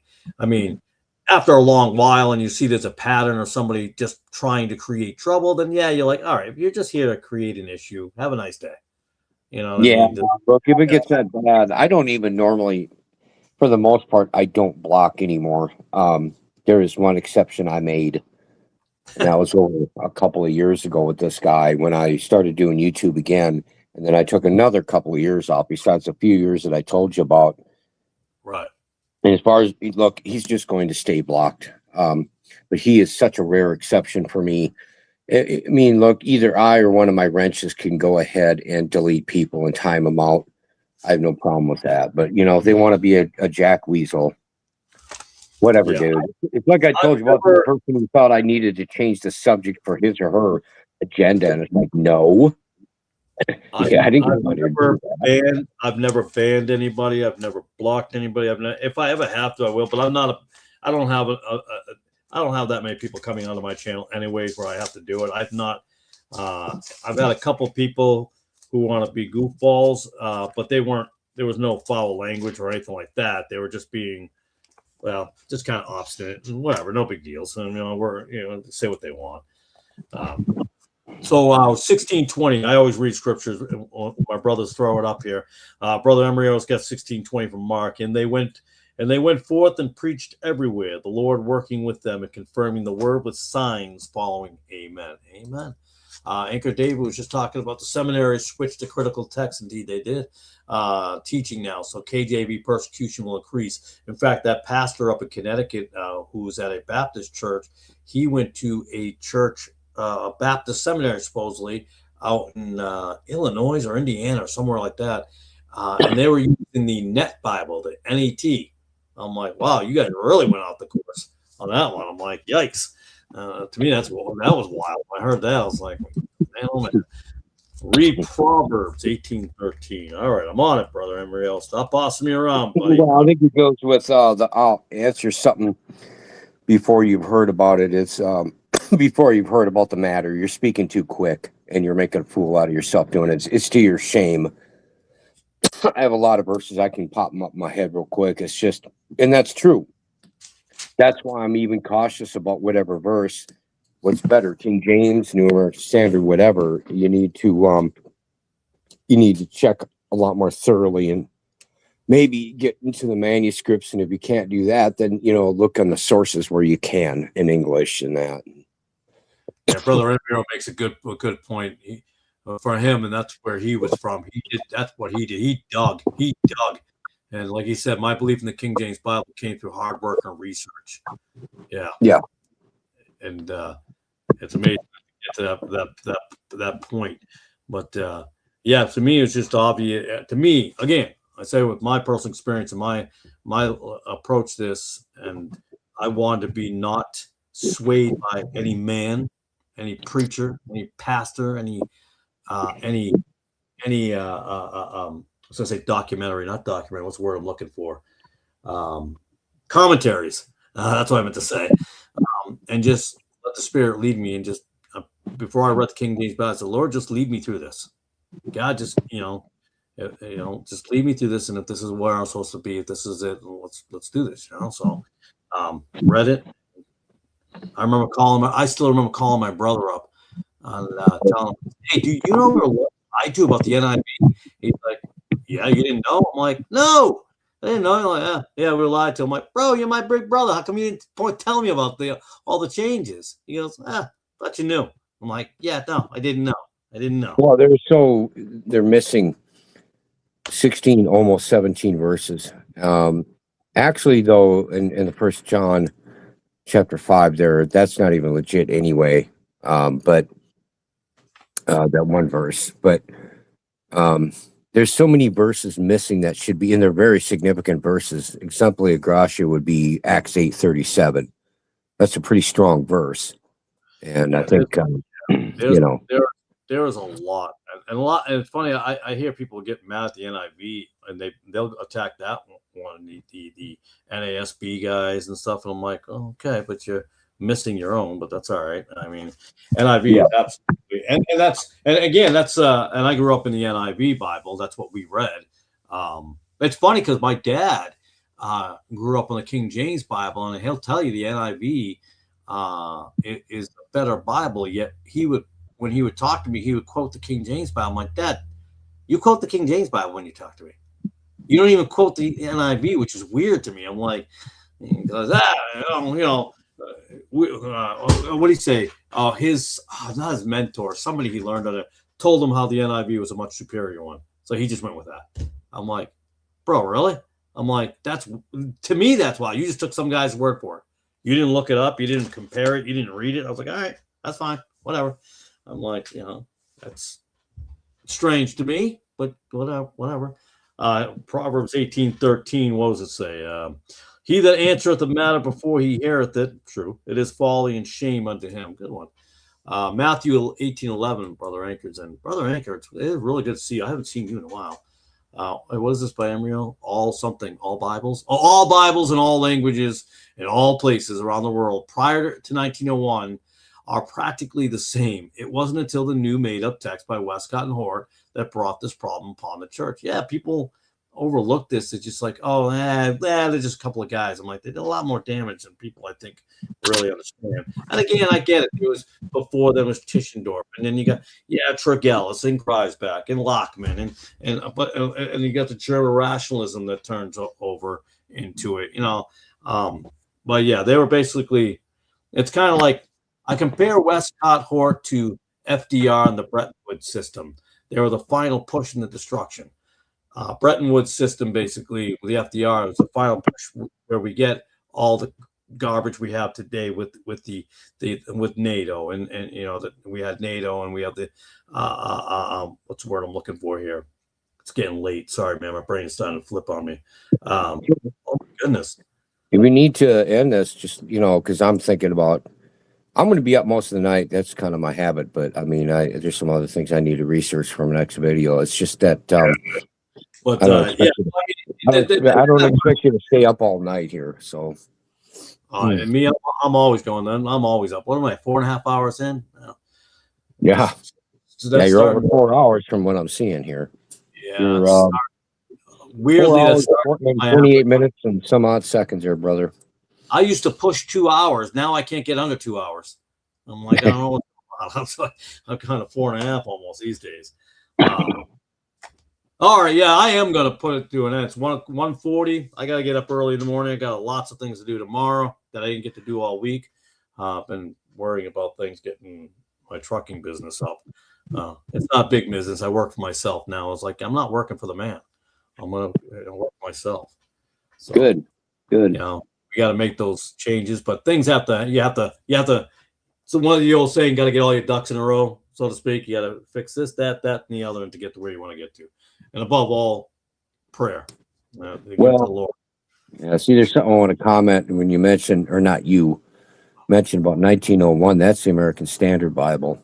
Yeah, but I have that. I heard Westcott and Hort, they screwed it up with the Revised Standard Version in 1881 or 2. Yeah, it's called the revised version. That's I just had it in my hand.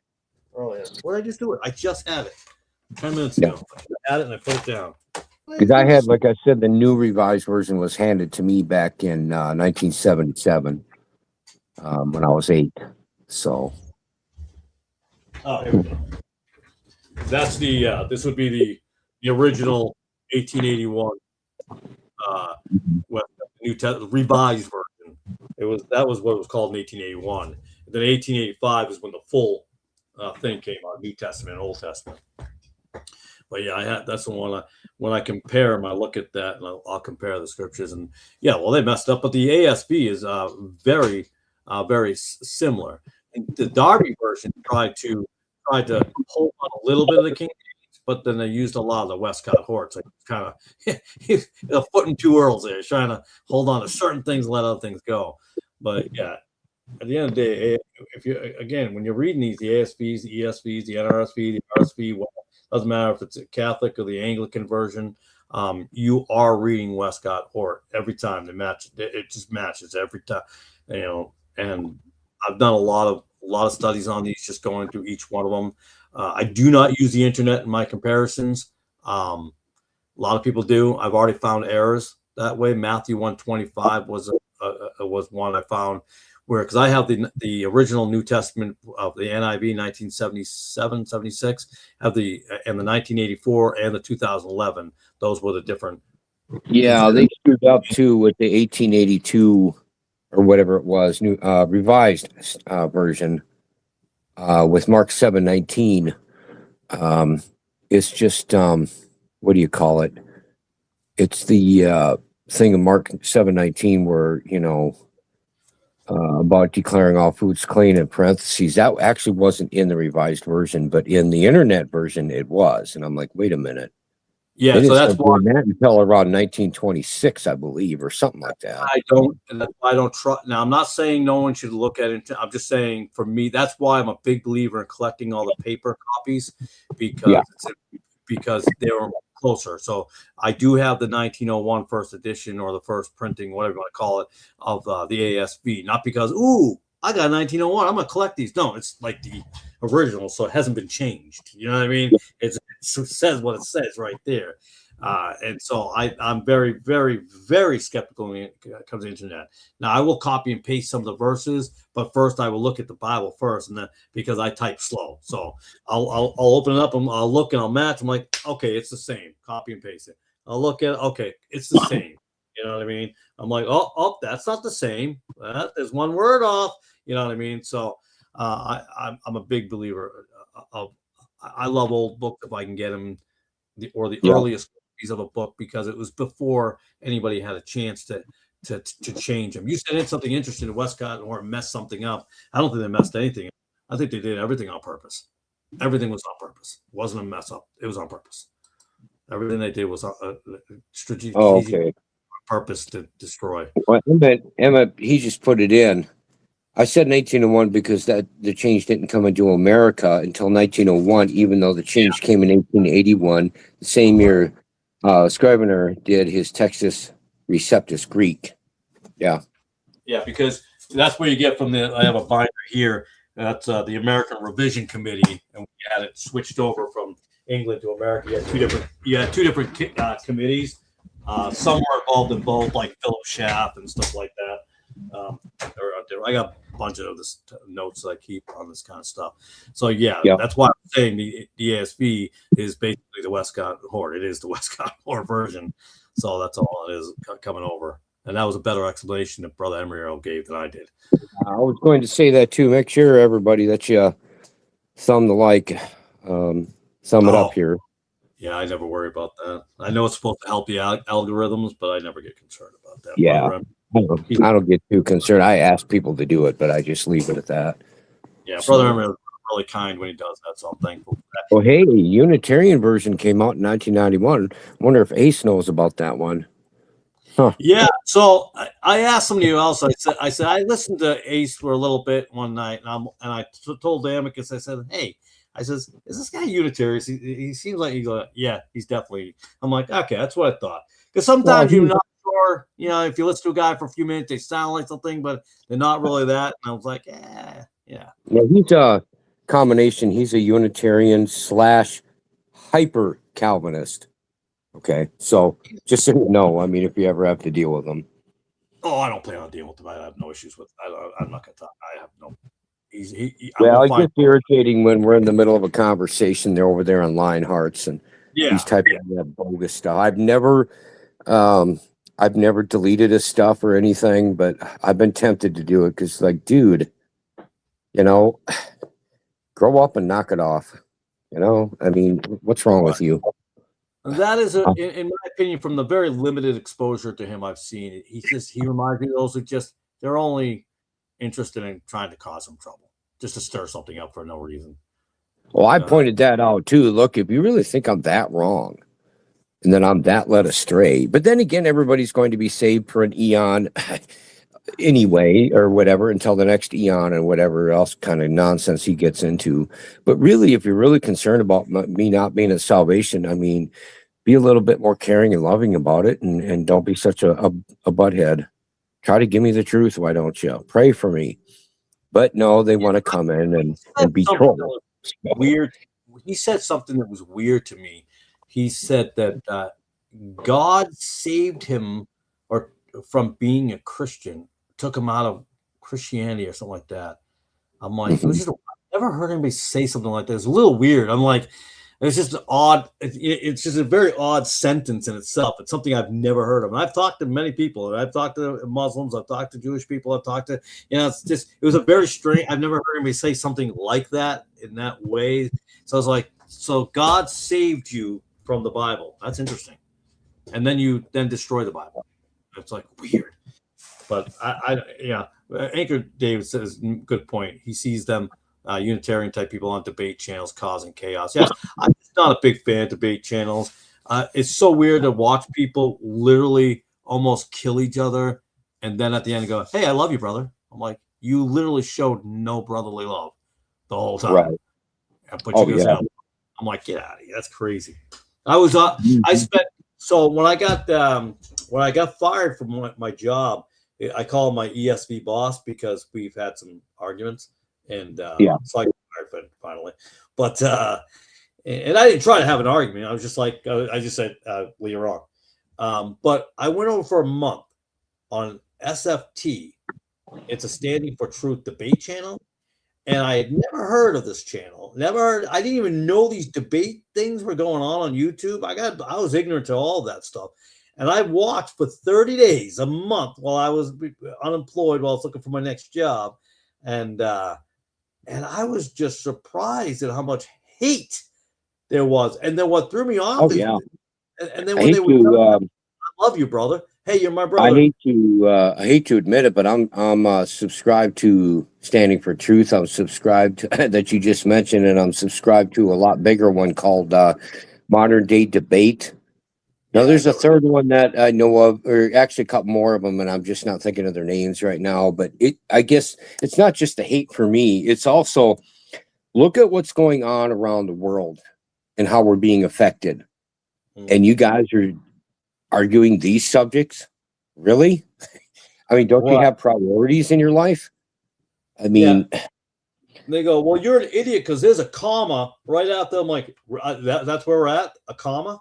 You're worried about some, not the Johannine comma. I meant like just like a change, like, oh, there was a comma there. Now it's a semicolon. I'm like, yeah, I'm going to need you to come up with some better arguments than that. If that's what you're going to, therefore, you've lost your salvation because you don't believe an exclamation point. Like, all right, you know what? You're out of your mind. Yeah. I'm like, it just gets wild. You get too.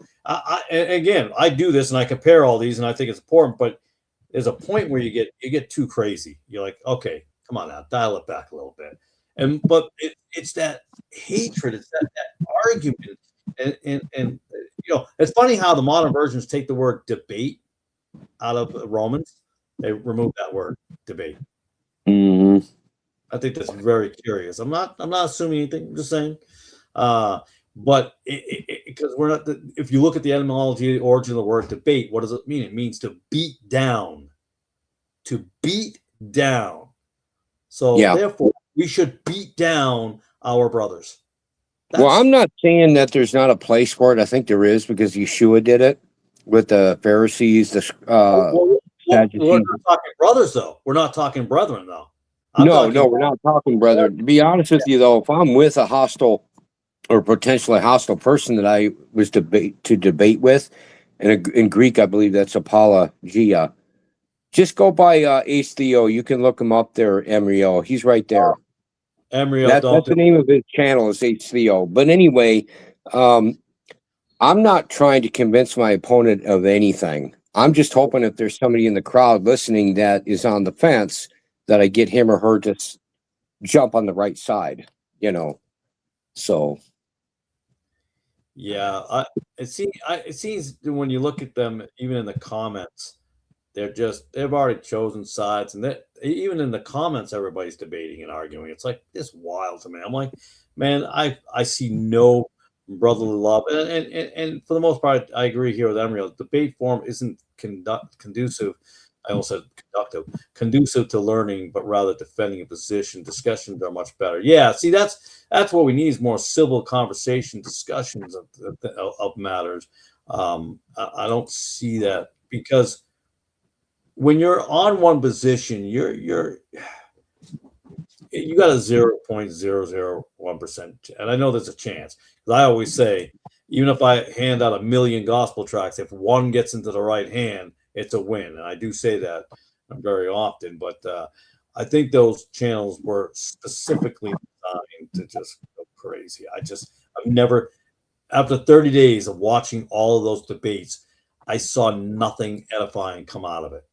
Not one thing. And that was I only watched for 30 days, and I watched all these different ones. I tried to go through all of his debates, and they're a pain to get through. Some I don't even finish. I was like, I can't do it. I just can't take it anymore. I get you. I totally relate to you, brother. I just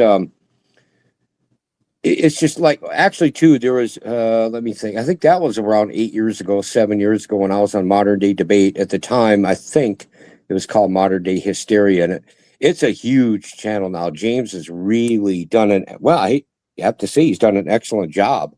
A lot better than Donnie has with Standing for Truth. And but I see to me, they're just moot conversations or debate arguments, like flat earth, round earth, evolution or creation, or once saved, always saved, or can you walk away from yourself? On and on. It's like, dude, even though I only have my wife and my dogs and my chickens, I have priorities here.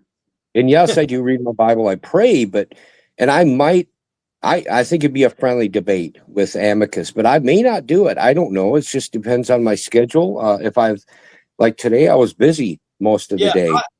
Yesterday, I told Amicus I might watch it. I probably watch it, but I'm just not, and brothers that I've had for a while, they know I don't. Even there's Nick at the other channel. He does great stuff, but when he had people doing Amicus is an exception to me too, because he doesn't get hostile at all. At least I've never experienced that with him, but I've had a lot of pre-tribbers. They get really hateful and angry too. Yeah, he's just one of the few that don't. And my pushback on that, and I think we both agree, I've heard post-tribbers same way. I've seen the pre-tribbers you're talking about. Well, not the exact ones you're talking about, but those like that. I'm like, bro, you are not in my. I do not know that guy. I do not know that pre-tribber. He is not like me, and I think that's the difference. And it's funny because him and I are both pre-tribber, but he'd be flat earth and I'm not. So it's one of those things where we agree in some areas and we disagree in other areas. He's a 5-point Calvinist. Well, he'll say that everybody's a 5-point Calvinist, and I will disagree with him on that one. But it's okay. But because I think we take different things in context, and we also put names on them and titles, so we might believe in the same thing on something, but calling it a different name, which I would disagree on. That's all. When I think about it when I was on Modern Day Hysteria, now Debate. James he had over 1,000 subbers. I'm looking at it now. Over 271,000 subs. I never heard. And you know why you get that big? Because you got a forum of people who want to argue and hate, and people love it. Well, I have to say, James does, along with his other mods, when they moderate a debate, they do an excellent job of keeping somewhat order. I mean, I've never heard of him. Real. It's funny, big. I've never even heard of him. But then again, I don't look people up, and I don't really, there's even comments I hear sometimes, like back when Biden Harris were in office, and I don't know what you think. I'm not trying to get an argument here. It's just back during the Biden Harris administration, these two were debating, and that guy said the borders are totally secure. And James made no facial expression. He didn't react. My jaw about dropped. I'm like, either this guy's lying or he's that delusional. I mean, we got 10, 12,000 coming in every day. I'm like, I'm not anti-Trump, and I'm not pro-Trump. I'm not MAGA. I'm not MAGA. I don't. I think we're lifting him above like a savior when he's not. I'm not for Biden. I didn't vote for Biden or Harris either. I'm like, they're a bunch of nuts. I get now. It's weird. I don't know what your beliefs are, but I'm a theocratic monarchist, politically and spiritually. Just so you know, that's way different than a MAGA Republican. Yeah, I'm not a Republican. Neither am I a Democrat. I'm not even a libertarian or even a liberal. You know what I mean? So it's like I my whole life is based on the Bible to the best of my abilities, and I don't worry about too many things. I will vote in my local town elections, like my little town here, because it is my street. I got to worry about my backyard. You know what I mean? So, right? No, I don't blame you there. Not enough people get involved with. Too many people ignore their local politics, and some aren't though. They're picking it up real quick, and they're voting those people out because. Well, that's where all the bad people you see now is because they started at the lower levels where nobody was paying attention. Right, but a lot of these data centers coming in that the regular people don't want. A lot of stuff like porn, they won't let them read it on the microphone during a meeting. That's porn, but yet they'll put it in an elementary public school for a child to read, and it's pissing people off, frankly. And they're like, okay, fine, we'll just run for this position and get you out of there. And some of them are doing that. They're succeeding, which is good, I guess. So what I will often say is, and this is, everybody prays for America. I'm one of the very few people who doesn't pray for America. I pray for the people in America. I don't pray for a landmass. I pray. We are supposed to pray for our leaders. I understand that, but I pray for the salvation of people in America. I pray that people will turn to the Lord and turn away from all the wickedness that they're in. That's what I pray for, because it doesn't matter who I elect. It doesn't matter who's going to be in office. That's who's in office has nothing to do with your salvation and where you're going to be. And I wonder if America is if we're applicable to Daniel chapter 7 verse 4, and also of course Revelation 18. Babylon has fallen. Yeah, now, I think for Daniel, the first was like a lion and had eagle's wings. I beheld till the wings thereof were plucked, and it was lifted up from the earth and made stand upon the feet as a man, and a man's heart was given to it. And our national bird is what? The eagle, right? Right. It was also the national bird of Rome. Yeah, well, you seem to be helping connect us. So I probably should have let you out. I probably should head out, let you go to bed. We took a lot of characteristics of Rome, Greece, yeah, Israel. We take a lot of those things and we brought them here, and that's just how it worked out because people are known of those things. So they basically took little things that they liked, and then we have what we have. But I'll say this before we did that, before we had Thomas Jefferson and so forth, we didn't have that. We had people who just were escaping and wanted their life in a biblical manner. Yeah, the Thomas Jefferson Bible. I'm sure you know about it. Yeah, I have it. Oh, do you? I do. You show it to me? I should say I have a facsimile of it. Okay, can you show it? Can you put it up there? I mean, if you can't find it, that's fine. I just Yeah. What happened? The Jefferson Bible. So what he did, Jesus of Nazareth. Let's see. The front page here was the life and morals of Jesus of Nazareth. What he did here was take out what he liked, what he thought was applicable. Mm-hmm. Yes. And he basically, from what my understanding is, what he did is I don't know if he used those precision knives, but how you cut out newspaper articles, that little precision knife there, but he would take out what he thought was right and what he wanted, and he made that. Isn't that weird? That's crazy to me. It's well, our forefathers had so many issues. I mean, to be honest with you, when I was more of a reprobate, even though he was never a president, he was probably one of the most probably more powerful than George Washington in some ways was Benjamin Franklin. He kind of used to be my hero. Right. I mean, with what he did in those dark caves, but he's not the only one. I mean, they all were kind of loony birds when it come down to it, but they started what became the greatest country ever in world history. So, I mean, and I would agree. I said that earlier. I still, even with all the limited freedom we have, I still think this is the best country in the world at the moment. But probably that won't be the case forever. Right. That's for sure. When I heard about the Thomas Jefferson Bible, I was like, man, I love to come across that one day. And I'm at a Salvation Army one day, and guess what I see? I see that. I was like, nice. I was like, all right. Not because I loved it or anything like that. It's just like, oh, cool.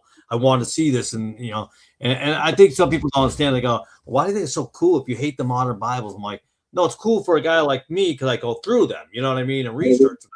That's why it's cool. Not because I believe them. It's because I've got them and I can go through them. I got an old Uncle Tom's there. What's the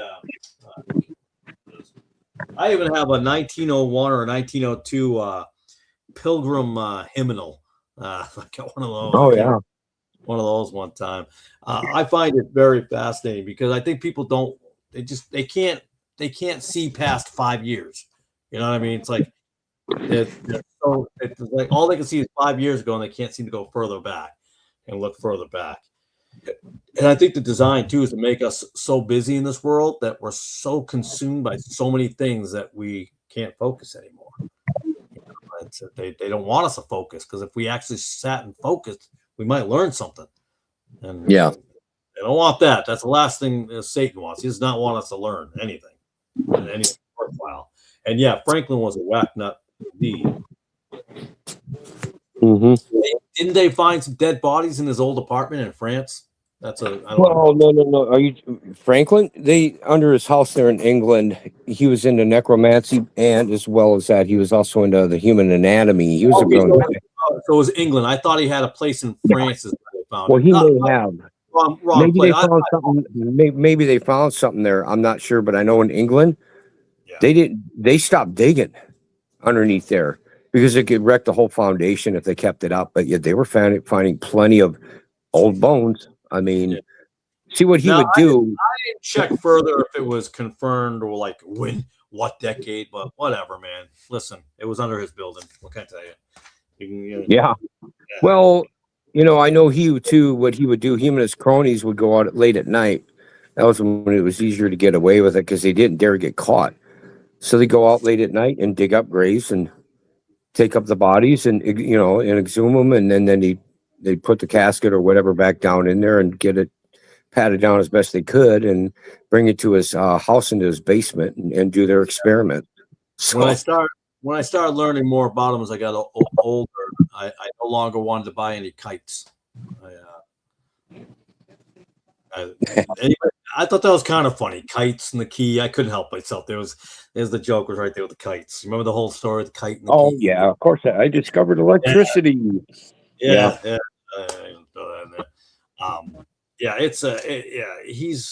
He is what he is. But a lot of those guys, like you said, were weirdos, and I think people don't remember that there were people here long before that who weren't here. They weren't not. A lot of these people were not trying to start a country.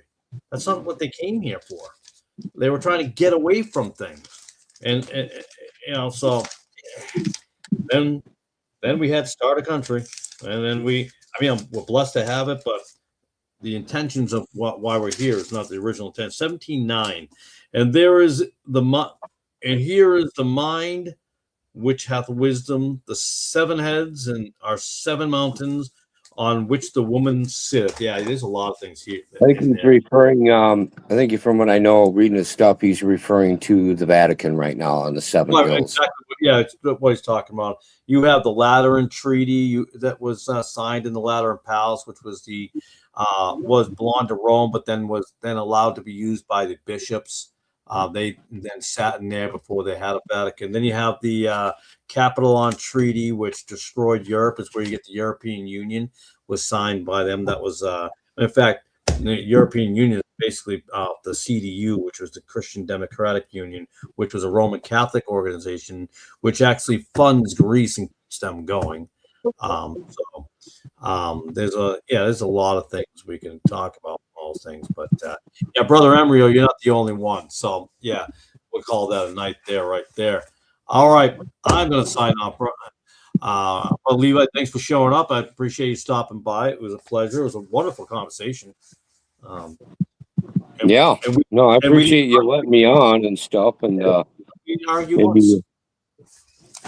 Huh? I didn't hear you. I said we didn't argue once or call each other names. Well, I know we got to get with it, huh? Yeah, we got to start. I'll figure out a way to like belittle you or something. I mean, you fit in with all the channels out there, I'm kidding, of course. Yeah, I know you are. Look, everything's good, man. I appreciate this conversation. I like your crowd already, and that.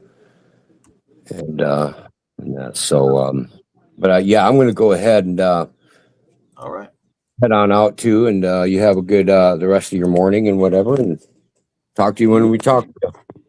You as well. God bless and Godspeed, brother. All right, later, bro. All right, for the few people left, thanks for watching for almost 5 hours. Wow. I gotta knock this stuff off. This is getting crazy. 5 hours. What's wrong with me? I gotta get it together. There should be like a 2-hour movie that you go see. That's it. That's how long it should be. Thank you for who are watching. Brother Emrio's obviously, thank you for being here. Appreciate it. We'll probably see Brother Tried next week. He must be on his sabbatical again, which I love him that he does that he takes time off from social media. I think he's fantastic for doing that. All right, with that, I'll say God bless, Godspeed, and I'll see you next week or whenever I see you. God bless.